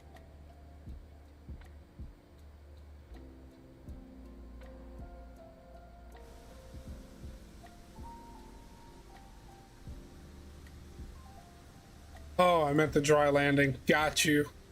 Yeah, honestly though, like, how much fuel do we have left? 20.7 tons. And we took off with, I think, 58 tons? No, 52.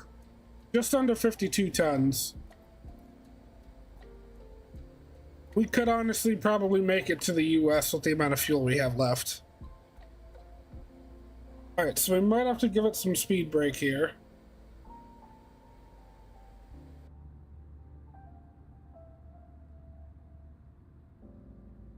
Oh, we got it back here quick enough. We got to watch him come out. Because we are way above and on altitude and speed. Alright, that's 10,000 feet. We're going to get our landing lights on, taxi lights, and runway turnoffs. Fuck it, I'll put the wing lights on just because. We are going to get the wing anti-ice on because we're descending into these clouds and it is below 5 degrees above freezing. I don't think we'll need the engine anti-ice though. I think we'll be fine without that.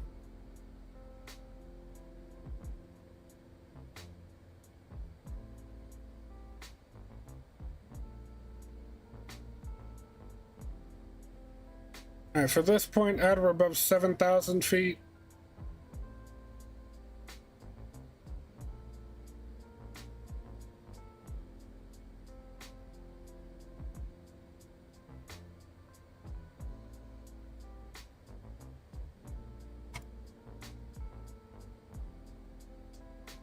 Alright, altitude constraint.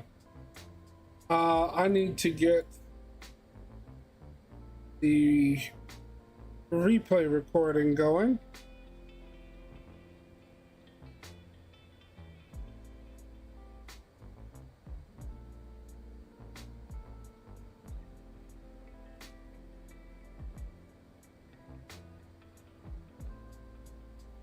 All right, now that that's running, we are all good to go there.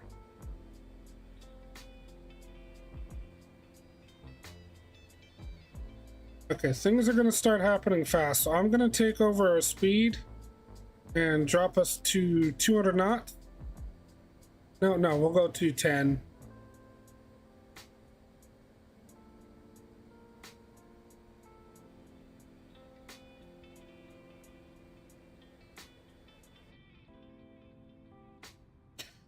Thankfully, this massive bird has no problem slowing down. God, it's so beautiful. It's just so beautiful.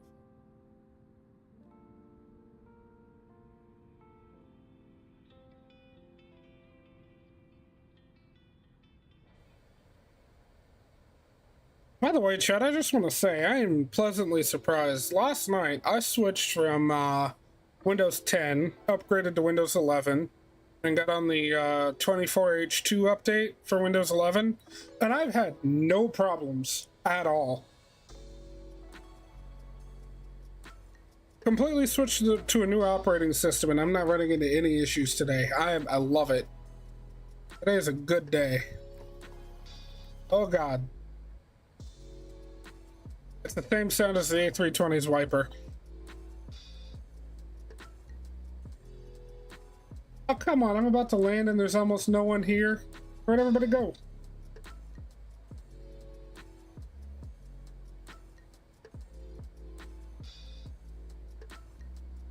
All right, we're going to bring it down to green dot speed to 190.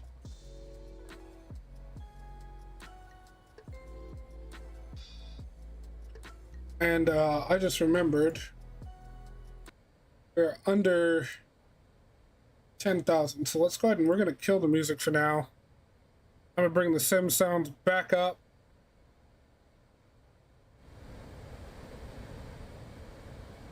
Go back to 80 instead of 100 because 100's a little too much. All right, we'll go flaps 1.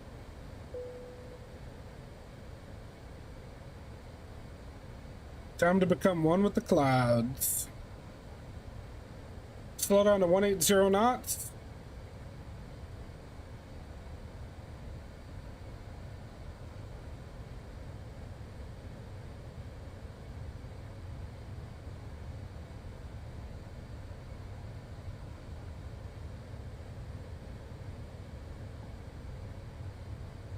Oh, we've got specific speed constraints here. We should be at 200. I don't really want to speed up again, though. I'm going to just leave us at 180.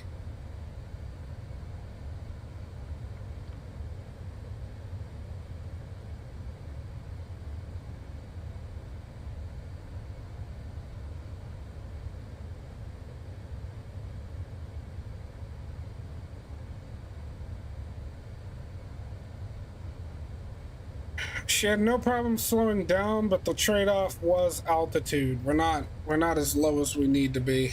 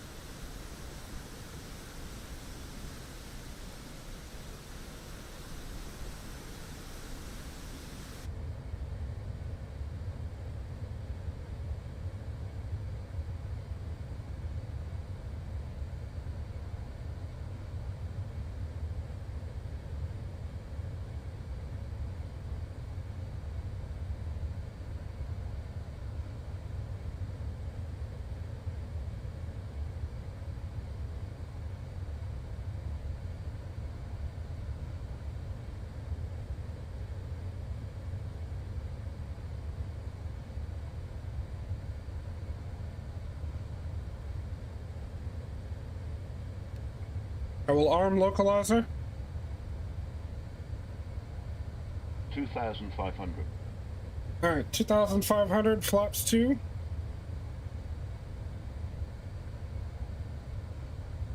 Slow to 160. And gear down. Maybe a little above 160. I don't like being in that orange band. All right, and we've caught up with our descent profile. We're going to come off the speed brakes. We're going to go ahead and arm the speed brakes. Now she's going to level off at 1,500, and that's going to go ahead and arm approach. And once we intercept the glide slope, she'll keep going on down.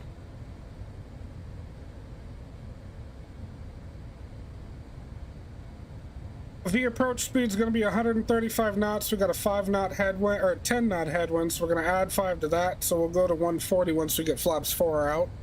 As a matter of fact, we can go flaps 3 now.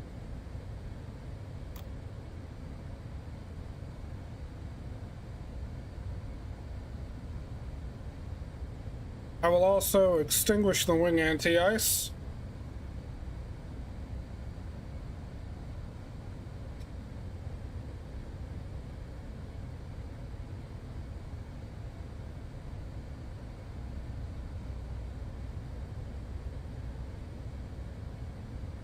And real quick, since we've got a moment, we're going to go ahead and get our landing checklist started. One thing left and it's flaps full. And we'll go flaps full and get down to our approach speed as soon as we hit the glide slope. Alright, so we're on glide slope. 140 knots. And flaps full. How do I have 60 FPS? An RTX 4080 and well, it's Iceland, so there's not really much scenery around to render. 1000. Alright, checklist complete.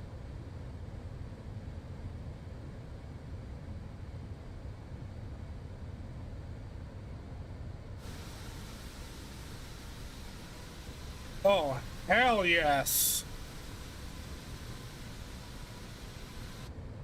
Bringing in this beautiful monster. Oh wait, no. The headwind component was 1. The crosswind component was 10. That's okay. We'll leave it at 140 knots. I feel like that's a very safe speed.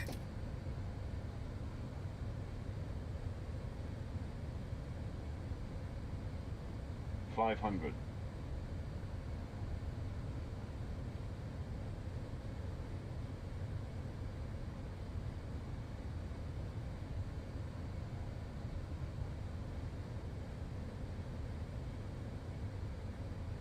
$100 above. Alright, I'm gonna go ahead and take over from here. Whoa, way too much. 100.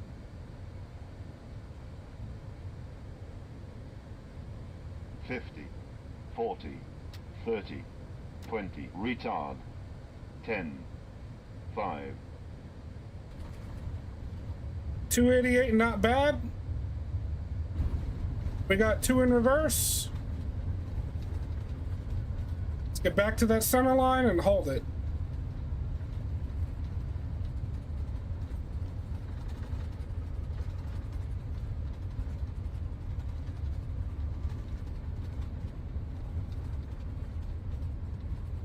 Manual braking. Auto brake off. Alright, reverser stowed and we're slowing down enough to turn. Ladies and gentlemen, welcome to Keflavik.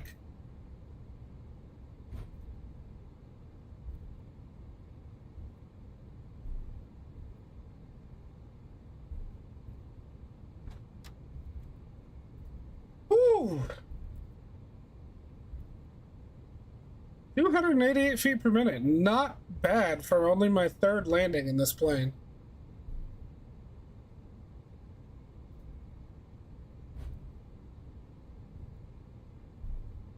I feel like if I had done a little bit better job when I took over with the rudder anyway, but we wouldn't have landed as hard. That was damn good. That was damn good.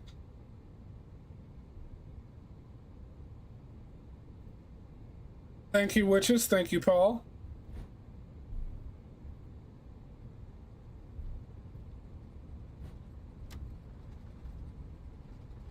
I think because of where I touched down, brake to vacate didn't do as well of a job as it could.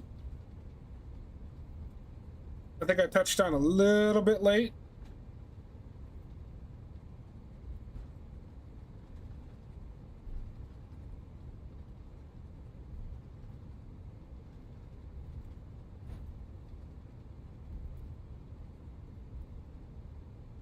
Alright, let's go ahead and get the flaps up.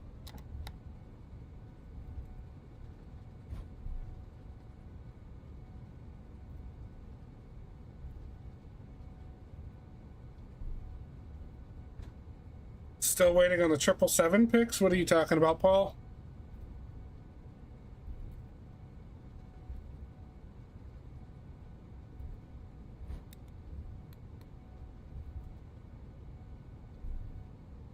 AP running, landing light off. That should have been taken. So.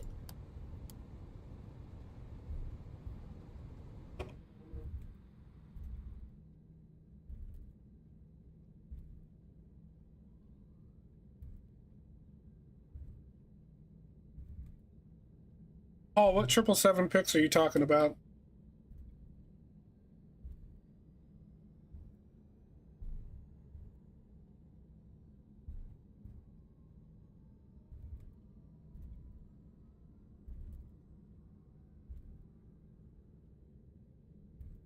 I did?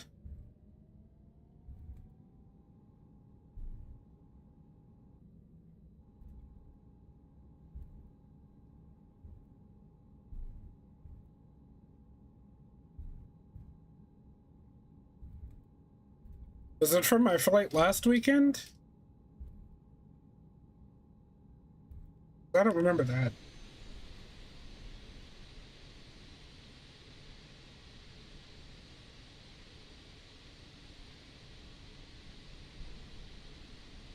Oh. Okay. Well, I guess I'll get those to you after stream.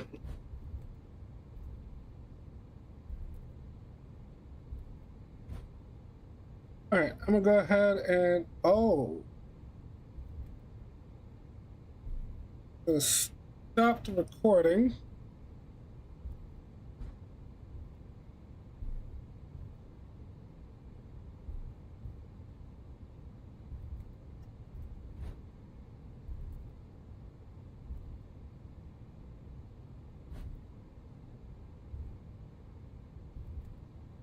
But then I went to sleep. Oh, I feel like I remember that. I must have been dead tired. I'll after stream's over, I'll check back through my my screenshots folder and send those to you. Because if I recall, they were pretty damn good screenshots.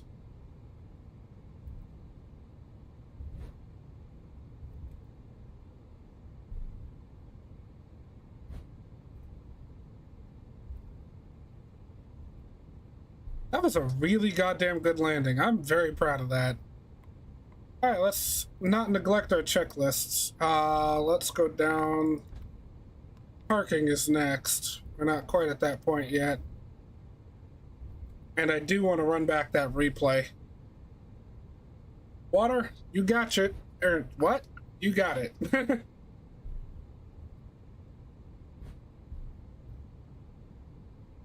Okay, I'm curious. What the hell is this taxi button? Doesn't look like it does anything. Unless we have to be in this. Hang on, I've got a thought here.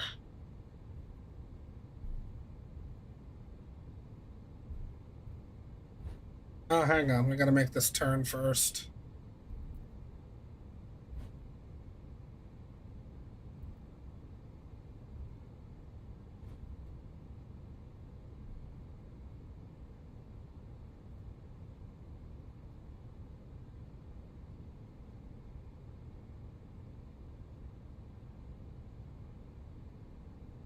I keep forgetting I've got to give it serious gas to get through these turns.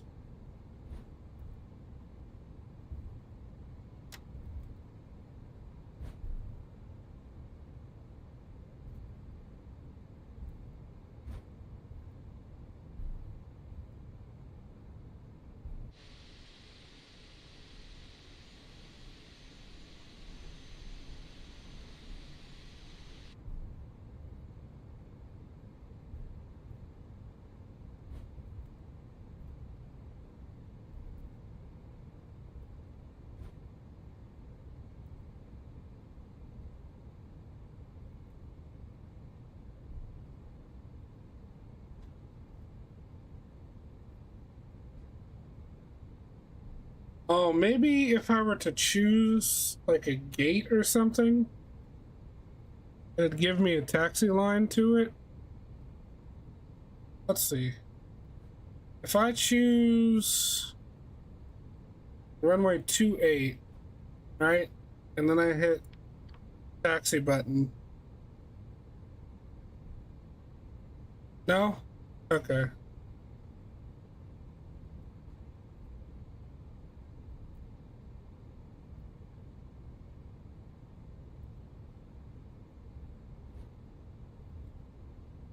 Oh, all right.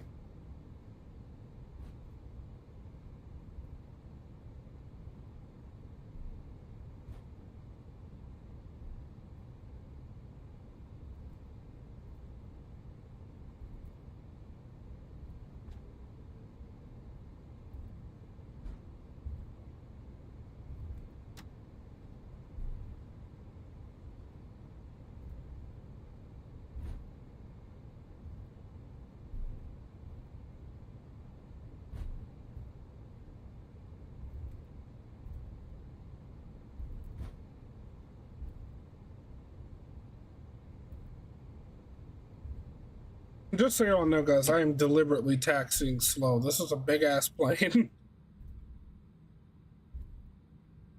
Right on the fucking money down here, too.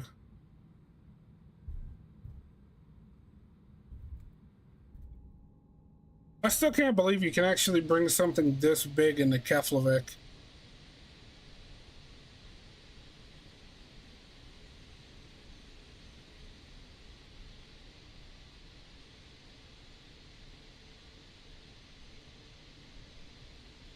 Yeah, no, Poseidon, you were right. That landing was a real fucking greaser.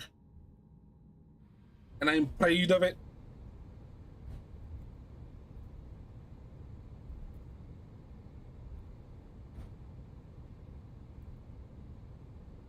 Let's give her a little bit of gas.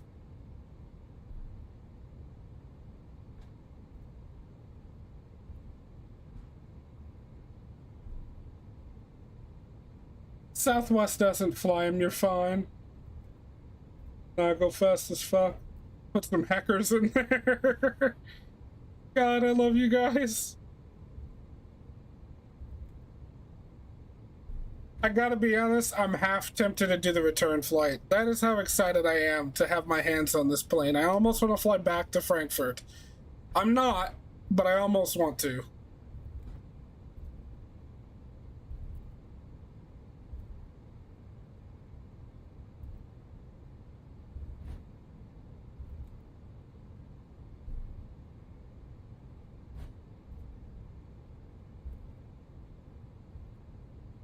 You know, I wonder what the added thrust from having the bleeds off on the engines.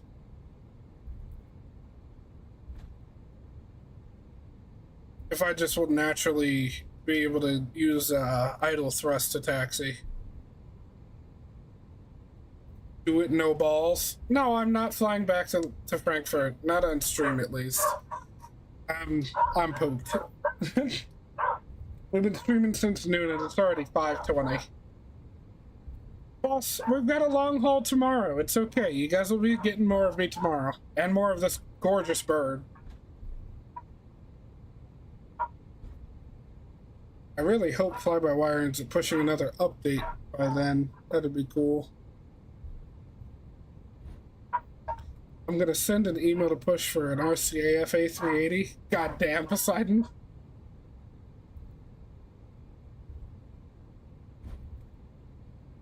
What's another 5 hours? Bruh. Chicken. No, because I need to be in bed by like midnight tonight, because I want to get stream started tomorrow at about 10 a.m. That way we can get out of London early and get on our way to Dubai. Okay, the parking spots I'm looking for are up here on the right.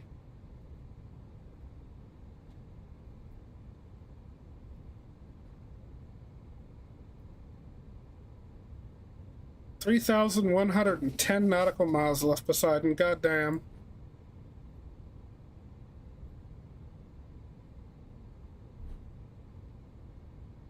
Alright, A380, can we muster some thruster, please?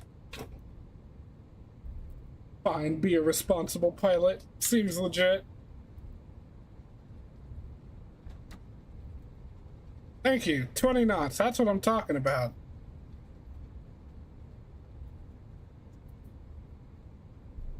You want to muster some thruster? I'll muster your thruster.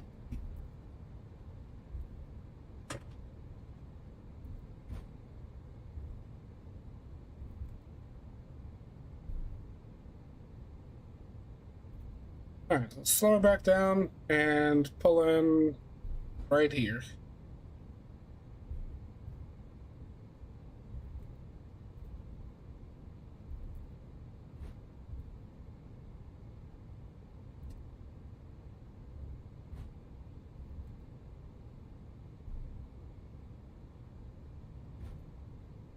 Be really funny if you ran out of gas just before your gate, bruh. Toga?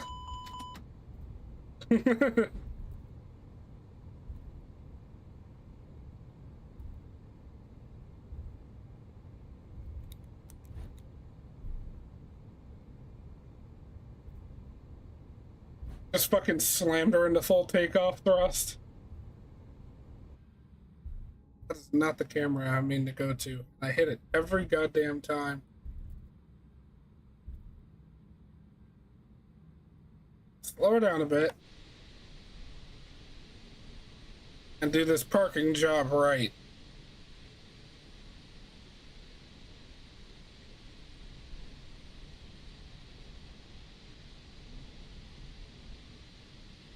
I don't know why my brain couldn't think of gate. Yeah, I don't know either, hon. I don't know either.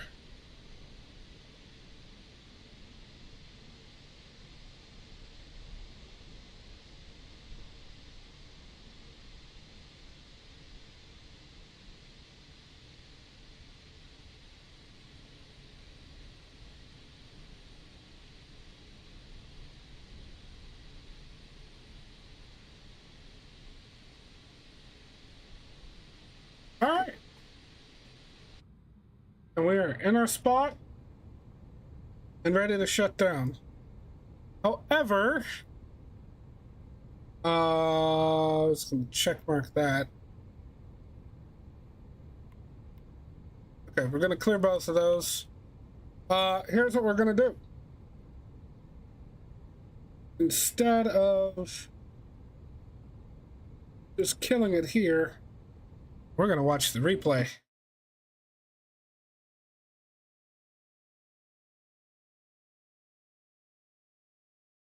Post-nap brain still active. Keck.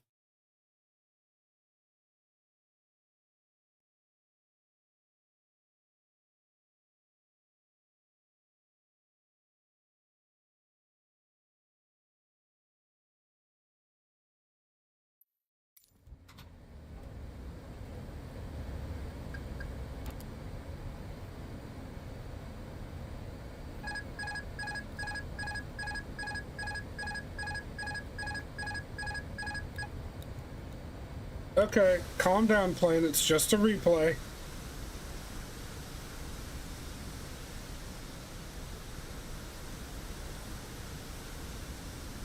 What in the world is happening to my plane?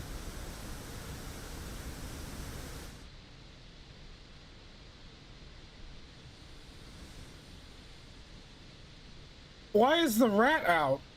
What is happening right now? What is this?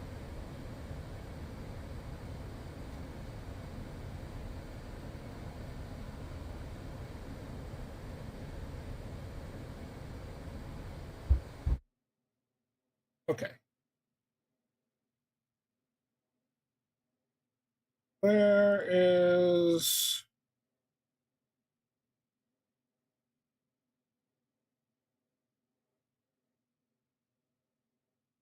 Here we go. Aircraft states. Oh, it must be on the ground to load a preset. Oh well. Guess it is what it is.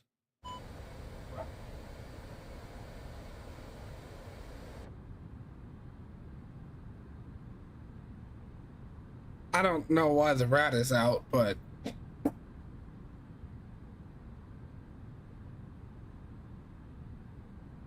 yeah, rat simulated. Where is that button? It's up here somewhere. Why are all of the fuel tanks off?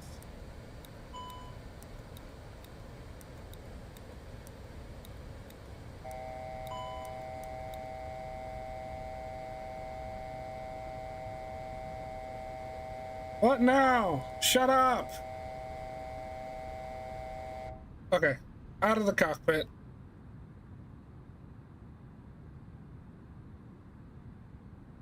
I just want to watch my landing, damn it!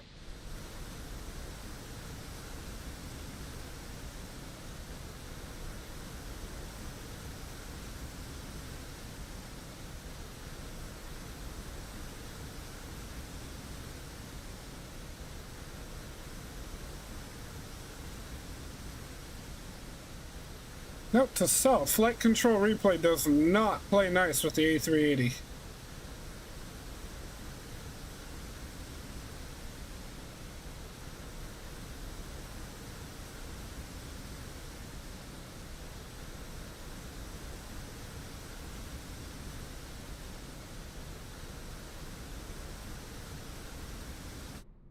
We're just gonna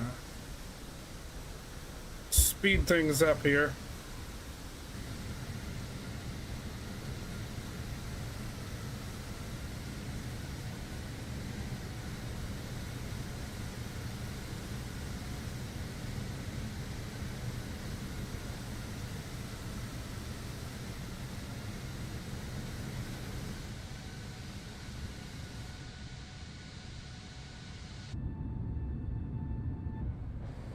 Hey, where my flaps at?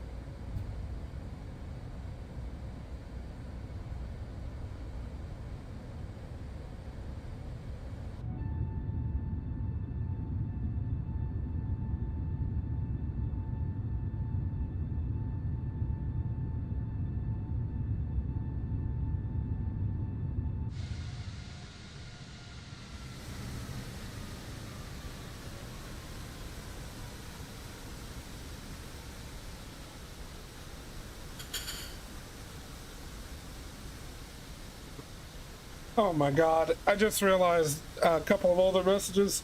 Deciding it said had to check my disconnect, thought it was me. Brother, you're in a DC-6, it would not make that noise. It's just real happy to see you. Ain't that the truth? It's definitely what it seems like. I really wish I could retract that. Oh, really? It's similar? Buzz, you missed the truck! We're not aiming for the truck.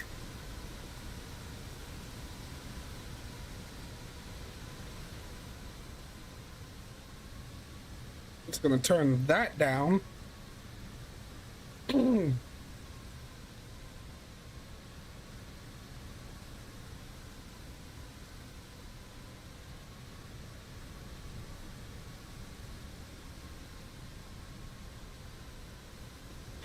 What the hell is that?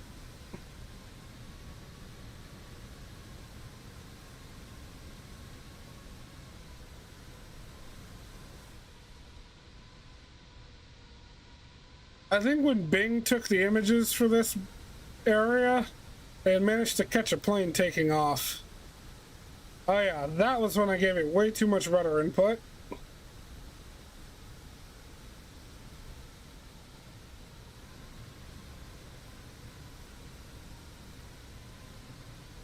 We got it back under control.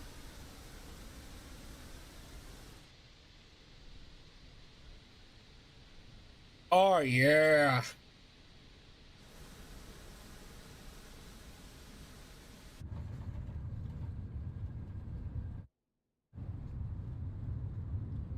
Let's watch that again from inside.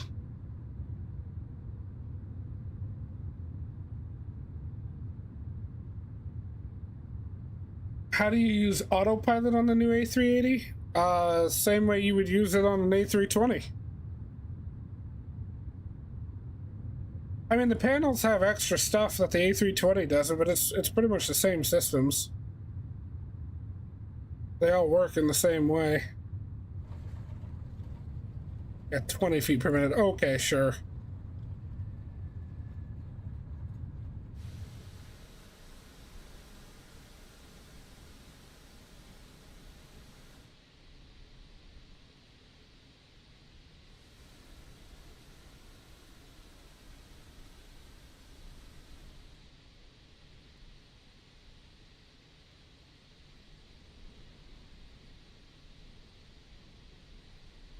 All right, my friends, I will leave you with that. I hope you all have enjoyed yourselves. And if you did, leave a like on the video. If you're here and you're not subscribed, please do. We got much more content like this coming in the pipeline. And now that I've actually put together something for a schedule, I'm going to stick to it. And we'll be scheduling out the week in advance. So, oh yeah, and if you aren't part of the Discord, why not? Go ahead and join it. You can keep up with me, everything that's going on there. It'll be awesome. Thank you, Sasha, for the Discord link. Water and stretch seems legit. Get out. Just go. Just go. But alright, guys, that's gonna be it from me. I hope you all enjoyed yourselves. I know I did. Have a wonderful rest of your evening, and I will see you all next time. Good night.